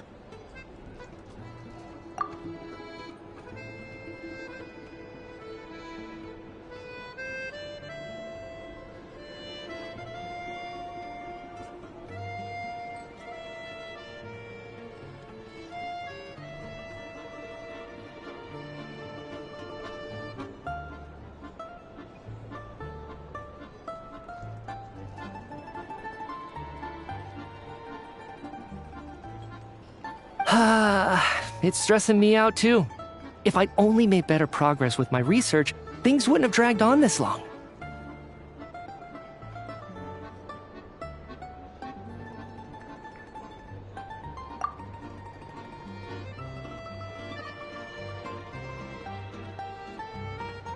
Oh, so your work is related to Project Stuzha?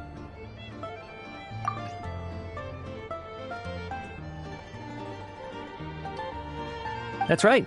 The Armory Palace needs a brand new energy source. Not the power of the Light Realm, and not elemental energy.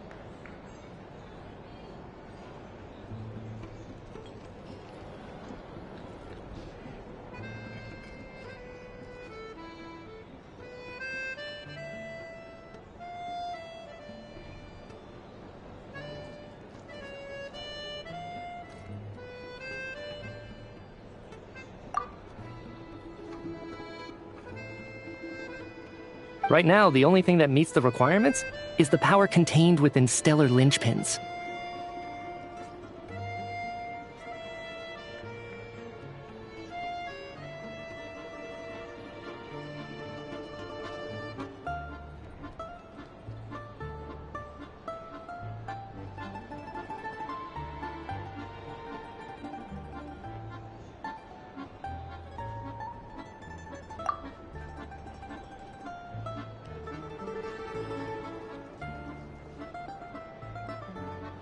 But harnessing that power is costly.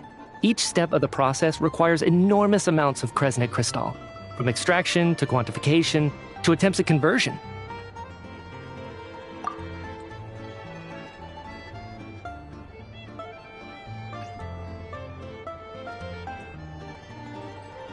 progress has been painfully slow, and the team is getting burned out as time goes by. Sometimes, I see people staring into space as if in a trance.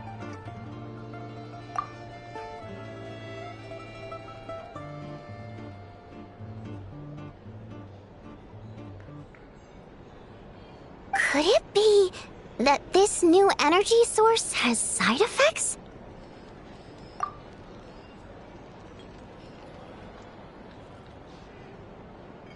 No, it doesn't affect us, because the energy is used for...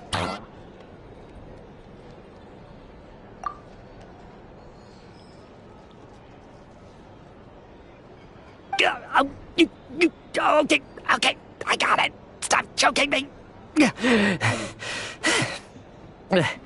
Sorry, I can't talk about that.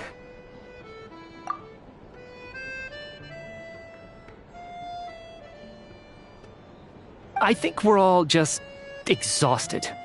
We've been working ourselves to the bone for so long with so little progress to show for it. It's no wonder people are struggling to stay motivated.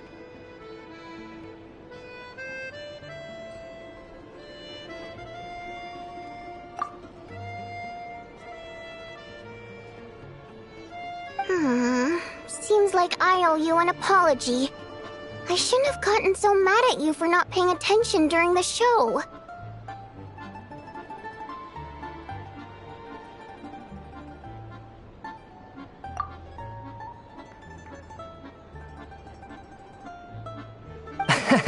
Don't worry about it. I count myself lucky, to be honest. I don't envy the people who work closely with the Serenitea herself. I'd much rather be in my current position. At least I don't have to shoulder any major responsibilities. So they're trying to develop a completely new kind of energy.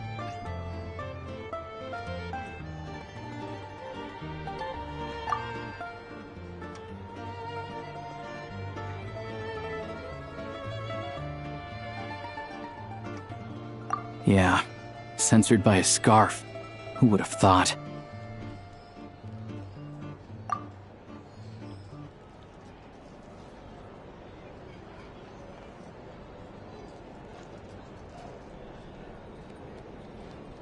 Oh, dear. It looks like my time is up. I'm afraid I have to leave.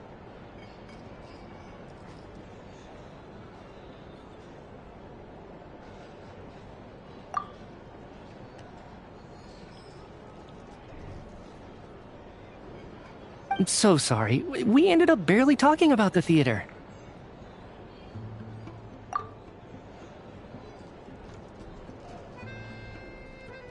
That's okay. It was a pleasure chatting with you, really.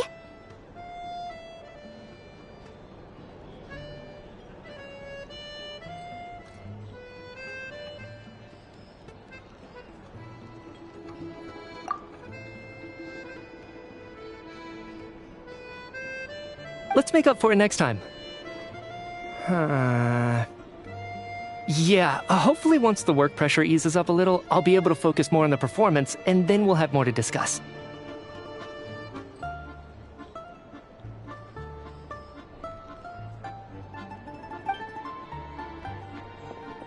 We touched on some confidential issues today. I'd be grateful if you could keep it between us.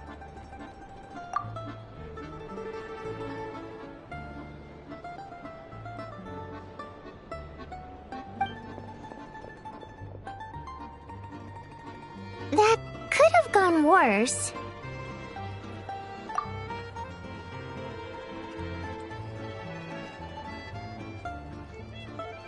Nice job. Why was Mitya in such a hurry to leave, though?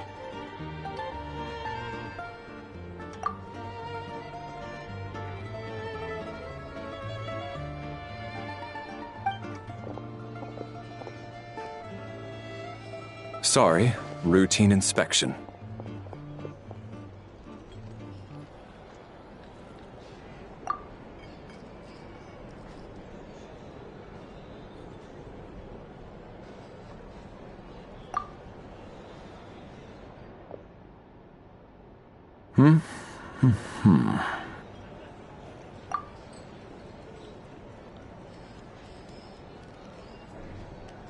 Okay, let's go.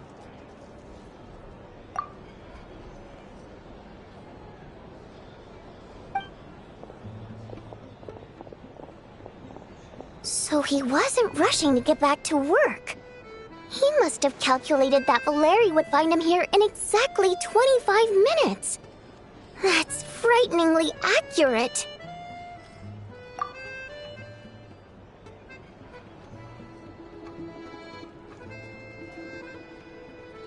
One of the main duties of the Special Assignments Battalion is to ensure that important figures stick to their schedules.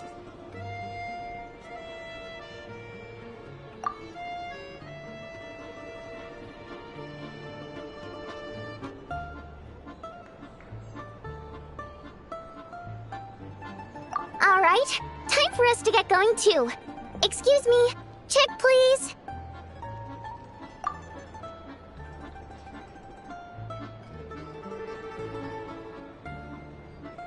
We'll settle our check too, then.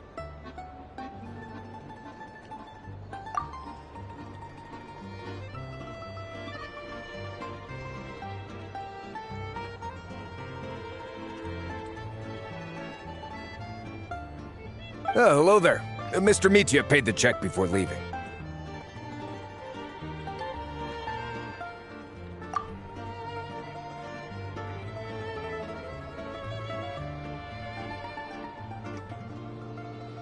He also asked me to pass on a message.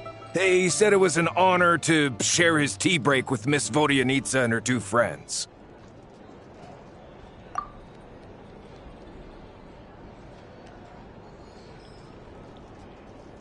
Wait.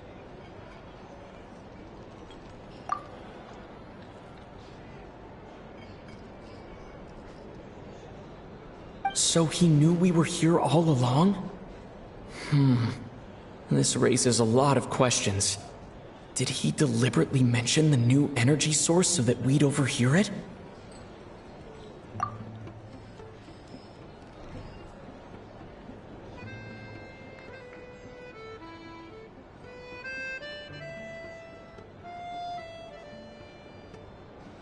Maybe his work isn't confidential after all. Maybe the key here is the purpose of this new energy. I guess that's the next thing to look into.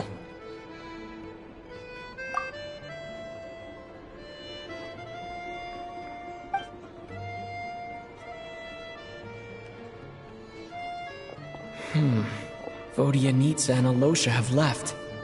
Time to head back and call it a day.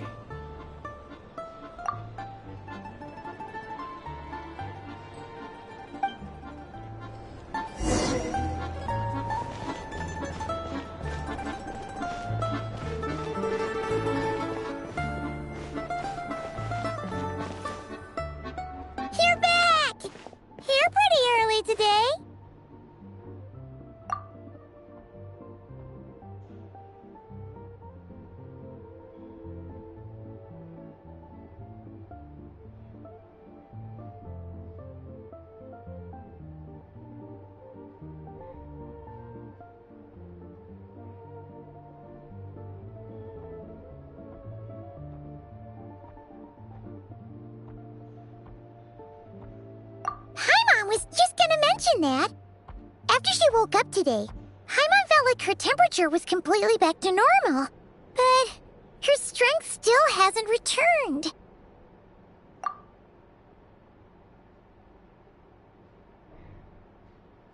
Still, there's some good news. Paimon thinks she might have figured out the source of the problem.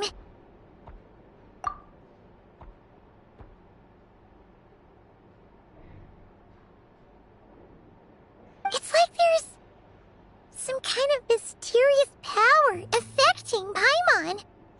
Paimon's never felt this way before during any of her travels.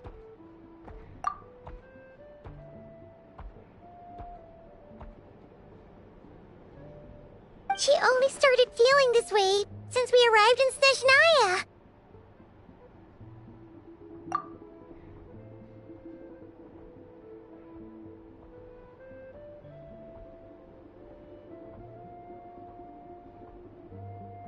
That's right.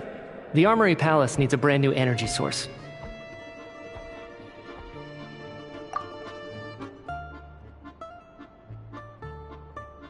Could that have something to do with this?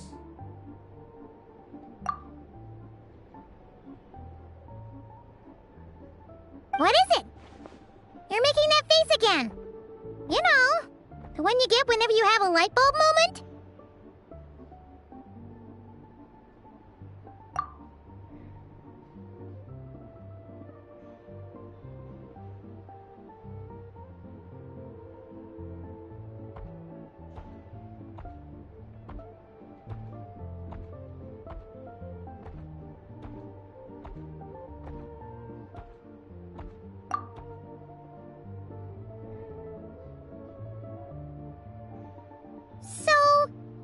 Trying to develop a new energy source here? And you think that might be why Paimon's feeling unwell?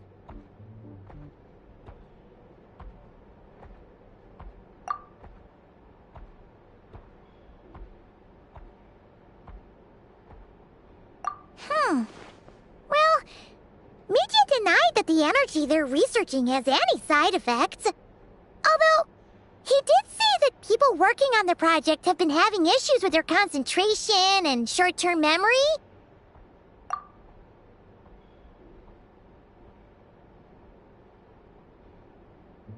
And even so, those are completely different symptoms from Paimon's.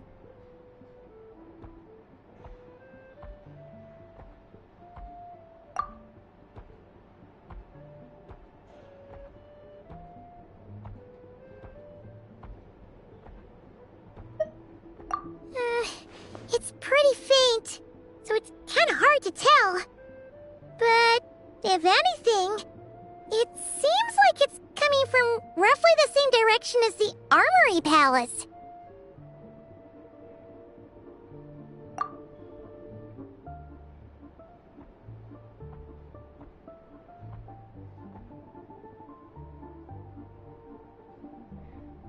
Sure, Paimon's with you there.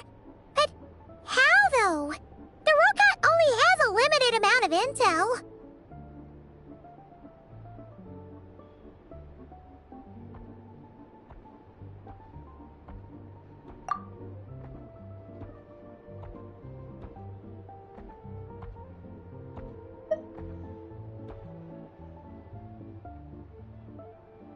Oh, great point! They argue about Project Stuja every day.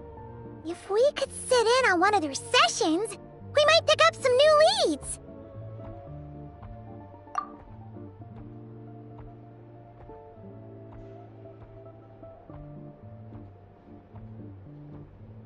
Good idea! Oh yeah, while you were out, Paimon tried all the yummiest looking desserts in the Potforia restaurant.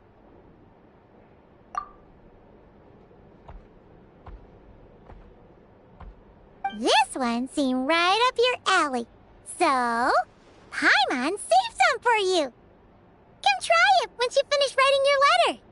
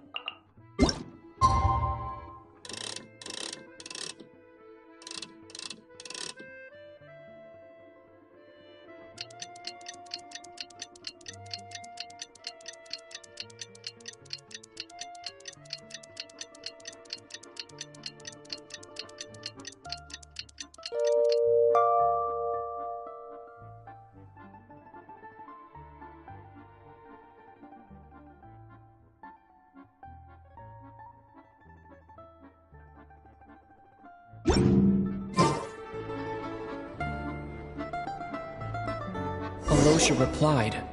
He says that we won't be able to speak at the Vetcha, but he can arrange for us to attend as visitors. Time to get ready. Then head to the Snezhnaya Vetcha.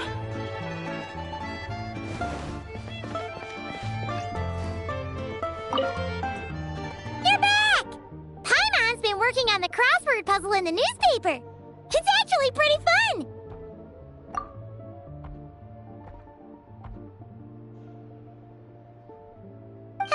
Oh, shoot! Paimon forgot the next word! it a moment ago. Think, Paimon, think.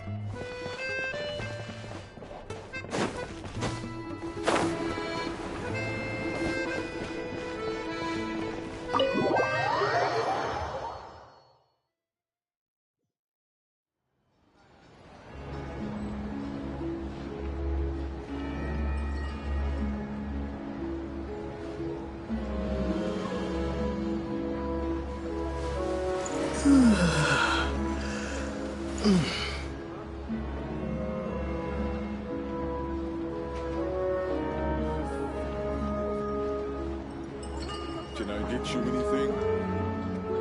In the days when the veiling stars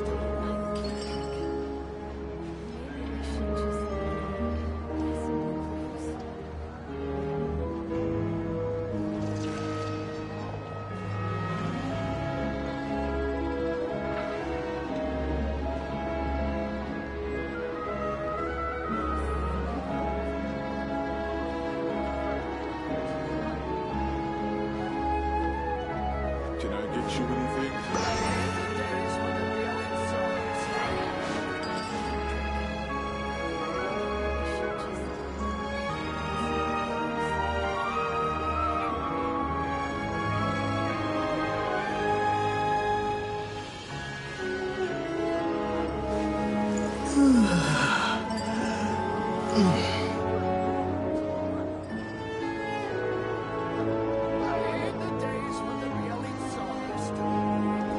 Can I get you anything?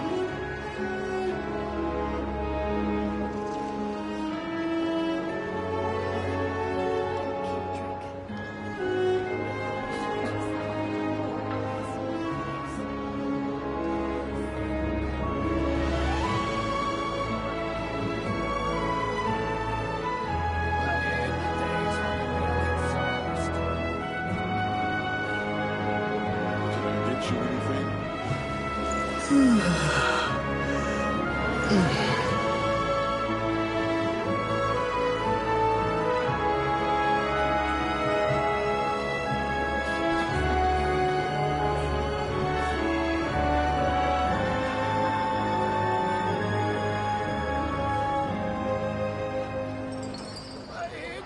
Can I get you anything?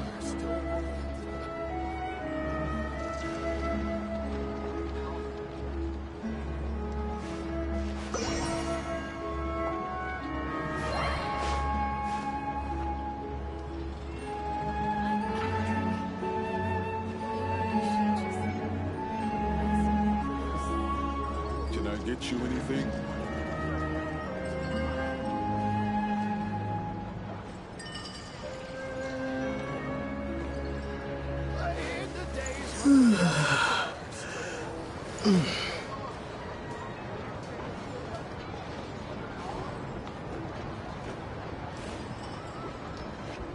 Can I get you anything?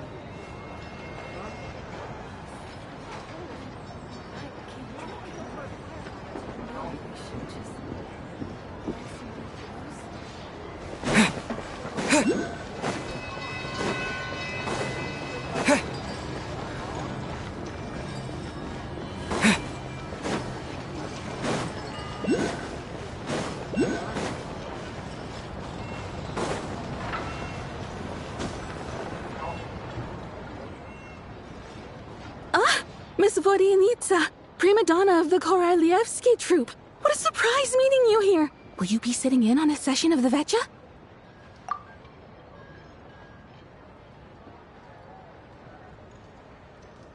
Sorry, I'm not taking interviews today.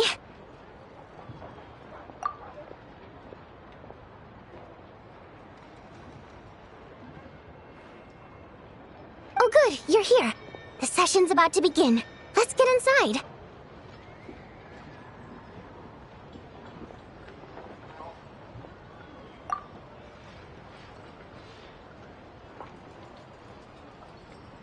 Please wait, Miss Vodenitsa. Could you introduce me to your new friend?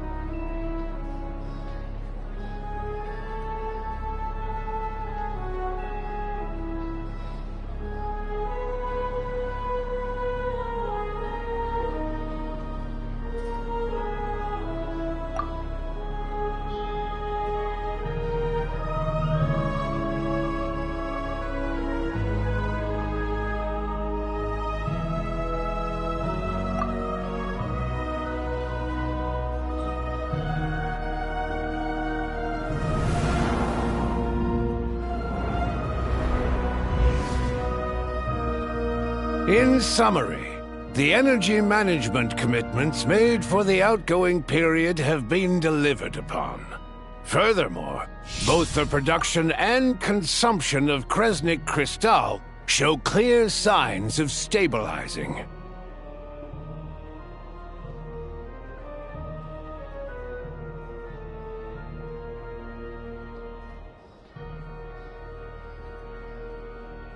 The relevant agencies have assessed the present circumstances and determined that the status quo can be sustained until the next period. For detailed statistics, I would refer you to the industry reports that have been distributed to all persons present.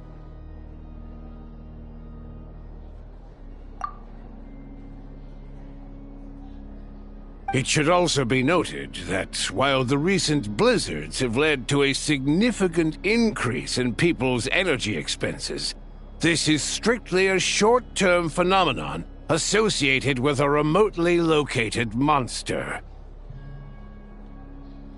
Her Majesty the Tsaritsa is giving her full attention to this matter. We should have every confidence that it will be dealt with swiftly and conclusively.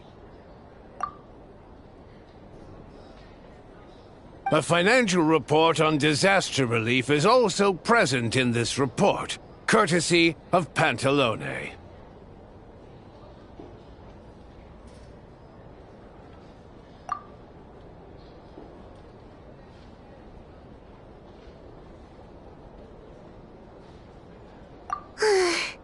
They cover the same old ground every single time. The rooster never seems to mind, but everyone else is getting tired of it.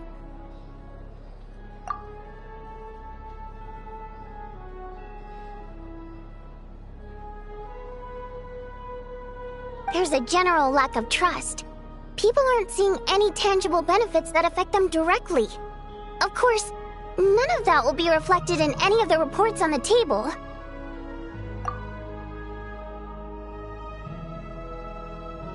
Yeah, if it weren't for these hard copy documents, I could have at least made something up.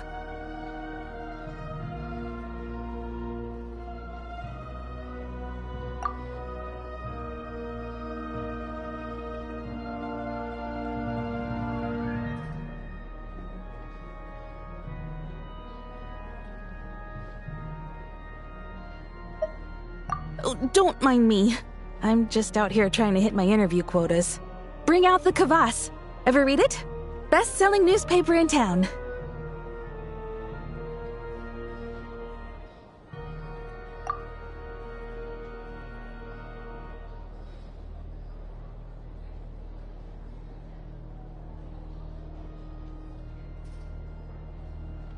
If I remember correctly, you guys don't even have a sales permit. You have to sell from stalls on the street.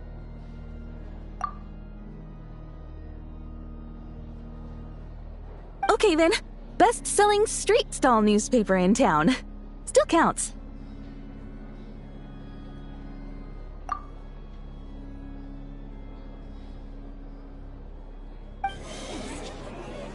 Order!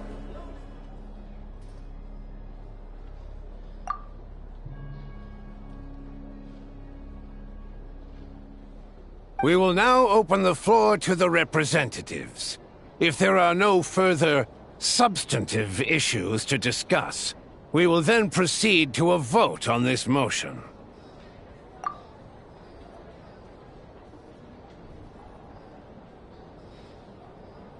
Snezhnaya has a long tradition of treating members of the Fatui armed forces and their dependents favorably.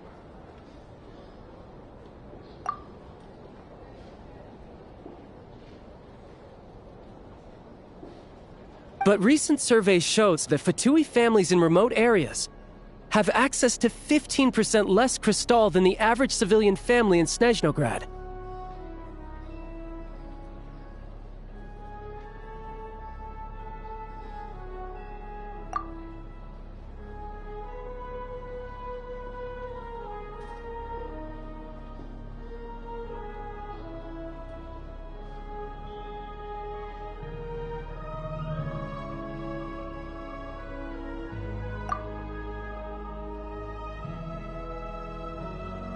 It's been said many times before, but it bears repeating now. There needs to be a clear and consistent rationale behind how crystal is allocated, or we will soon face immense public backlash. Perhaps you wouldn't need to keep repeating yourself if you would hear me out for once. I say again, true consistency exists only in principle. In the real world, fairness is relative.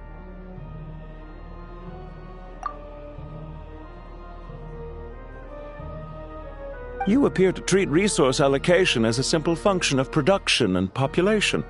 So what about when the equipment used in production breaks down? Have you factored that into your equation?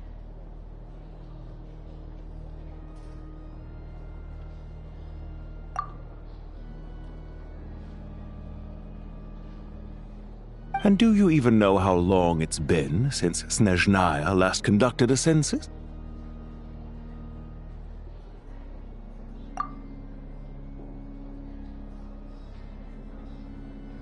If I knew the answers to questions like that, I'm sure I'd be a very wealthy man. And I doubt I'd be going by child.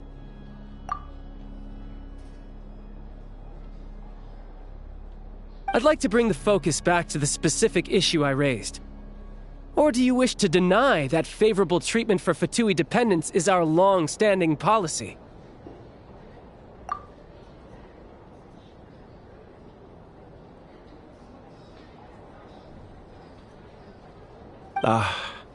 It's easy to be a critic when there's no accountability. That seems to be a running theme in the anti-Project Stuja cohort.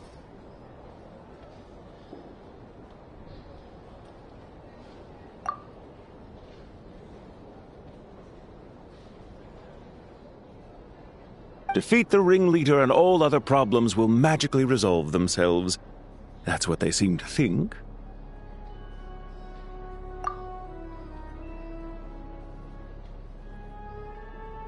But in case you aren't aware, not one jot in my report would change whether Project Stuja continues or not.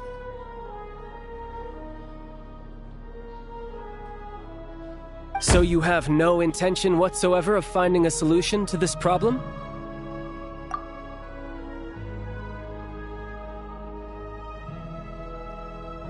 On the contrary, I'm the only one here who ever brings solutions.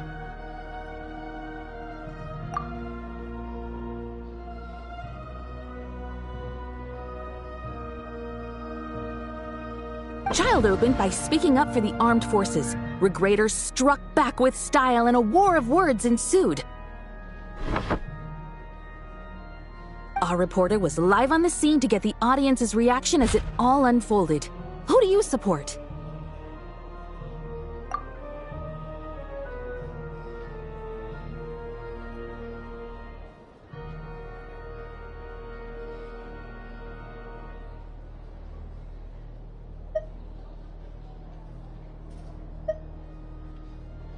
The people have spoken! Child received raucous applause from the crowd as he pushed Regrader onto his back foot with a relentless barrage of questions. It had to be seen to be believed.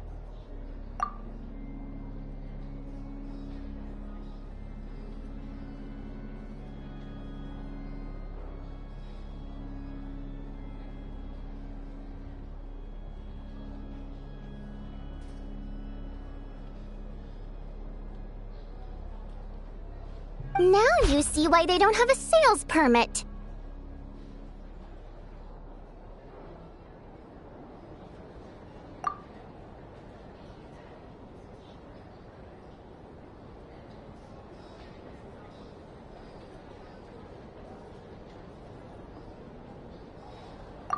However this reporter wants to spin things, I haven't forgotten that Tartaglia was representing the Northland Bank when we first met in Liyue.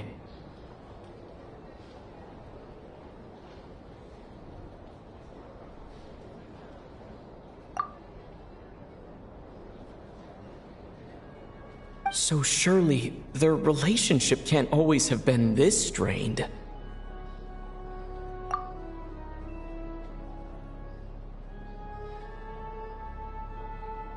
You two are getting off topic. Let's focus on what the data is saying.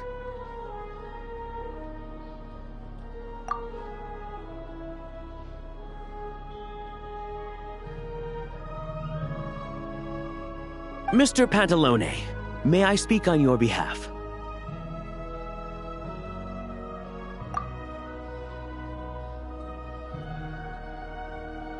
Oh, please do. I'm more than happy to save my breath.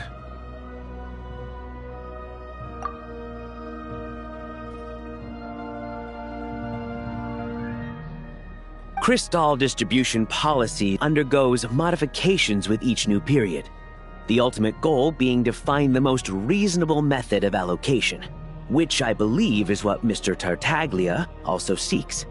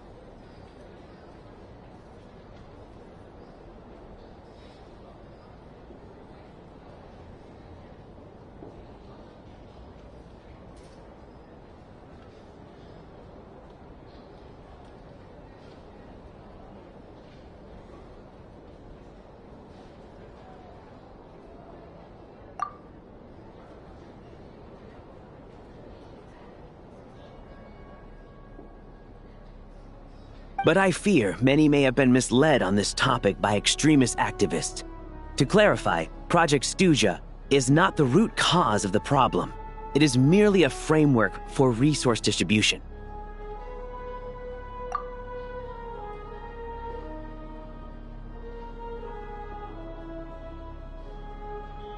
The most recent reports all point to Snezhnaya's resilience and adaptability during this period of fine-tuning, and give clear indications that a distribution framework is improving with each iteration.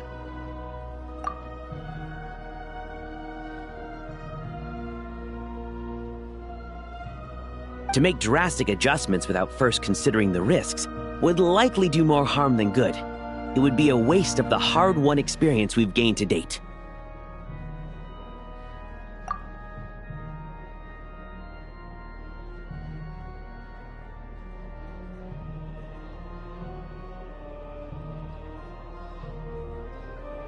Renowned scholar of finance, Arapov spoke up to clarify the fiscal logic, clearly alluding to social organizations like the Rokot in his words.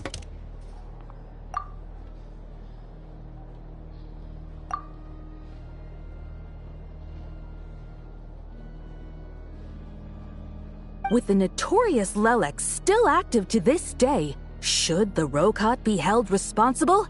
No, there is someone else to blame.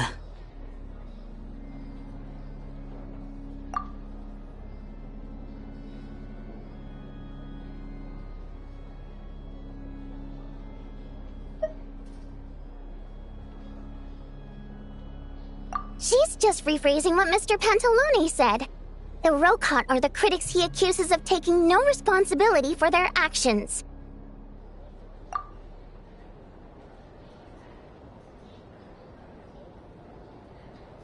As for Lilek, you won't have heard of him yet. He's currently the most famous member of the Rokot. Well, more like infamous.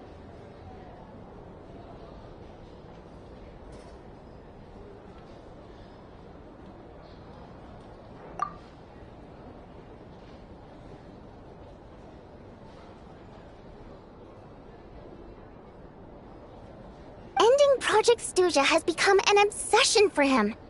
Unlike the more decent ones among us, he believes that votes in the Vetcha are all that matter.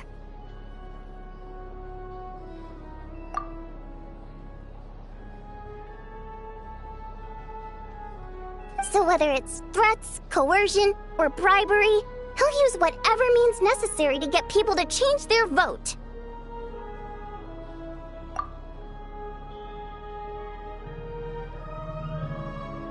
And since we're already on the subject, what do you think of Lelek's methods? Are you for or against?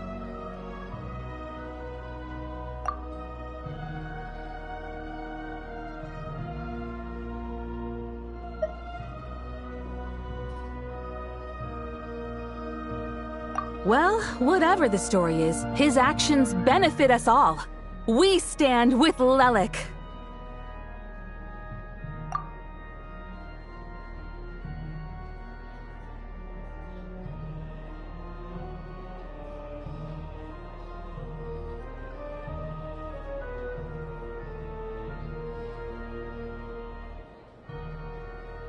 At least someone here wants to take this discussion seriously. I've been considering that issue myself. What you really need is more precise regional data, right?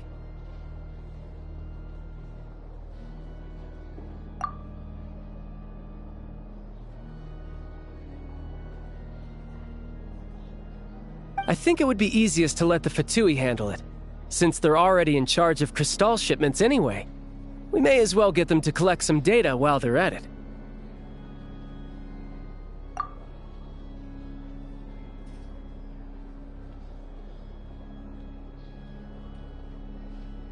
Whatever you need, you can ask the Fatui to look into it for you.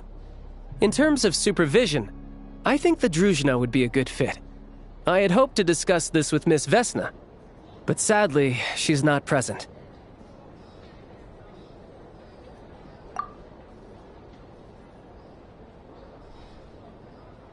I will be happy to take a note of your suggestions and present them to Commander Vesna for a decision upon her return.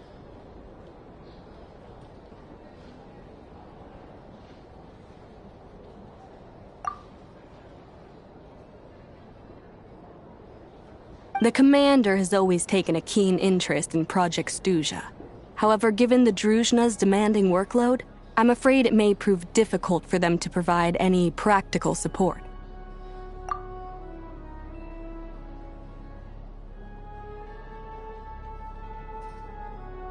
Let us refrain from jumping to conclusions until a concrete and actionable plan is in place.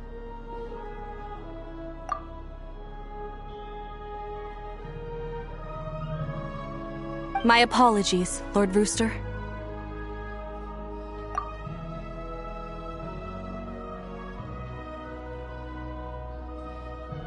There are numerous issues to address here, including manpower, time sensitivity, and reporting lines.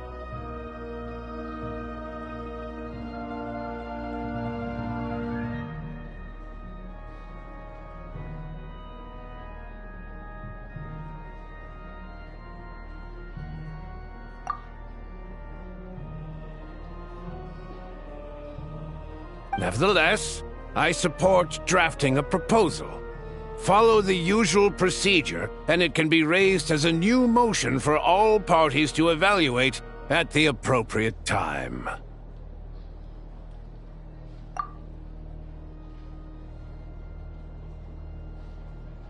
In that case, I'd like to share one thought before the proposal is drafted. The issue of time sensitivity was raised just now, which I presume relates to the official reports.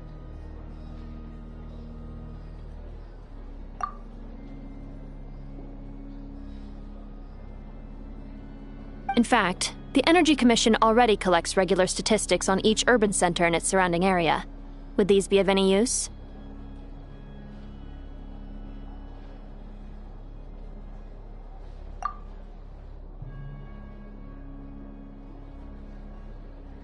That's a good idea. I read every issue of Svietlolaidovka's report, and although my focus is mostly on the section about equipment operation, the energy consumption statistics also yield a lot of insights.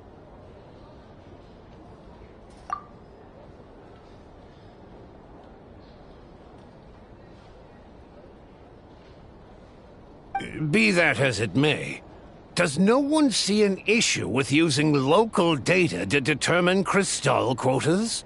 In the long term, it seems like a very risky solution.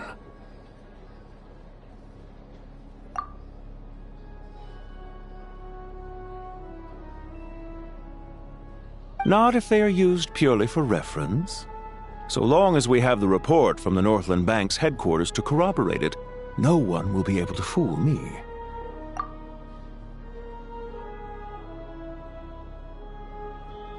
Very well then.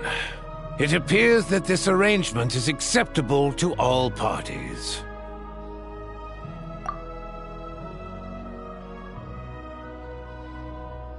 Yeah, sounds good to me.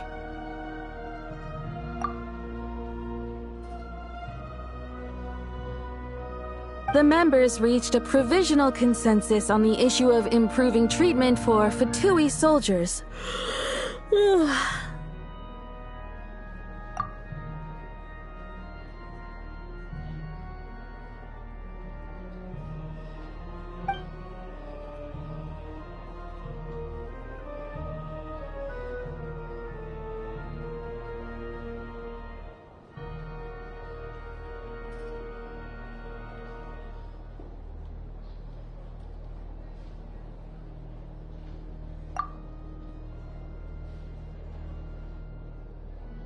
Today, the prima donna of the Khaenri'ah troupe attended a session of the Snezhnograd Vecha in the company of a dashing young man.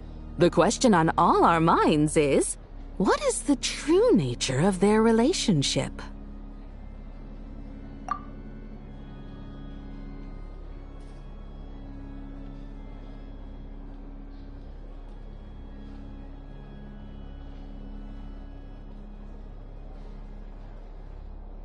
Write anything like that again, and I'm revoking your permission to interview the troupe. Got it?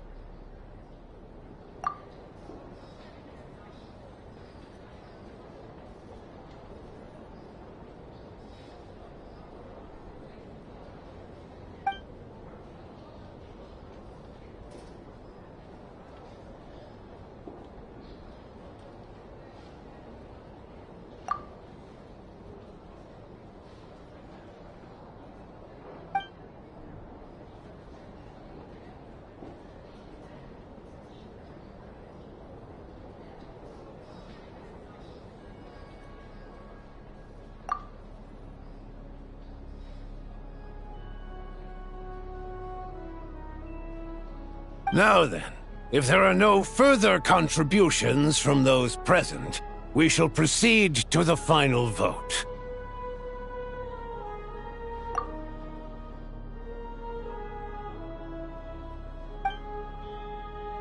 Hey, check it out!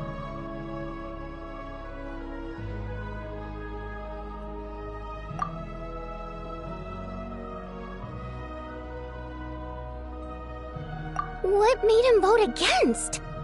Why now?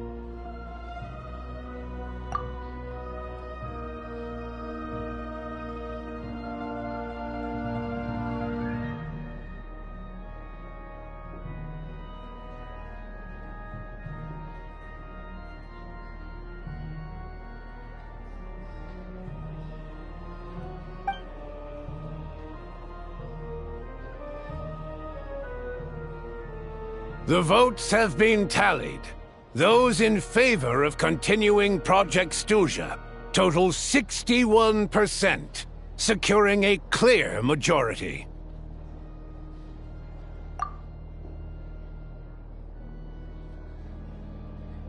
That was too close. The margin has shrunk yet again. Chuganov was a huge loss.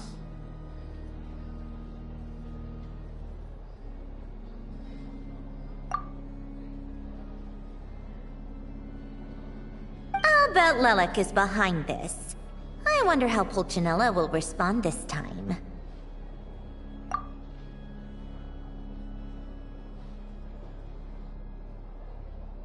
Chuganov.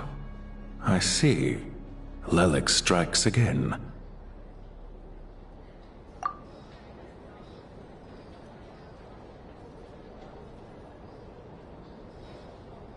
Yes, go, Lelek. Once Project Stuzha is defeated, our unwavering support at Bring Out the Kvass will finally pay off when we make our comeback. I can taste our victory already!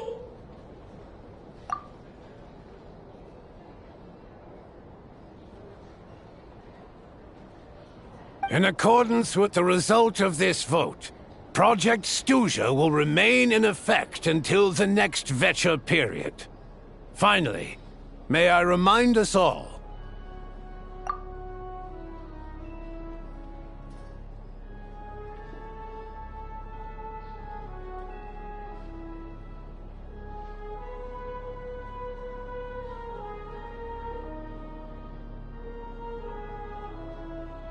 we debate only for the greater glory and solidarity of our nation. May the aurora shine ever on, and the tundra always stand firm.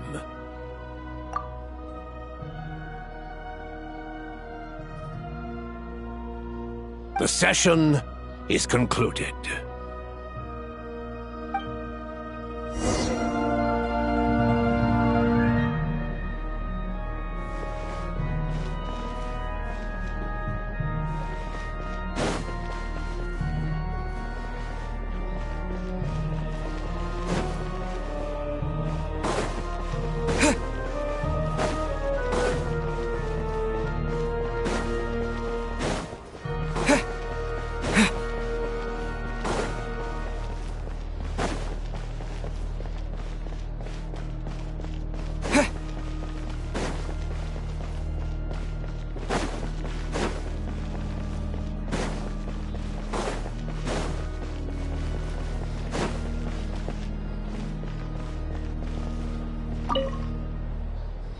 I have to say, I really wasn't expecting Chuganov to vote against Project Stuzha.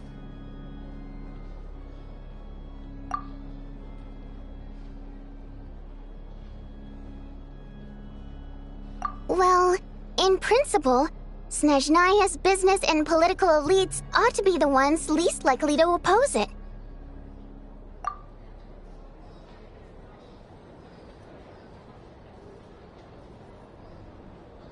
As we heard, Project Stuzha is basically just a resource distribution framework that requires everyone to cut back during the winter.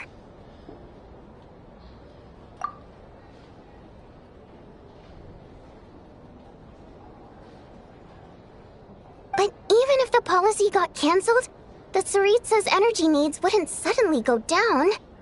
The extra demand from the public would have to be filled from somewhere. So logically, the factories would have to take the hit.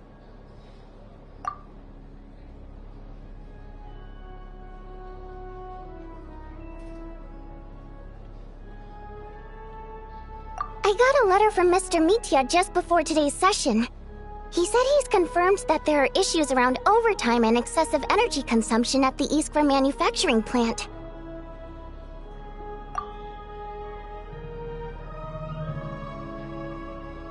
In a situation like this, once the Rooster receives the report, he'll order the factory to halt production and submit to an investigation before issuing a penalty.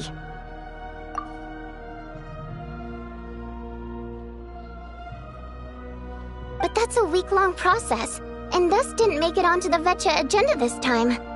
I don't think he suspects anything so far.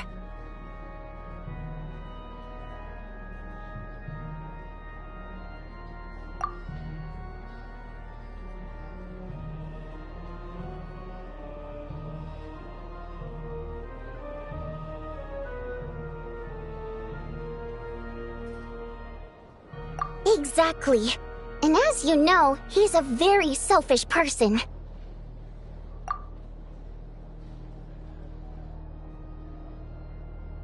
I was originally gonna try and flip him after he received notice of the official sanctions. My plan was to convince him that the whole thing was completely unfair.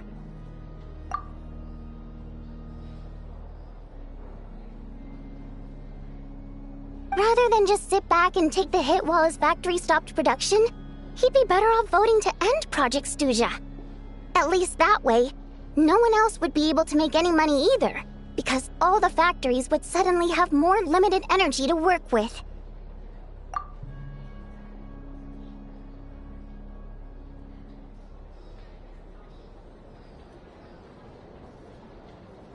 But now, he's already voted against it.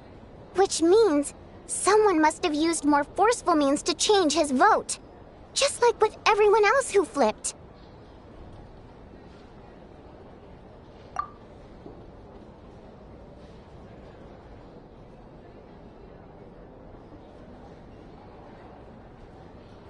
Yeah, no one knows why Lilac is so obsessed with ending Project Stuzha. But by the looks of it, he's inching closer and closer to success.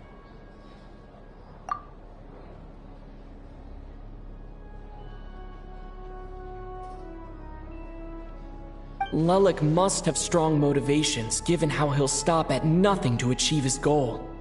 Maybe he knows the full truth of Project Stuzha.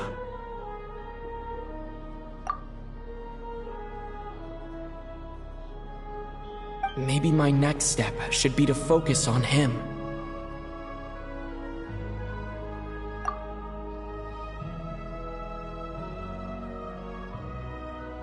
All right.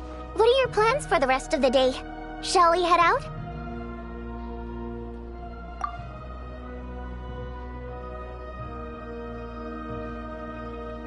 Hey, comrade.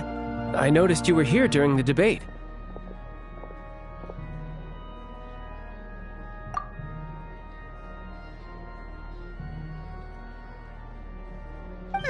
I didn't take you for a political enthusiast.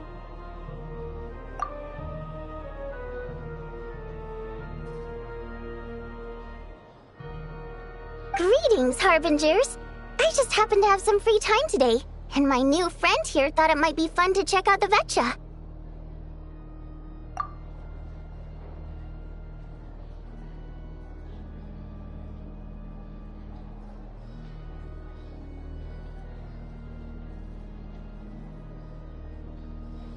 Ah, Odette must have introduced you.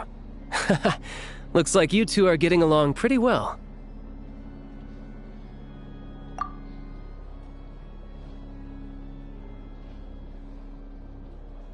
I'll leave you to catch up. I should head back to the troop.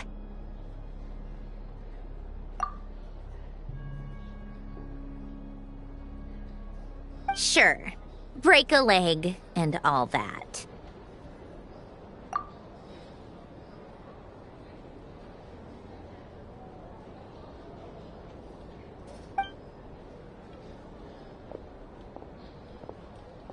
thought it might be fun to check out the Vetcha, did you? Things are never that simple with you, Traveler. There's no way you're here for kicks and giggles. Tell me I'm wrong.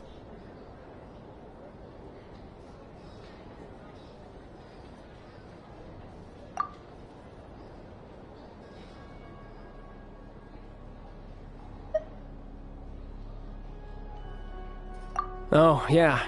To some, he's a captivating enigma. To others, he's the bane of their existence.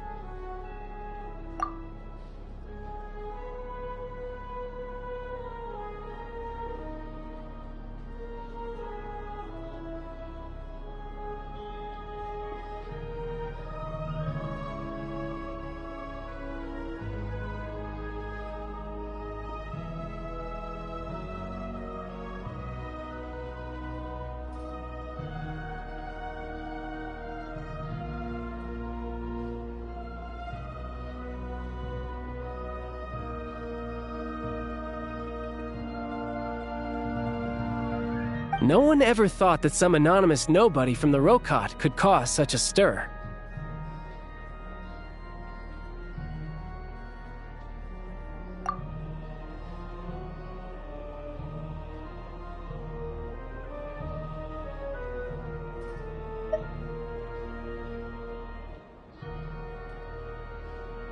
Huh? You want to look into Lelik? Then I'm sure his days of anonymity are numbered. What do you think, Sandrone?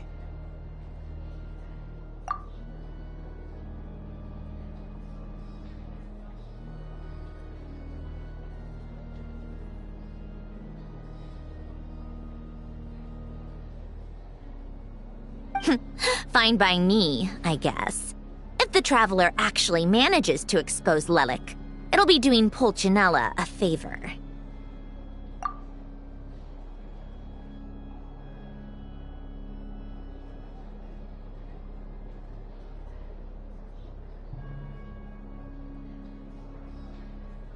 In return, it seems fair to let him in on what we've learned so far.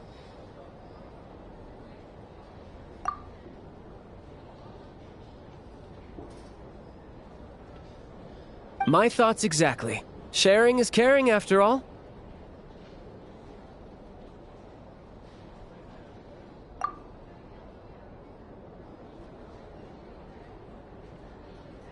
Head back to Glupov and grab the files on Lelik.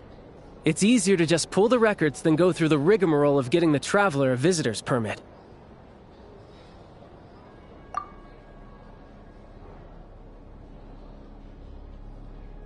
As you command, child, sir.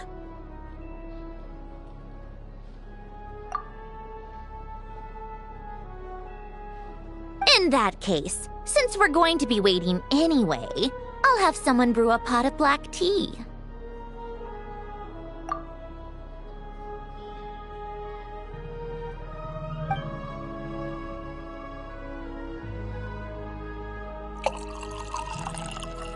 One common thread among the many incidents Lelik has been involved in is that the victims are all too scared to share any real information about him. Clearly, he must have threatened them in some way.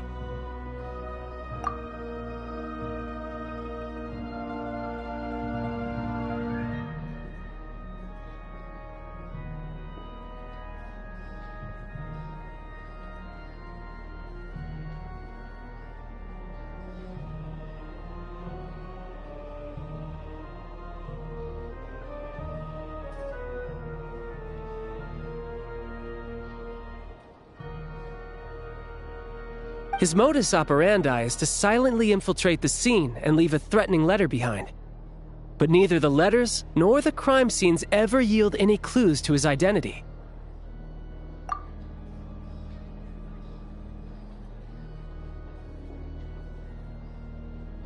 So all these files have to offer are short statements by the people affected. They don't give us a lot to go on.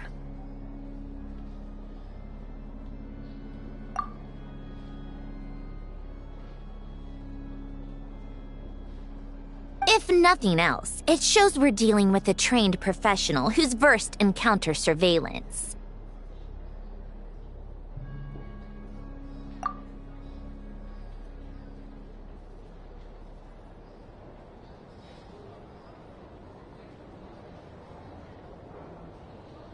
Yes, and to that point, he often strikes in highly secure locations. The victims are high-ranking and influential people who take their personal security very seriously.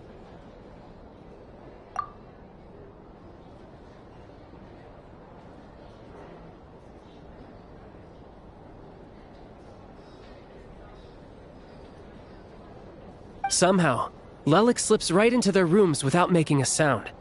There's never any eyewitnesses, nor the slightest trace of a break-in.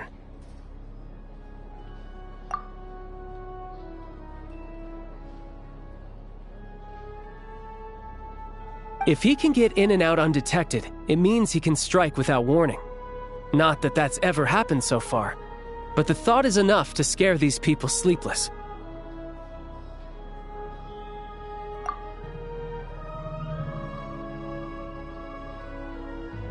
It's hard to believe that a human being could pull this off flawlessly every time, so they switched the focus of the investigation to Faye.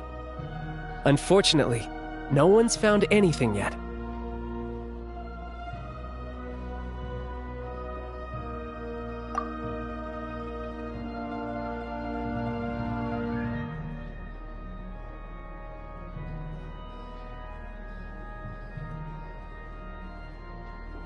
Careful. Don't underestimate me. Although truth be told, I'd probably find it hard not to blow my cover. Direct confrontation is more my style.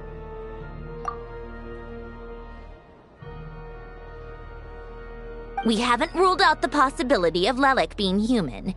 It's just, there can only be a handful of people in all of Teyvat who'd fit the profile. Faye, on the other hand, plenty would have the ability. But few would have the motive.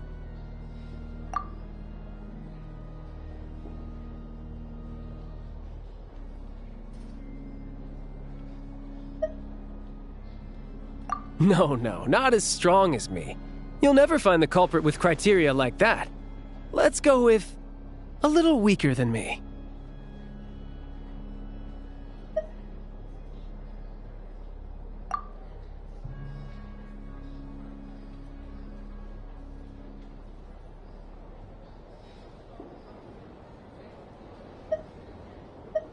There's no denying that Master is strong, but meticulous. We can only hope.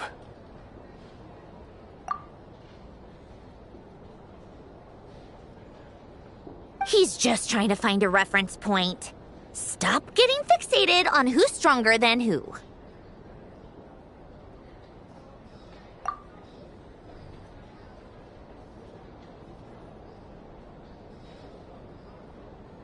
But that's the most important thing. In my opinion, anyway.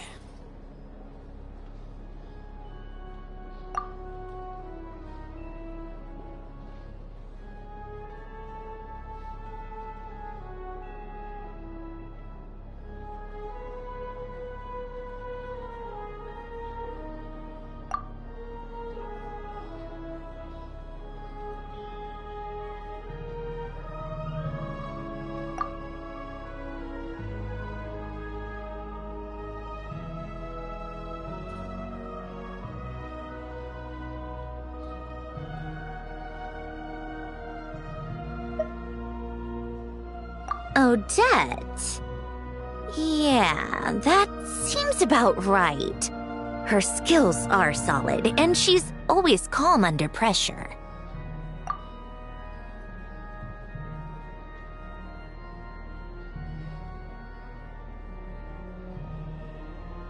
Except she's Fatui, so the likelihood of her working against us is pretty low. But yeah, much more accurate than your previous example, at least.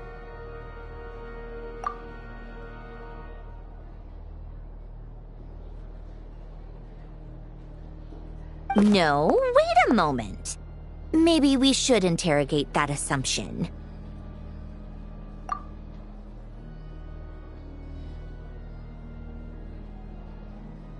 What do you mean?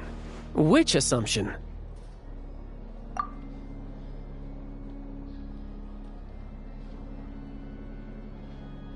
Her Fatui identity doesn't necessarily exonerate her. And when you think about it, The Rokot would be precisely what she needs to conceal her identity.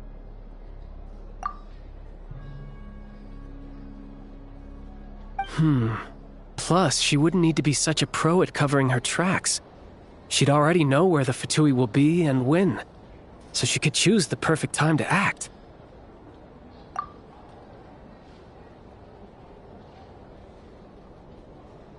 Oh, yikes. I was just thinking out loud. Why is this starting to sound like such a convincing theory?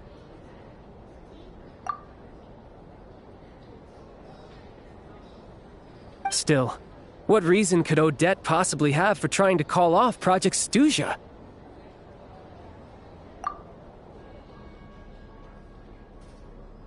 Arlecchino would be the best person to ask. She knows Odette best. Unfortunately, she isn't back yet.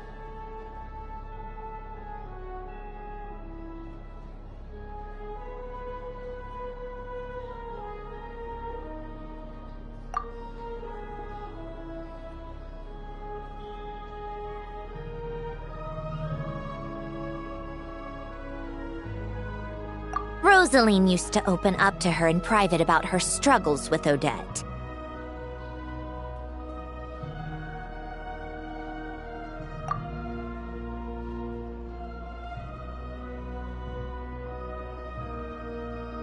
As I'm sure you can imagine, Arlecchino is quite a lot better with children than Rosaline was.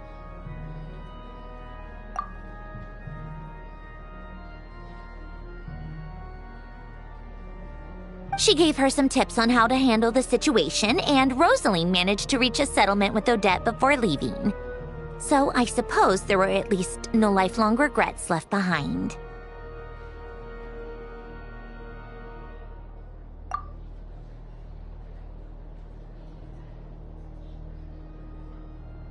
Beyond that, I don't know the details about that side of things.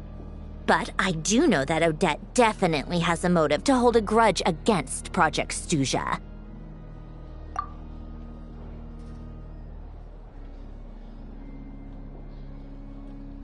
The reason being, her father passed away during the early stages of the project.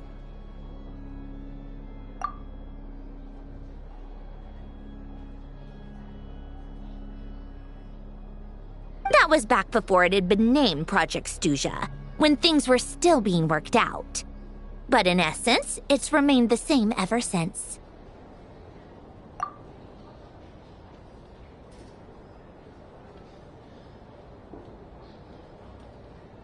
Huh. The more you know. Rosaline was always so self-centered. I never understood why she started paying so much attention to Odette.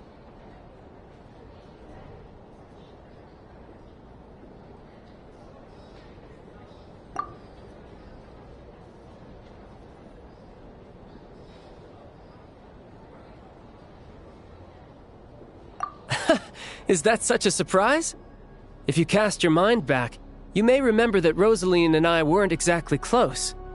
We had tea together a few times, but that was about it.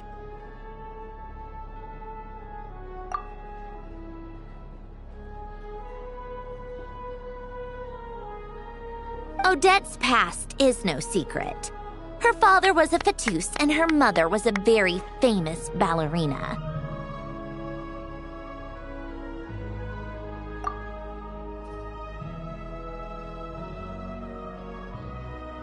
On the surface, it looks like she followed right in her parents' footsteps.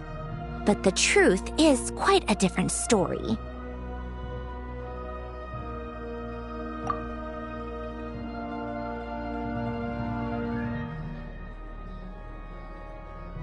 After her father passed away on a mission, her mother was overcome with grief. She broke her leg during a performance and could never dance again.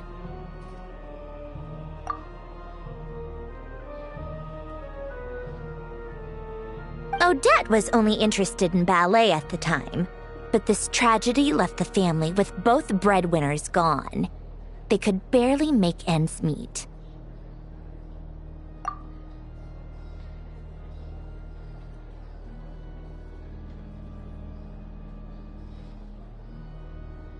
Per Capitano's policy, family members of Fatui who died in the line of duty had to be appropriately accommodated and provided with adequate assistance.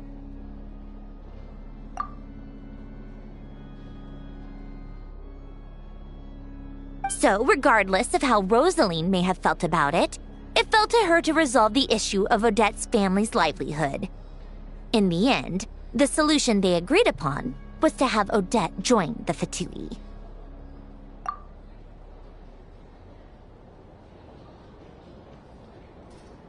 Right, because the alternative would have been a one-off compensation payment, I guess? In that sense, joining up was definitely the better option.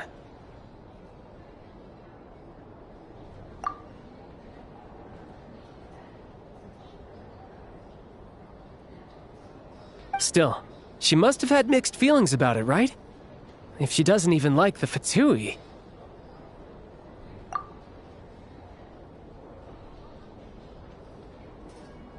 It's just a theory, a possibility. But as a motive for Odette to become Lelyk, it holds up.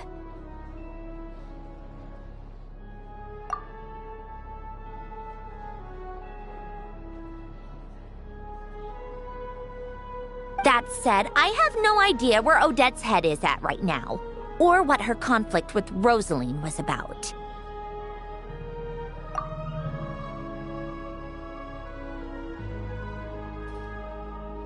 Plenty of people were on bad terms with Rosaline. I have no intention of trying to figure it all out.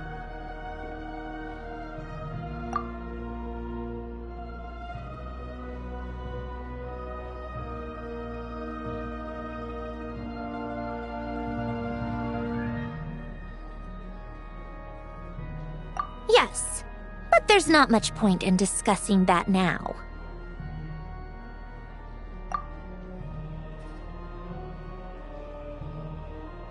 Yeah, back to Lelyk. Since our investigations so far have turned up next to nothing, we've got nothing to lose by trying a new angle.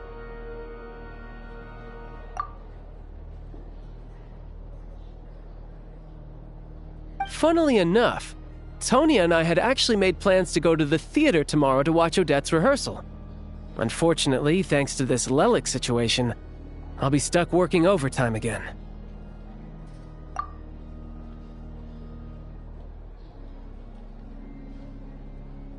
Which means you can go in my place.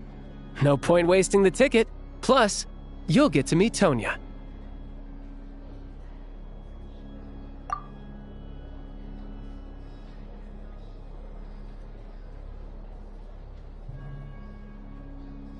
Spirit Seeker.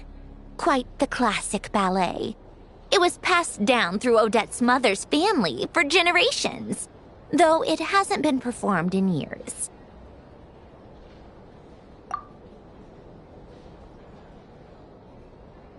But Odette's been practicing it diligently, and it's finally ready for a return to the stage. Excitement is through the roof. Tickets for the official performance sold out long ago.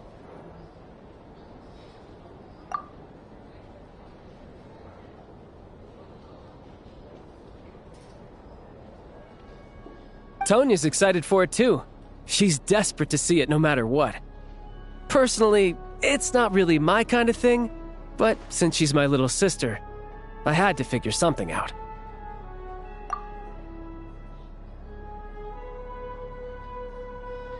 I've actually seen it several times before.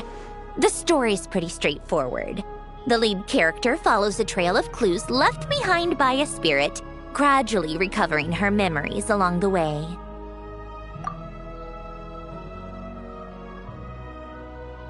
It's a tale of love and regret. So not exactly reinventing the wheel, at least by today's standards.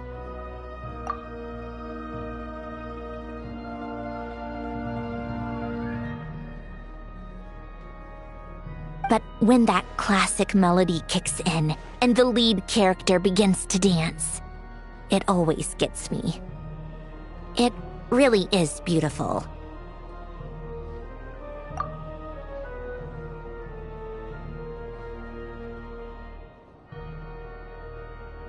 Not an easy dance to do justice to, though.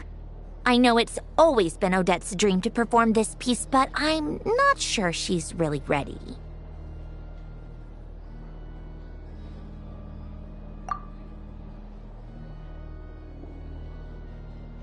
In that case, I think that even if she is Lelik, we should wait until her performance is over before we respond.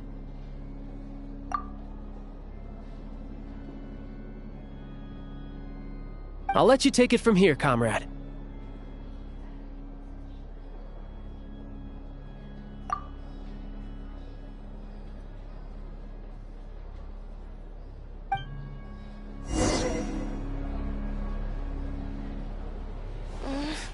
Only I had been born in a romantic time like that.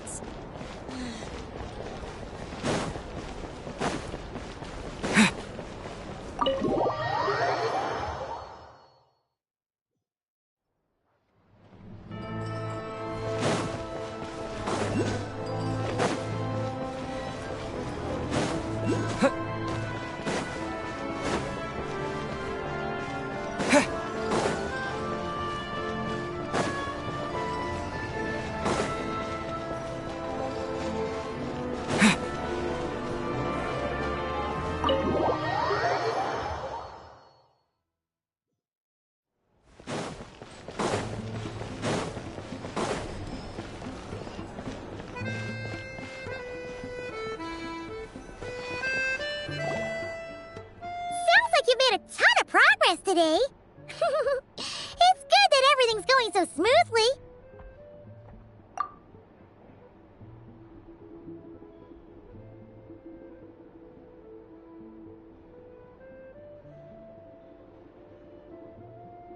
Next step is to head back to the theater and get a clear answer from Odette.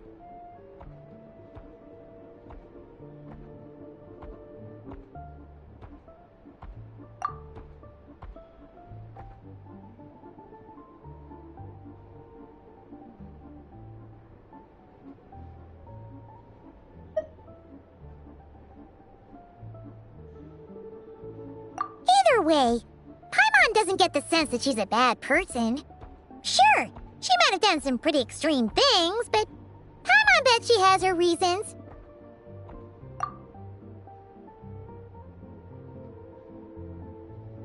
Maybe this is going too far, but like, with everything she's managed to do so far, wouldn't it make more sense in theory to be even more, you know, heavy-handed?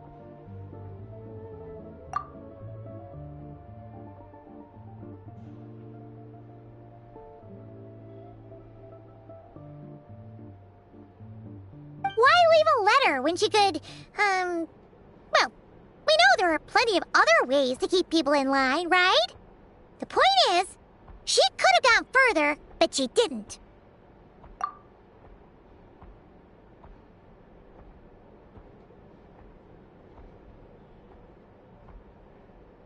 So, if it is her, she's got some principles at least.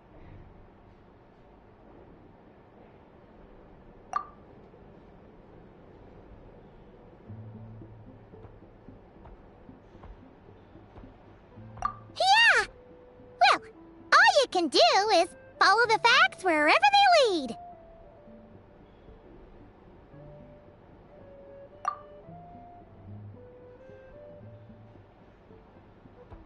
No change, really. But that thing Paimon told you about yesterday? Paimon feels like she can sense it more clearly now.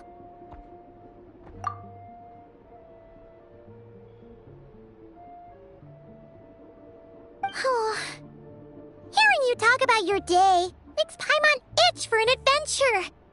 If only she could be there with you so we could experience it all together.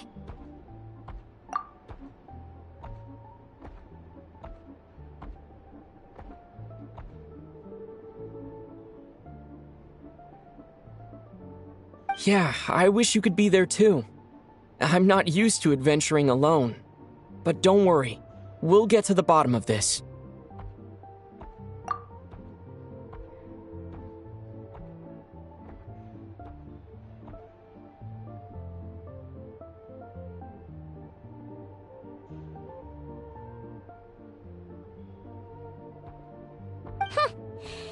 was just one of those things. Never mind. Paimon will behave herself and keep resting.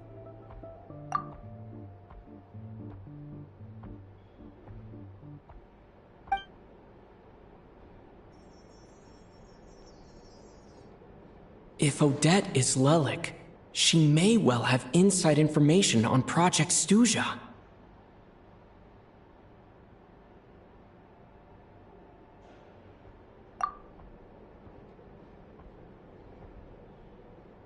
Her father was involved with the project's early implementation and tragically died in the process. Now, she's dedicated herself to bringing it to an end.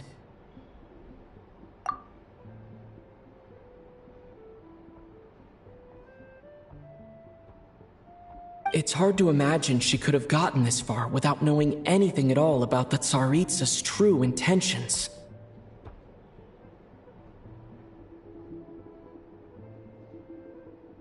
When she spoke to us as a member of the Fatui, how much did she let on? And how much was she hiding?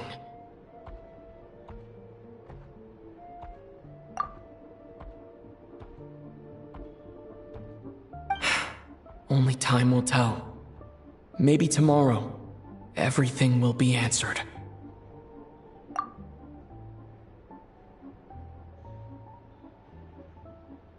Hey look! It's snowing! Could be a tough day ahead. Make sure you wrap up warm tomorrow.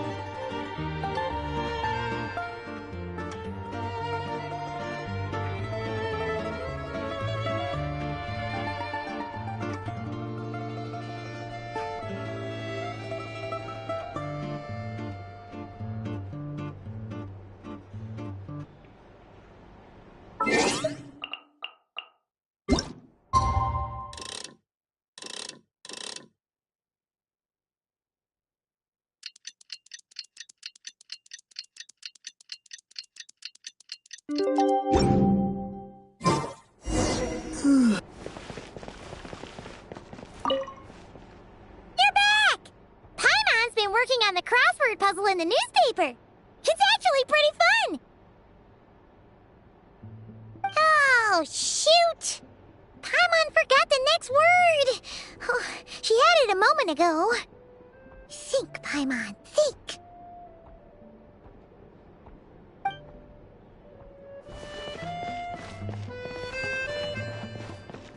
All right. If there's anything you need, please let me know.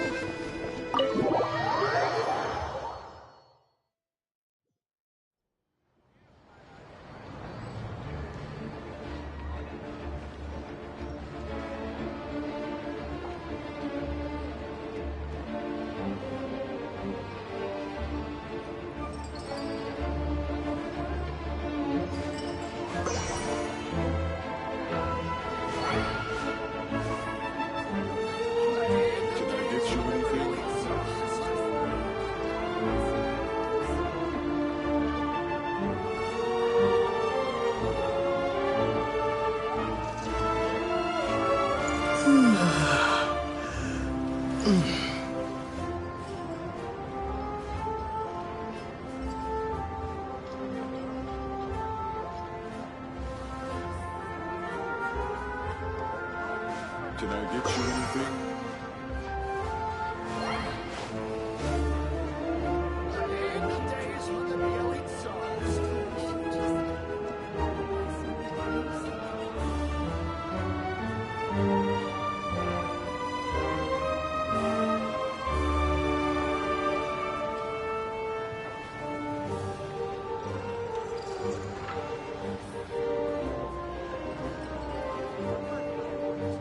Can I get you anything? Can I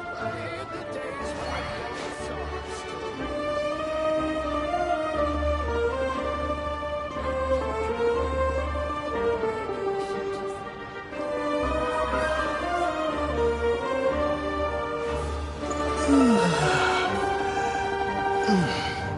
Can I get you anything?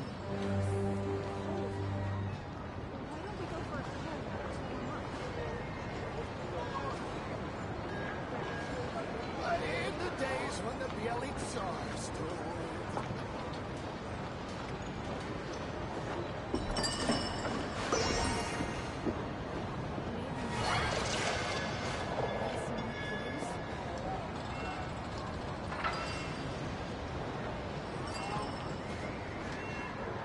Can I get you anything?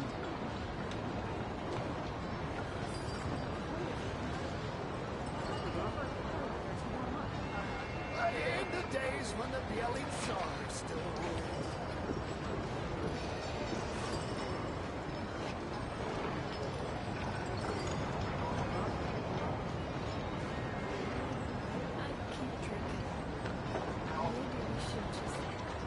Can I get you anything? In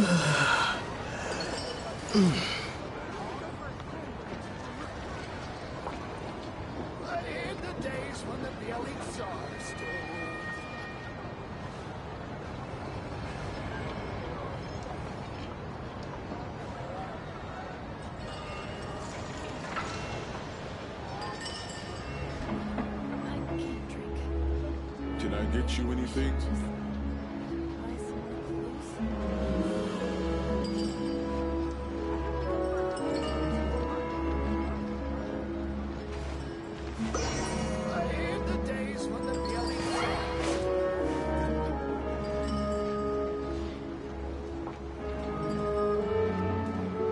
Can I get you anything?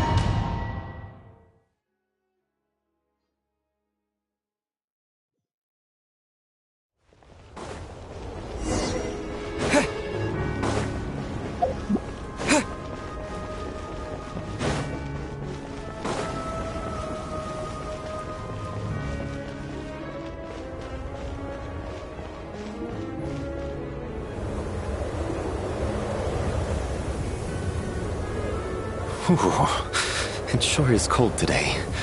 I wonder how much heavier the snow's gonna get.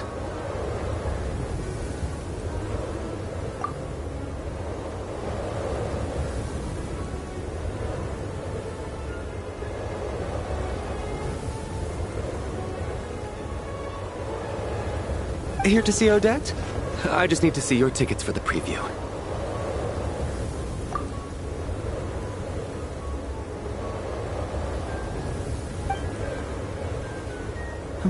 Perfect. Thank you. I'll hold on to your tickets. Come on in. It's freezing outside.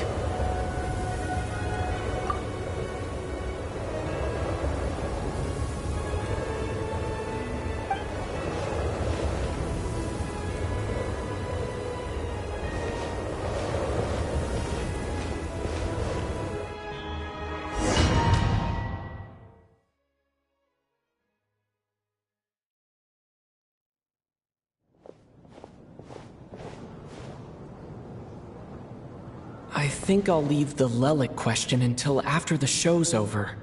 Then I'll go find Odette.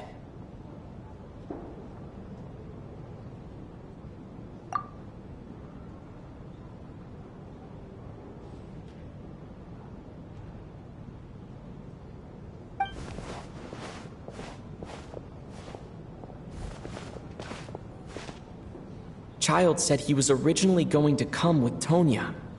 So I'm guessing Tonya's already here somewhere.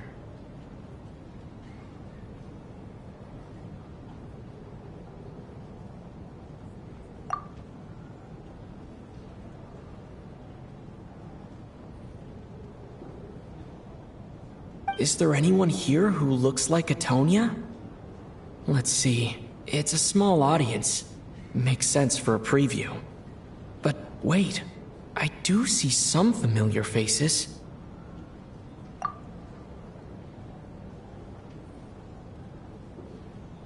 Mr. Chuganov's back again by the looks of it. Oh, and is that Mitya? And that Fatui officer, Valeri.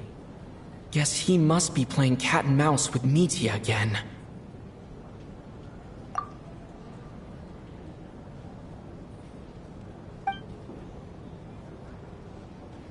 Oh no. It looks like the show's starting and I still haven't found Tonya. Never mind. I'll just have to take a seat for now and see if I can catch her afterwards.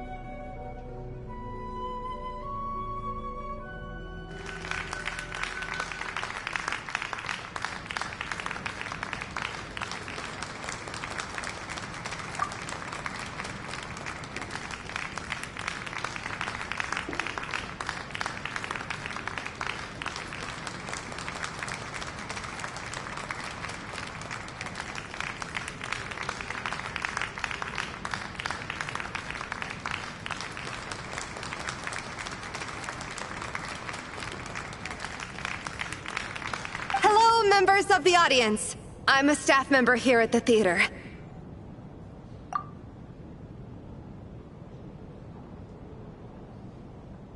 Today's performance was a very special one for us, as it marks the first attempt in a long time to revive the classic Snezhnayan ballet, Spirit Seeker.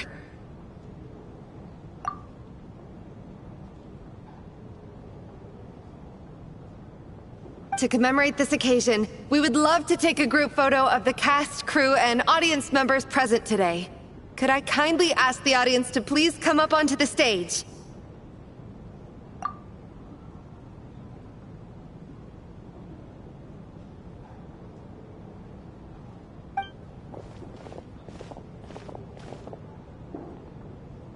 All right, everyone, huddle in a little more.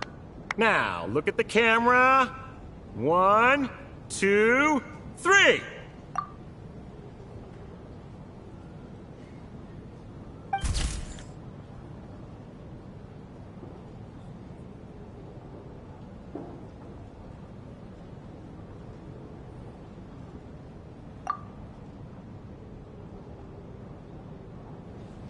Are you quite satisfied, Mr. Energy Scientist? I rather hope you don't have any other escape plans to add to my workload today.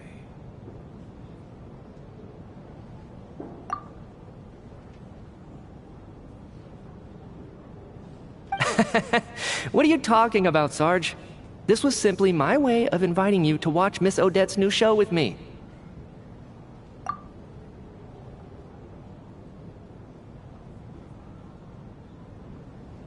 And wasn't the performance spectacular? In the future, I heartily encourage you to take a leaf out of my book. Find some soul-nourishing pastimes to enrich your time outside of work.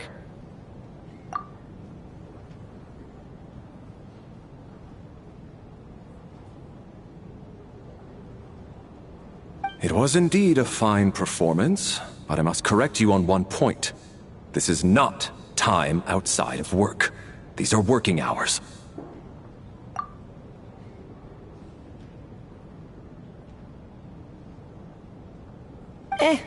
Working hours and non-working hours are just a social construct. Human technology can never advance if we're too rigid in our thinking, Sarge.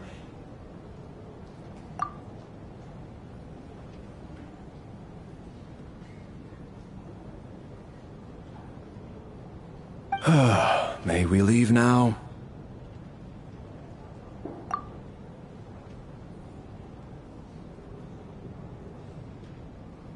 Already? I mean, I was kinda hoping to soak up the atmosphere for a little longer, but... No? Okay, guess I'm pushing my luck. Didn't seem like too much to ask, but fair enough.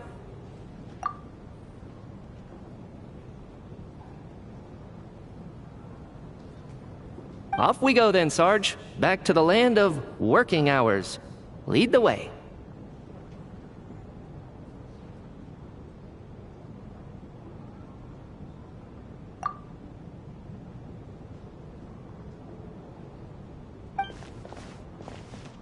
That has to be her. She's the only person in the audience around Tonya's age.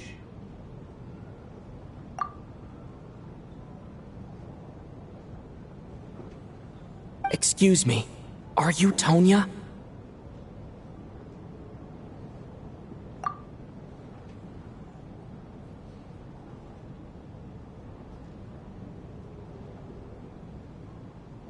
Huh?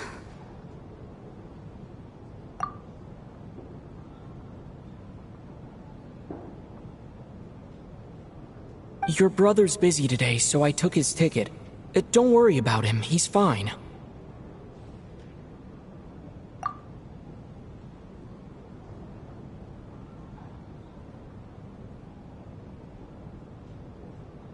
Oh, okay. Sorry for the trouble.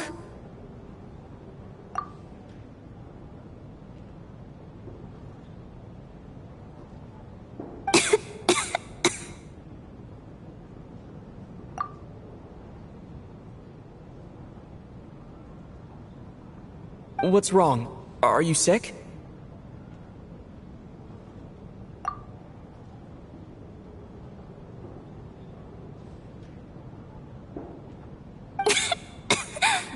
No, I'm fine.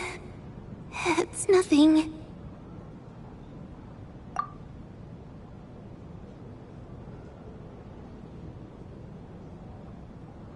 Maybe she caught a cold on the way here because of the weather.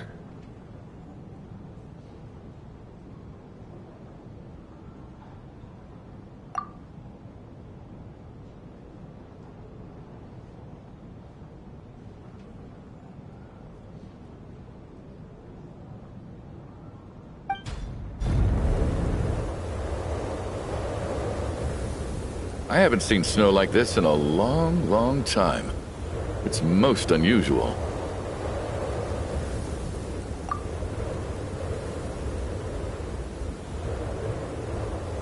I know. It's completely white out there. You can barely see a thing. I've never seen such heavy snow in my life.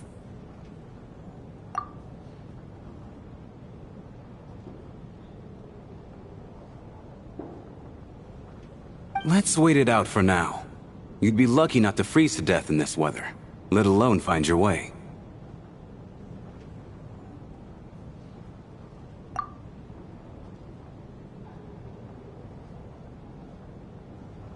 Well, look at that. Maybe we shouldn't be in such a rush to get back after all. What do you think?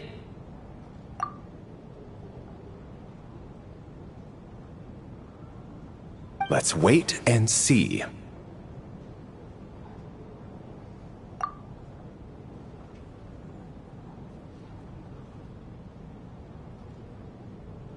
Why do you need to take it so seriously? Fate has given us this wonderful chance to take a break. We owe it to ourselves to make the most of it.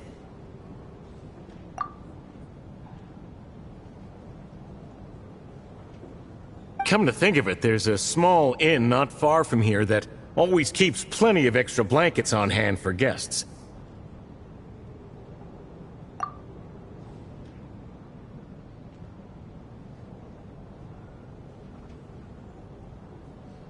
I know the route well. Shall I head over and borrow a few blankets? That way, anyone in a hurry can wrap up warm for the journey back. Just remember to return them next time you're over this way.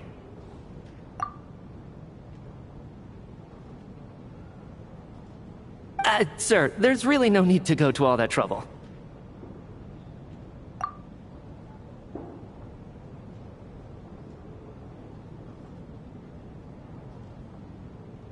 Hey, it's no trouble at all. Wait here, I'll be right back.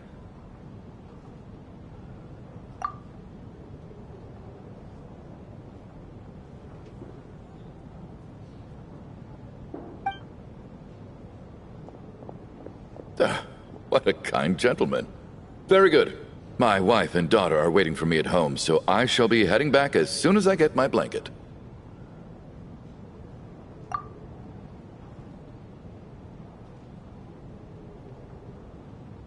So...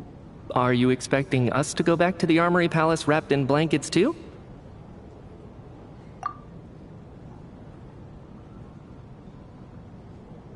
Don't worry about that. I made arrangements in advance. Should I not return to the Armory Palace within 3.5 hours after Operation Showtime begins, an armed squad will be sent to collect us.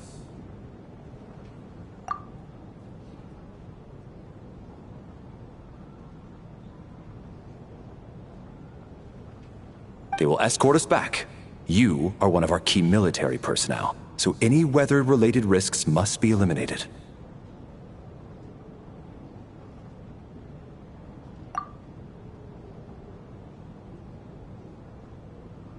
Operation Showtime? So, wait. Every single time you drag me back to work when I sneak out, it's a whole official operation?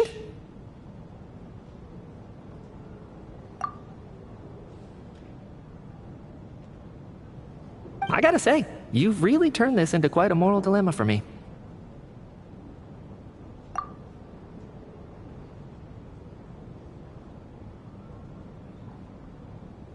It's snowing pretty hard out there. I think you should stay here for now. You seem a little under the weather.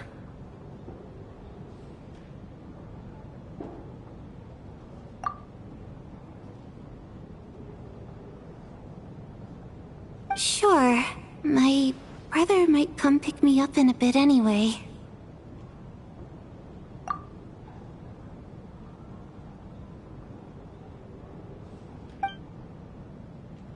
Time to get to work. I should head backstage and find Odette. I need to look her in the eye and ask her about Lelik.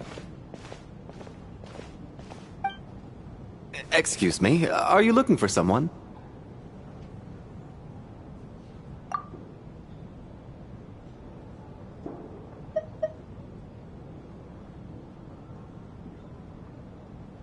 Ah, you're a friend of Alosha's. I think he's busy moving props backstage right now.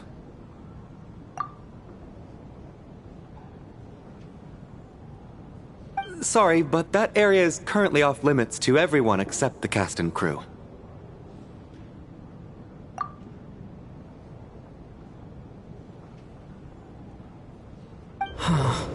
Bad timing, I guess.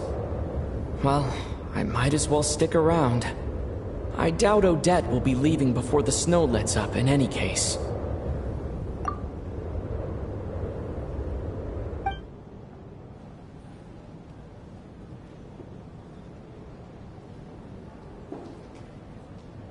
What happened to the gentleman who went to fetch the blankets? How has he still not returned?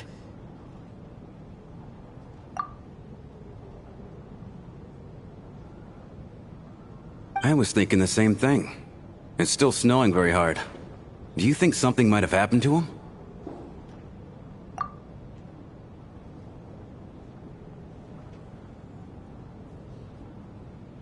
Whatever the reason for his delay, I must say I hate nothing more than people who make empty promises and fail to deliver.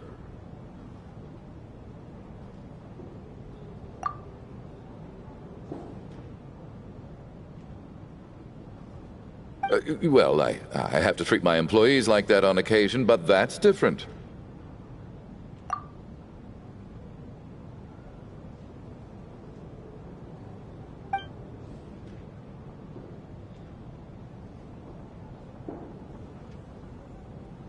You seem anxious, Mr. Valeri.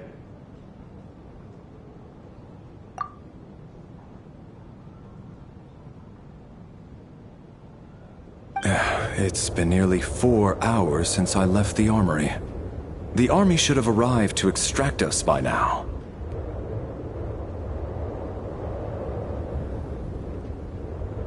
They know how much I despise tardiness and disrupted plans. There's simply no reason that they shouldn't have shown up by now, barring exceptional circumstances.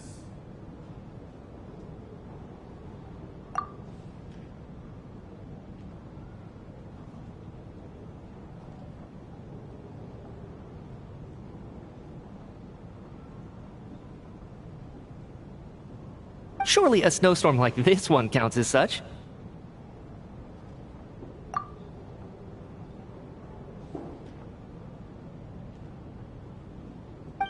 Few things in this world can stop the Snezhnayan army, Mr. Mitia.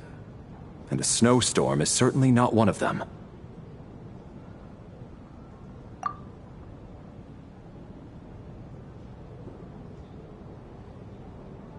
Why don't you go out and take a look? They might be right outside, waiting for your orders before they dare come in.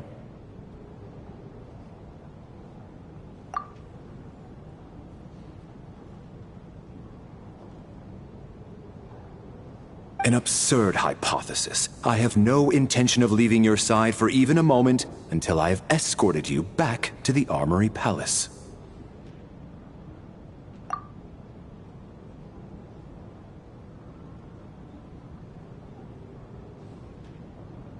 This doesn't look like an ordinary snowstorm to me.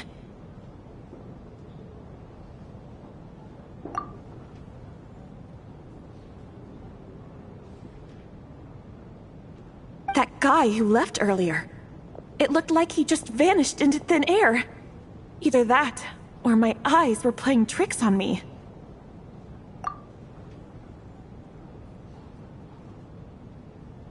A man-eating snowstorm?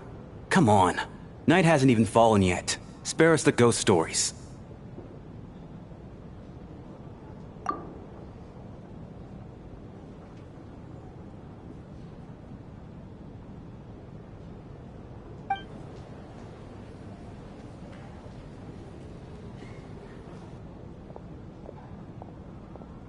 Traveler, didn't know you were coming today. How come you didn't say anything?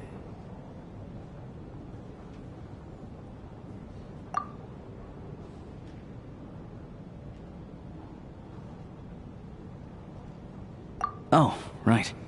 I assumed you were looking for me in Vodenitsa. Odette's still backstage.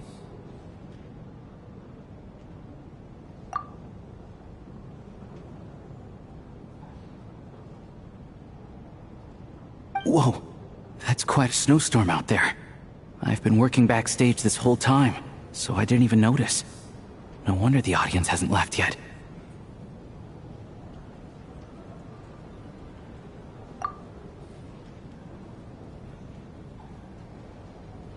Is weather like this rare, even in Snezhnaya?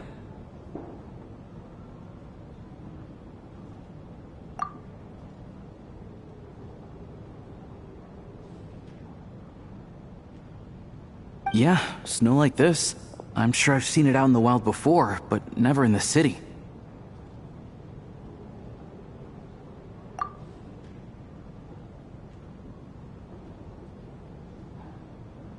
Actually, I take that back. I don't think I've seen snow this bad even in the wild. This is something else. It's not normal. If even Alosha thinks snow like this isn't normal, could it have anything to do with that monster people have been talking about?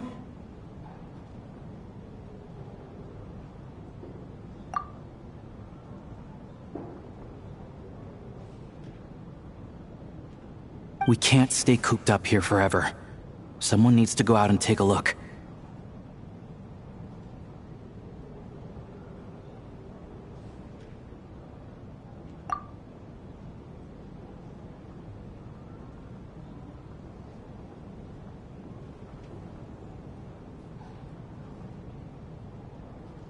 No need. I have plenty of experience with snowstorms. Besides, I work here while you're an audience member. I should be the one to do it.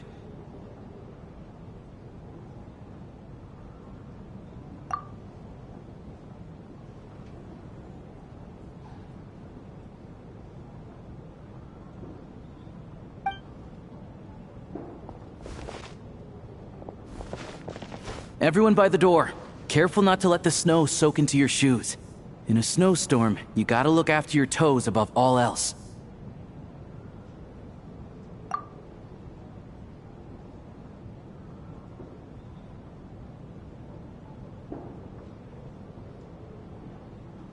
Heading out, my man? Be careful. I've been told the snowstorm eats people alive.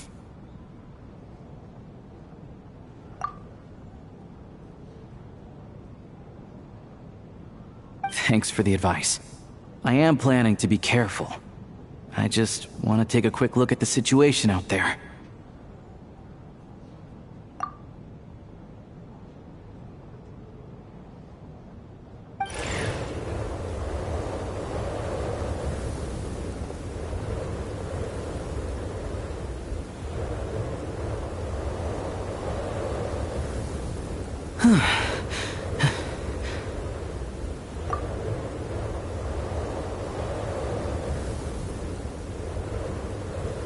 He's back! He's back! How was it? What's going on out there?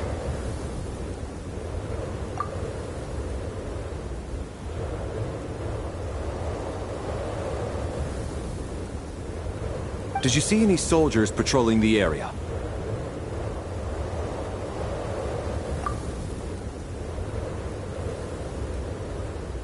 Something about this storm isn't right.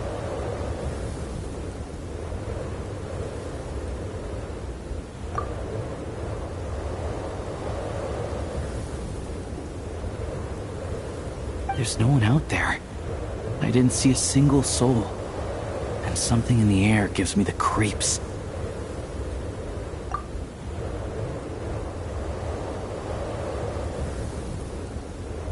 This isn't your average snowstorm. I suspect it might be related to recent events in our nation.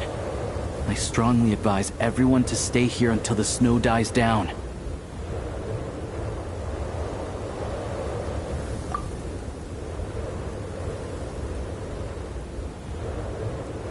Are you serious? So all of us are trapped here now? That sounds a little far-fetched to me.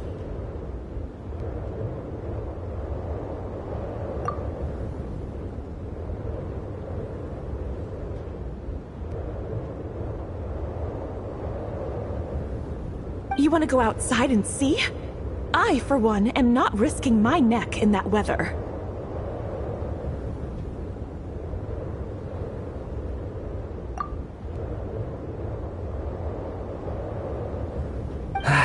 This just turned from a minor delay into a major hassle.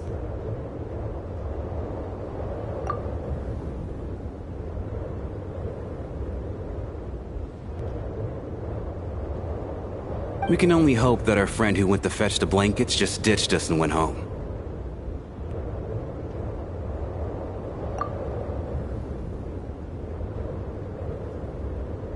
Is it really that bad? But my daughter, I won't be able to read her a bedtime story tonight.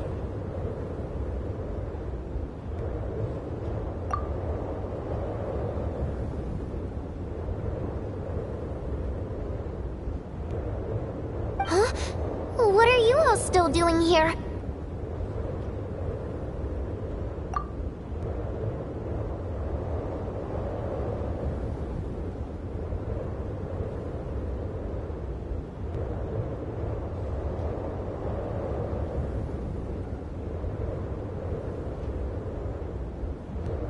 Whoa! It's snowing hard!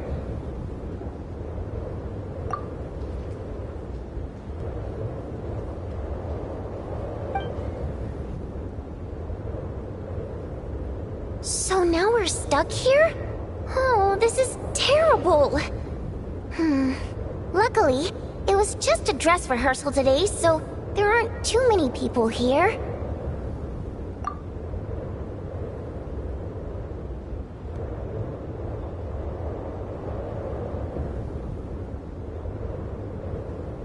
On the bright side, the theater's always well stocked with supplies. If the snow still doesn't let up as we get into the evening, you can spend the night here, everyone.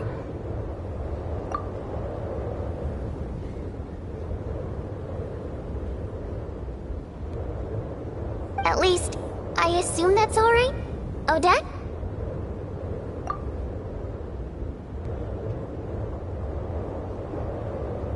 Fine by me.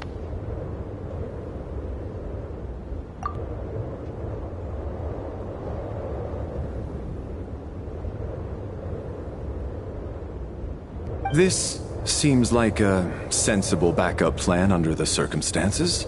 My thanks to the theater for being so accommodating.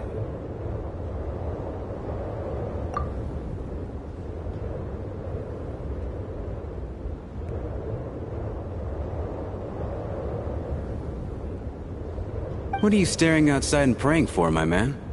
You anxious to get home too?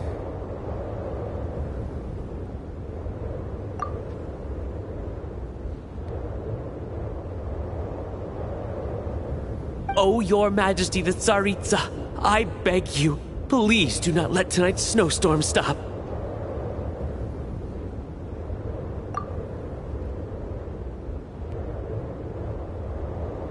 This is a golden opportunity to spend the night under the same roof as the two top stars in all of Snezhnaya.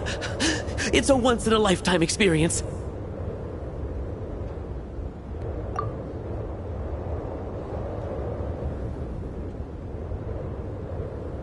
I think I've changed my mind.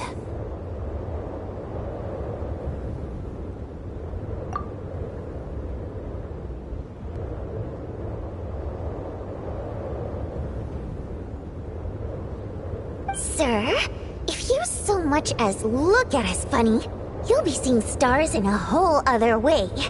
Behave yourself, or you'll be begging for that blizzard.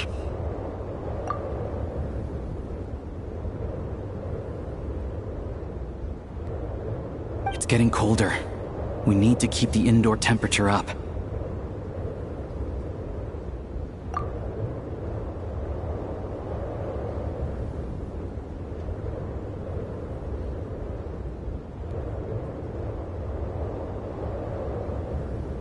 Close the door and lock it tight.